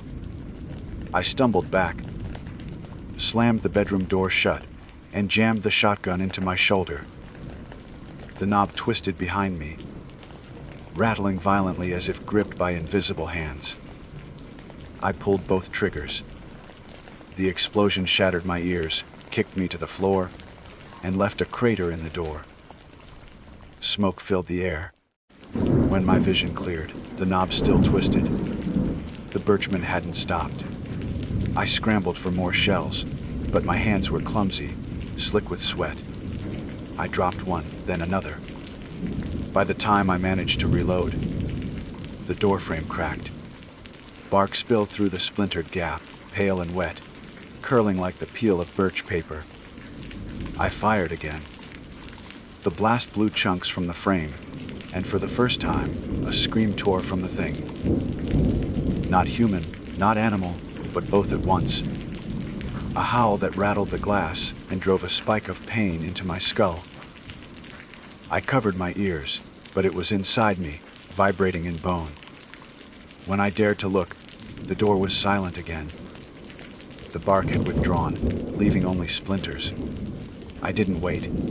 I bolted for the back window, smashed it open with the shotgun stock, and hurled myself into the freezing night.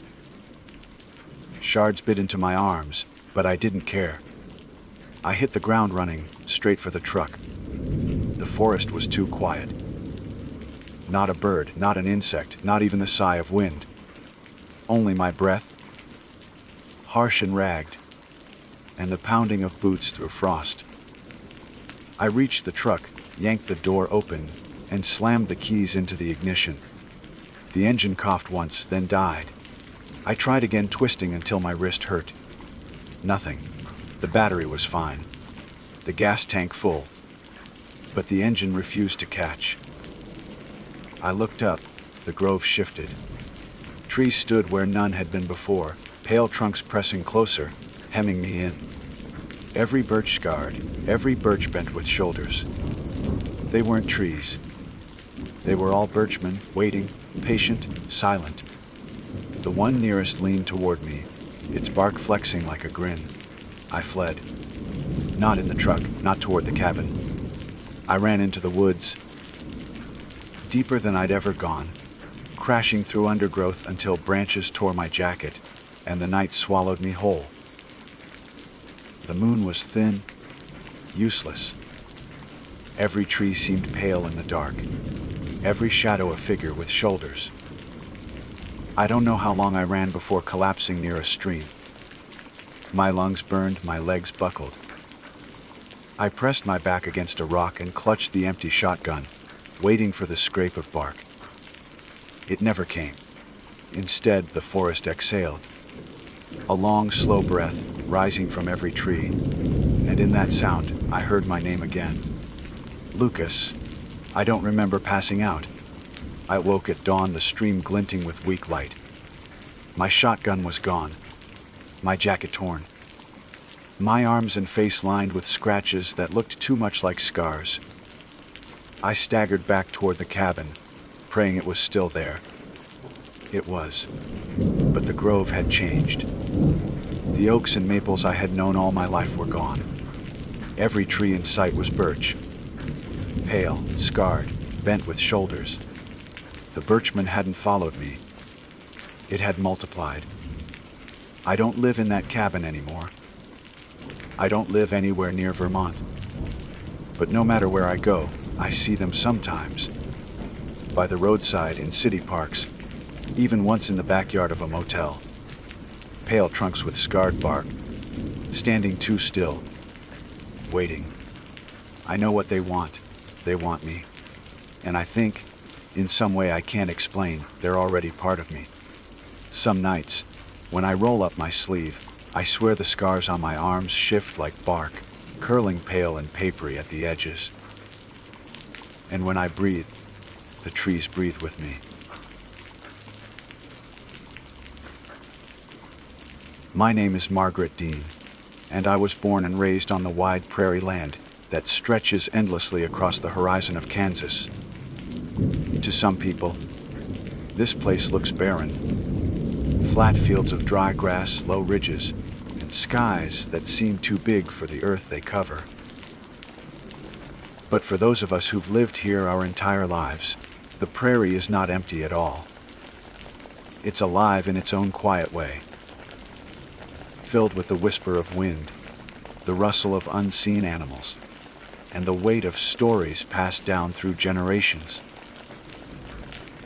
My grandmother was the keeper of most of those stories, and she told them with the kind of conviction that made even a child sit still, afraid to breathe until she was finished.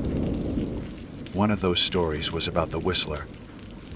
She used to say it came at night, when the fields looked silver under the moon and the tall grass stood motionless, waiting. It always began with a single whistle. Short, sharp, almost playful at first, like someone calling for attention. But then it would repeat, closer each time, though the grass never moved, and no footsteps could be heard. If the whistler ever calls your name, she warned me in a voice that was far more serious than the bedtime tales. She told, "Don't answer. No matter what, Margaret. Never answer it." As a little girl, I never questioned her. The way her eyes hardened when she spoke those words made me believe in things I couldn't see. By the time I was in my 30s, I'd lived most of my life in that same small farmhouse on the edge of the prairie. My parents had passed. My siblings had moved to cities far away, and I had become the quiet caretaker of the land, living alone with only the company of the wind and the memories of my grandmother's voice. I'd grown used to solitude. The long winters were sharp and lonely, and the summers could press the air so hot and heavy it felt like it might smother me. But I endured. Out here, endurance was everything. That night in late September, I remember the sky most of all. It was black and clear, freckled with stars that looked sharp enough to pierce the skin if you reached up. The moon was swollen and bright, laying a sheet of pale silver light across the prairie. I had been restless, wandering from window to window in the house, unable to sleep. My mind tangled in thoughts I couldn't place. Maybe it was the change of the season. Or maybe it was just that strange prairie intuition. The sense that something was about to happen.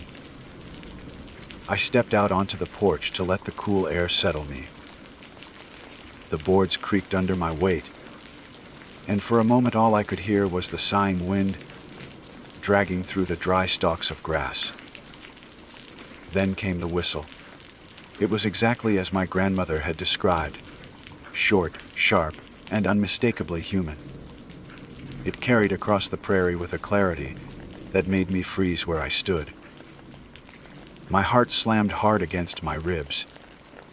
I told myself it had to be someone in the distance, some traveler, or a farmhand from miles down the road. But deep inside, I already knew it wasn't. The sound came again, no more than half a minute later. This time it was closer, much closer. And still, the grass lay flat and still, untouched by anything large enough to move through it. No footsteps, no rustling, just the whistle, hanging in the night air like a command. I whispered my grandmother's warning aloud, as if the act of saying it might build a wall between me and whatever stalked the fields. If the whistler calls your name, don't answer. My voice sounded small, swallowed by the night. I gripped the porch railing so tightly the wood cut into my palms. Then, on the third whistle, I heard it. My name, clear as a bell, spoken in a voice that was not my own and not my grandmother's. Margaret. It didn't shout. It didn't whisper. It was steady, firm, and patient, like someone who already knew I would answer eventually. My blood turned to ice. I wanted to run back into the house, to slam the door shut, to bury myself under blankets like a child. But I couldn't move. The sound had pinned me in place, holding me captive on that porch. The whistle came again. It was nearer now, as if it were no longer out in the prairie, but at the edge of my yard. Yet I still saw nothing. No figure. No shadow breaking the tall grass. Nothing except silver fields, stretching out endlessly beneath the moon. The strange thing is that, in that moment, some part of me almost wanted to answer. It was not curiosity. It was something heavier, something unnatural. As though the sound itself carried weight and intent, pressing against me. The voice that spoke my name wasn't asking. It was pulling. I forced myself backward, one slow step at a time, until I was inside the house. I shut the door and locked it. Though what good a lock does against something that walks without moving the grass, I couldn't say. I stood there in the darkness of my living room, listening. The whistle came again, muffled slightly by the walls, but still so close it felt like it was pressed against the glass of the window. My heart was racing, sweat dripping down the back of my neck. I didn't dare go upstairs to the bedroom. Some instinct screamed that the whistler wanted me to retreat, to hide, to separate myself from escape. So, I stayed in the living room, pacing, clutching the poker from the fireplace like it was a weapon. Minutes passed, maybe hours. It's impossible to measure time when every second stretches into eternity. The whistling grew irregular. Sometimes it would vanish for long stretches, long enough that my breath began to steady, long enough that I dared believe it was gone. Then, without warning, it would return sharper, closer, as though mocking me for believing I was safe. I stopped looking out the windows after I saw what I thought was a shape in the yard. Not a full body, not even a shadow. Just the faintest impression of something standing where the moonlight should have been clear. It was tall, too tall, and when I blinked, it was gone. The night seemed endless. I sat in a chair, poker across my lap, whispering my grandmother's warning again and again like a prayer. Don't answer. Don't answer. Don't answer. At some point, exhaustion must have taken me, because the next thing I remember was waking in the chair, the first gray light of dawn leaking through the curtains. The prairie outside was silent again, empty except for the crows that circled high above. For a moment, I let myself believe it had been nothing more than a nightmare, some waking dream born of sleeplessness and memory. But when I stepped outside, I saw them, impressions in the dirt, leading from the edge of the prairie to the steps of my porch. They weren't boot prints, nor bare feet, nor animal tracks. They were shallow depressions, perfectly round, each one spaced evenly apart, as though something had floated just above the ground and pressed down only to leave its mark. They stopped at the bottom step. I stood there trembling, staring at the evidence that it had been real, that the whistler was not just a story, that it had come to me, and that it had called my name. And somewhere deep inside, a colder thought burrowed its way into me, the sense that it would come again. It had not gotten what it wanted that night, and things like that do not give up. The prairie holds its secrets tightly, but once it decides to reveal them, there's no turning back. Morning tasted like dust and coffee. I swept the porch because that is what you do on the prairie when your hands are shaking. You give the fear a chore. The shallow, round impressions at the foot of the steps were lighter in daylight, as if the sun itself was trying to erase them without admitting it cared. They stopped where the first riser began. Nothing else was disturbed. No drag marks, no bent grass. I kept looking for the trick. Fishing line. A prank, a clever boy with a recorder. But all I found was wind and the nervous hum that lives in a house after something has stood at the door. Inside, I went to the pantry and reached behind the mason lids and baling twine for my grandmother's tin. The lid rasped like a struck match. Paper and iron smell. A faded red ribbon. Beneath that, a tight roll of butcher paper, knotted with cotton thread and sealed with old candle wax. I cracked the wax and unrolled the page. Her schoolteacher hand marched across it, neat as fence posts. For the girl who will hear it. Then a list, plain as a grocery order. 1. Do not answer your name. 2. Do not whistle, even a tune without words. 3. Do not go to the grass. It will not part for you. 4. Keep iron near. 5. Lay salt where doors meet ground. 6. When it calls you twice in a single breath, cover your mouth. 7. Milk and bread on the porch, not for it, for what keeps it busy. 8. The last whistle is not for you. At the bottom was a note in a smaller, hurried script. It belongs to what was before the roads. It may wear any mouth. It asks because to answer is to consent. My grandmother did not argue theology, she argued procedure. If a door stuck, you planed it. If a creature called, you did not. The 8th line hooked behind my ribs. Not for you. Last of what? Last before what? I folded the sheet back along its old crease and put the tin on the table like a visitor who would not be offered coffee. By afternoon, I had convinced myself the rituals were only psychology, and then did them anyway. 4 railroad spikes from the old spur that once cut across our north pasture went to each windowsill. Their points aimed inward like the muzzles of sleeping dogs. I poured a white seam of salt along the threshold until it looked like a stalled snowdrift. I set a saucer of milk and a heel of bread on the porch and felt both foolish and obedient.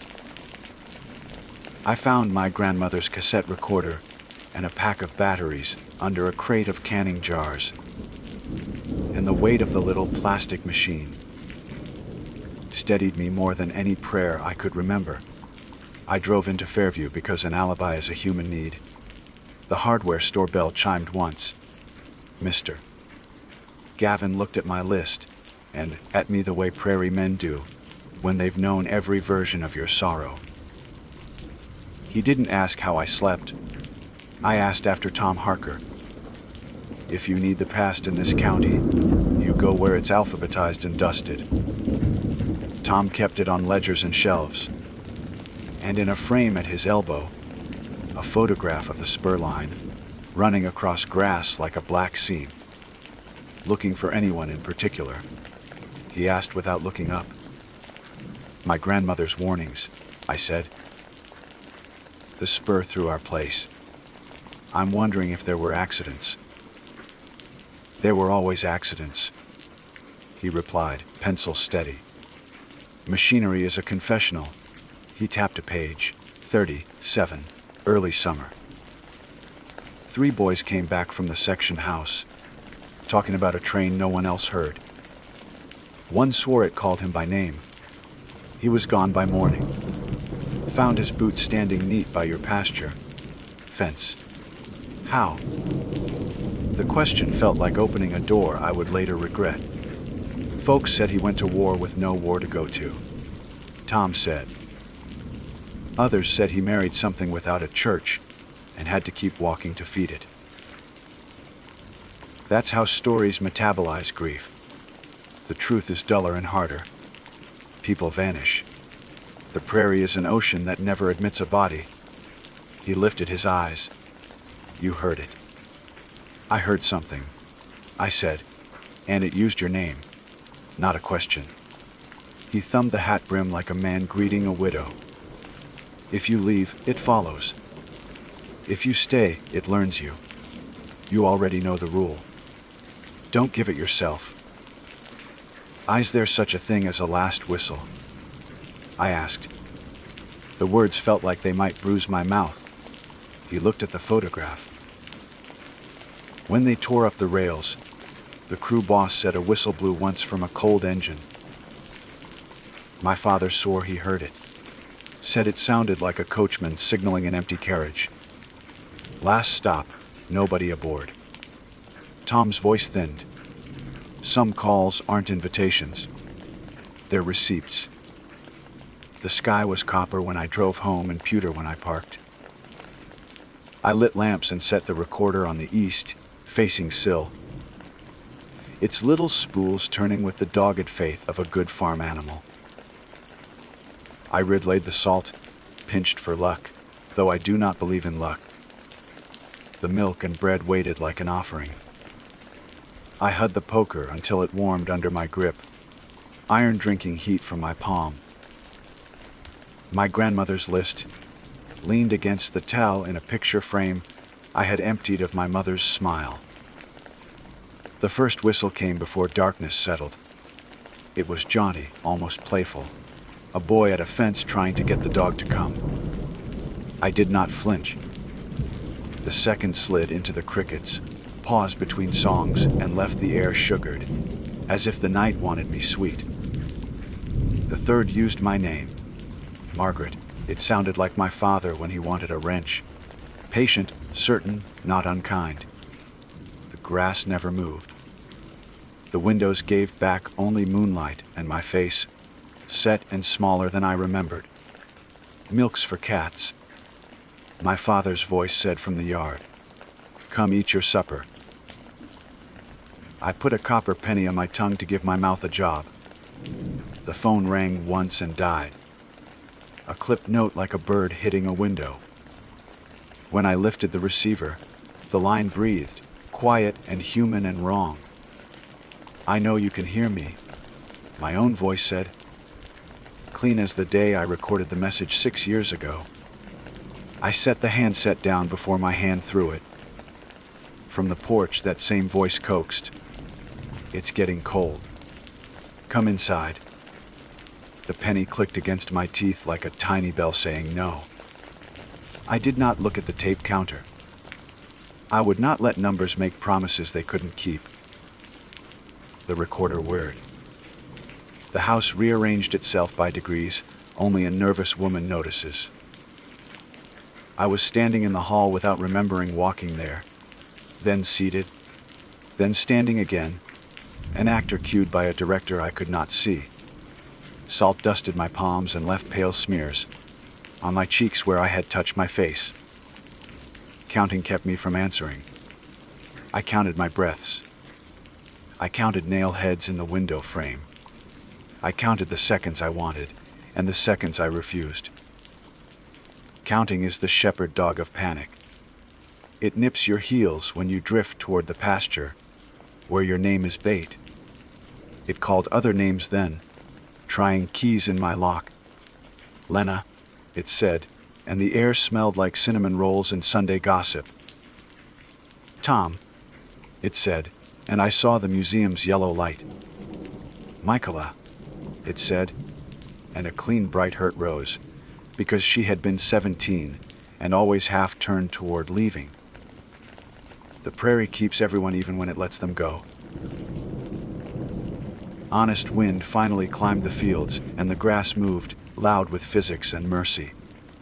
The next whistle sounded farther off, edged with something like annoyance, as if I had failed an exam it expected me to cheat on.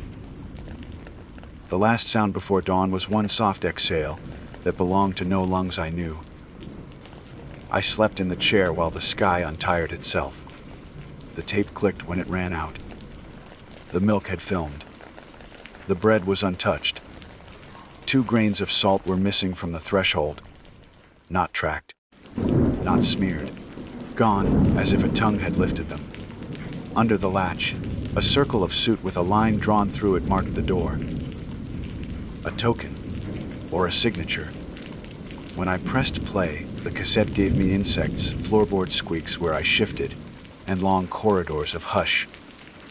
No father. No me from the porch. No whistles at all. Once, midway through, the noise brightened like a crowd inhaling together. And then it went back to the endless good manners of empty air. The third night would not be worse, I told myself. It would be decisive. Things that hunt don't revise forever. I copied my grandmother's list again and propped it where my eyes would catch it when my mind wanted to wander. I braided 3 blades of dry grass and tied them around my wrist with red thread the way she had once tethered me in a fairground crowd. I anchored a rope to the porch post and looped the other end around my waist. It wasn't bravery, it was a seat belt for stupidity. I set the recorder on a fresh tape. I relayed the salt. I placed the milk. I waited. The first whistle came from the north by the old fence where the spur once ran. The second leapt from the south, quick and light among the cottonwoods. The third arrived from everywhere at once and put my name inside my ear, the way a mother sets a secret on a newborn's crown. My mouth opened without permission. The M rose like a swallow.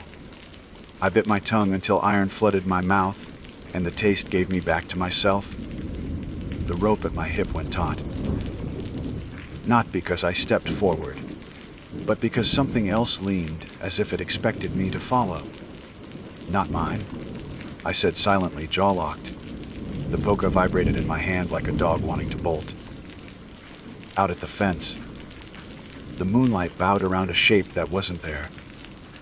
The grass bent inward and held that bend, the way a memory holds clarity and refuses context.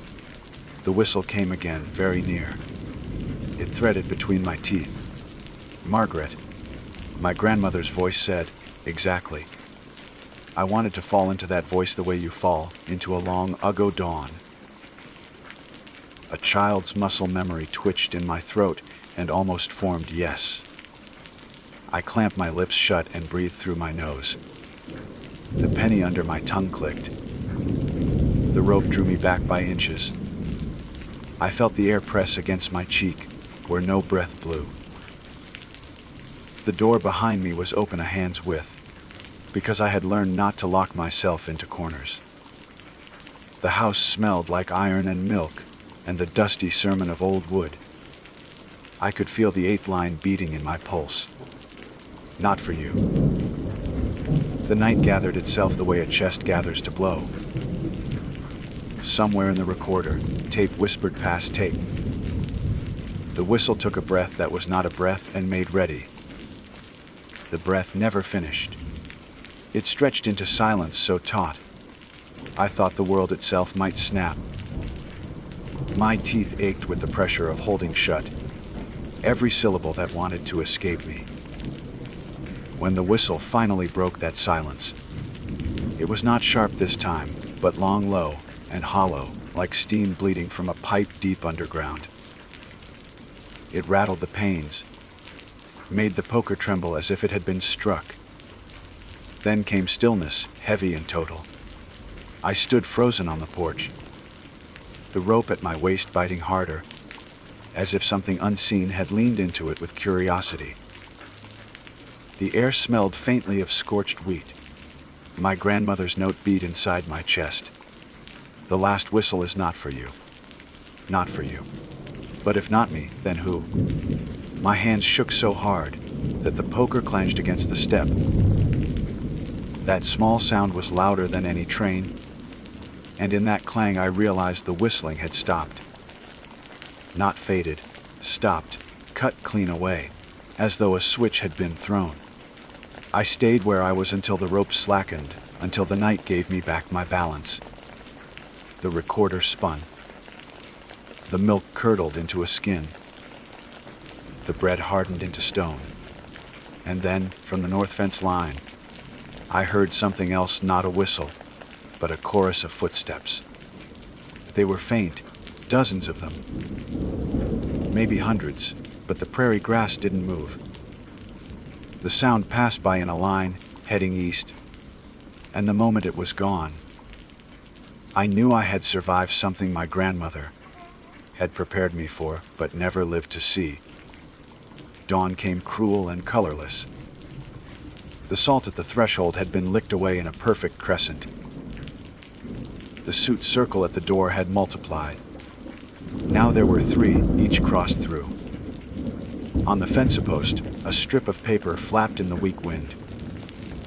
I crossed the yard carefully, eyes burning against the glare, and took it in my hand.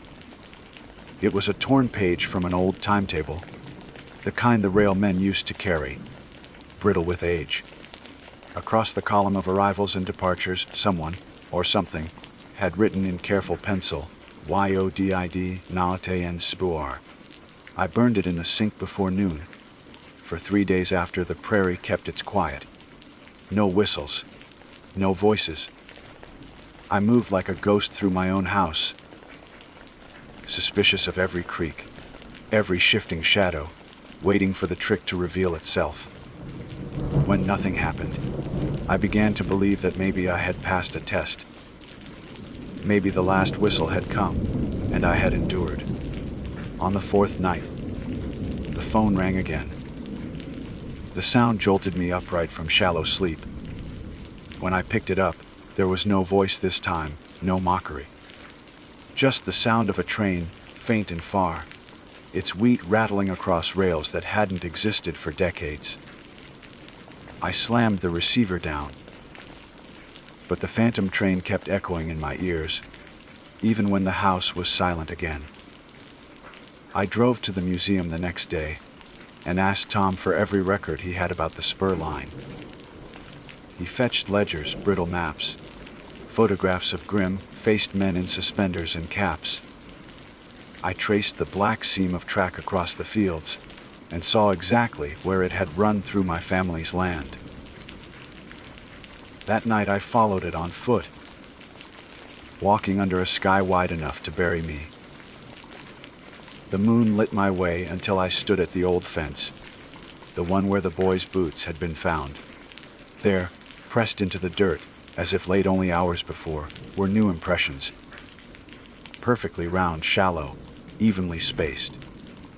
They marched eastward into the dark, following the path of the vanished rails. I stood staring until my eyes watered from strain. Then I heard the whistle. Not behind me, not before me, but all around. It was softer than before, almost mournful, like a shepherd calling for animals long lost. It did not use my name. It did not demand. It simply called, a hollow sound curling across the plain. I gripped the fence so tightly my knuckles split. Something passed me then, unseen but vast. A pressure that bent the grass though no shape broke it. I smelled coal smoke, strong and bitter. I heard the groan of steel, the hiss of brakes, the chatter of passengers who were not there. The sound moved east, growing fainter. My chest hurt with the weight of not answering. The urge to whistle back was stronger than anything I had ever felt, as if the act would align me with whatever procession had just crossed the prairie. I bit my tongue, tasting iron, until the compulsion ebbed. When I staggered home, the recorder was waiting. I pressed play, and for once, it had caught something not my own silence, not insects or floorboards. A train horn, distant and real, and beneath it, voices. Dozens of them, overlapping, layered with grief and patience. And then, at the very end, a single whistle. Final. After that night, I never heard it again. The prairie returned to its usual loneliness, but a different kind of silence lives in it now, deeper. Sometimes, when the wind crosses the grass in long waves, I think I hear a train riding its crest, an echo without source. I have never left the farm. Not because I am trapped, but because I know the whistler will find me wherever I go. My grandmother was right to, if it calls your name, don't answer. But she never told me the hardest truth. That silence is not escape. It is inheritance. The last whistle is still moving east, always east. Through the tall grass and the years, carrying names it already owns. One night, when the line bends back, it will come for me again. And when it does, I pray I'll remember to keep my mouth closed, no matter whose voice it wears.